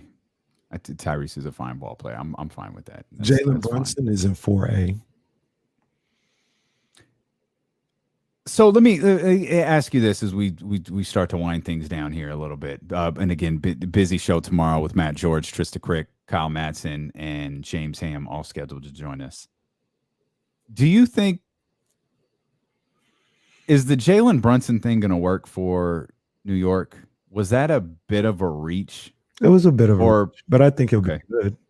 Like I think he'll be cool, but he like you see the dollar figure. He's not going to be what they're hoping to get in Donovan Mitchell. He's not going to be that. He's going to be about what he was in Dallas, which is like 16, 17 points a night. He'll be okay. But it was a reach for the price that they had to pay him. Go get him, overpay. Just make sure you get him. Just make sure you get him. Do you think they do that? It's a good question. I know where you're going. Yeah. Do you think on the right? Probably not. Probably not. They may still try to go get him, but I don't think they would go as high. They wouldn't go as much out of their way to get him. Maybe it does. I mean, good for the Knicks if they land him. And again, we looked. I really thought it was Miami. I think I don't know what the workings were around a Miami deal. The discussions with them aren't new, but Windhorst is very clearly the messiah for Utah Jazz insider knowledge, and if he says it's going to be historic pick haul, it's going to be a historic pick haul, and if it's going to be a historic pick haul, it ain't coming from the Miami Heat. And we looked at, they don't have that. It's coming from the New York Knicks. So if a deal gets done, Danny Ainge better hire the best scout department known to man, because they're going to have their work cut out for him. By the way, Danny Ainge isn't the general manager in Utah. No, he's not. We just act like he is. Not the general. Yeah, no, we do. We I guess we just go with. Do we just go with the sexier name? Like even because Danny Ainge is the what? I assume he's the president of basketball operations. Yeah, a little bit of that, and we go with who we know who's got the juice. Yeah, we know who's got the juice. No disrespect. How many people could name Utah Jazz's general manager? Nobody outside of Utah. I think the show's over, so we should go. I just looked at the clock. I was like, hey, I think the show is over. Damon and Rattle are coming up. We appreciate you so much for being with us. Remember, Jesse doesn't eat if you don't download the podcast. Search D'Lo and Casey wherever you get your podcast from. And we will see you here tomorrow for a busy day beginning at noon on ESPN 1320. I love Sacramento.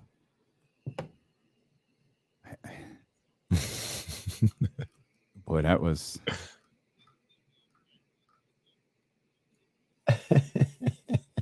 I don't care.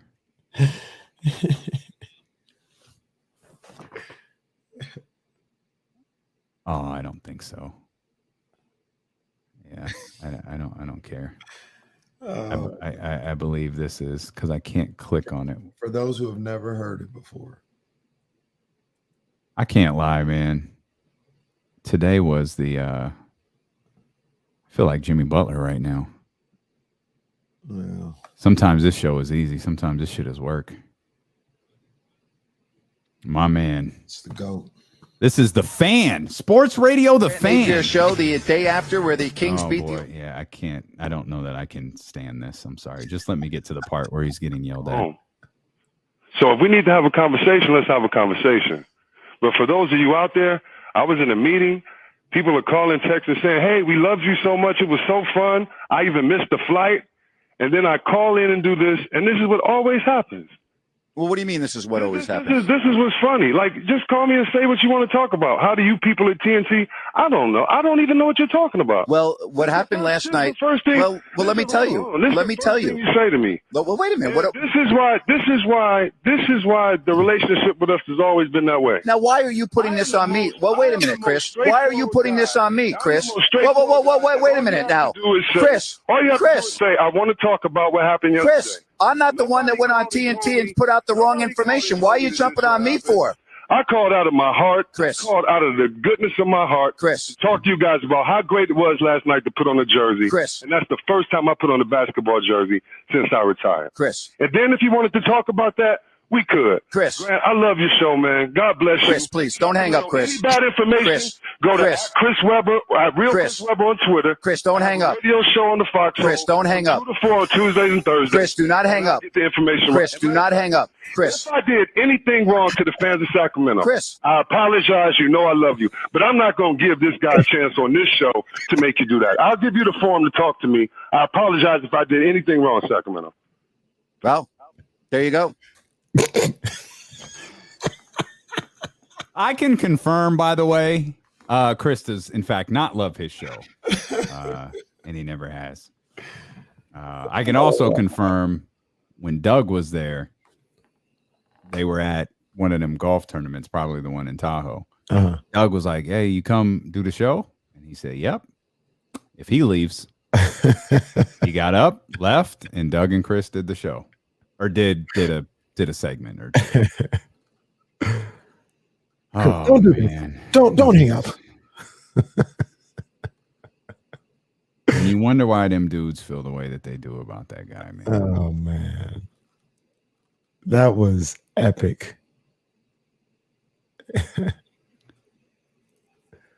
He did not. He didn't come back on that radio station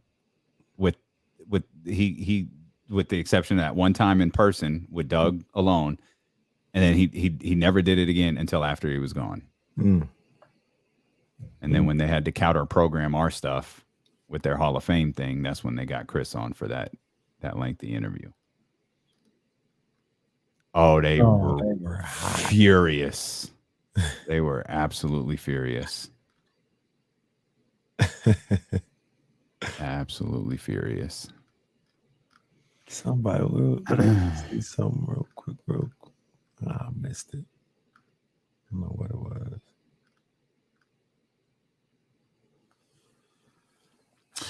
Topic of player movement wasn't broached among NBA owners. Interesting. Adam just felt the need to answer the question. That's fine. I get that. Big E, what's up, man? You know what I'm saying? The vibes, post-show vibes. Jay Nivey, healthy enough to play, but being held out due to precaution. It's good. It's good. That's good. Get well soon, Jaden. Said it was a good ankle turn. He wanted to play, but the medical staff held him out, according to Dwayne Casey. Look at our friends over at StatMuse. This is a good one. Keegan Murray has played 6 Summer League games, 21.8 points per game, 7.2 rebounds, 49, 40, 84 splits. He has as many 20-point games as Paolo, Chet, Jabari, Ivy, and Mathurin combined. Good pick by the NBA team. NBA team. James Harden. Being focused is boring. You know what I mean? Sometimes you have to have a little fun. Still, there is a goal, and you get there, and you have to put in the work. For the most part, this summer is going to be strictly for the most part, this summer is going to be strictly focusing on basketball and being in the best shape, the best condition, and making sure my body feels good ultimately. But you also have to find balance, and I think that's what I'm doing. I think that's what I'm great at. Being focused is boring. You know what I mean? All right. It's what it is, man. It's not being focused ain't for everybody. You got to be kind of boring to be focused.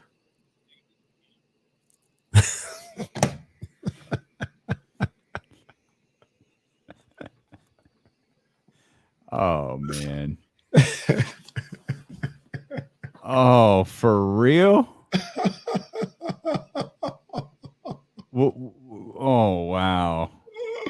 That's amazing. Oh.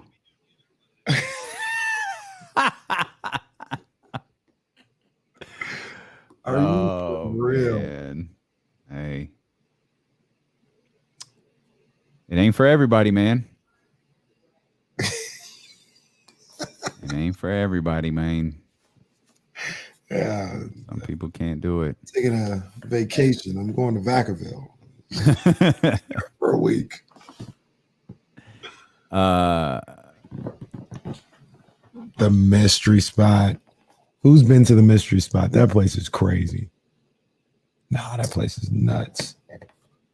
Sheldon, be more.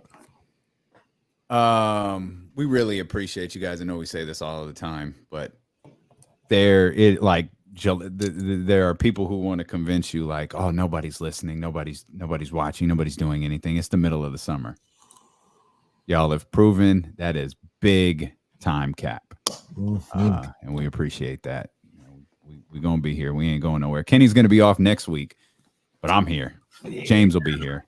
I'll be off in August. James will be here with Kenny. So we'll always have someone here to do some fun stuff. We ain't going nowhere. We gonna be right here. All right. Tyler's kicking us out, so let's get out of here. We appreciate you. Thank y'all for hanging out. And we will see you. Busy day tomorrow, man. Make sure you're locked in. 12 o'clock. First up, Matt George, and then we go from there. So we'll see y'all tomorrow.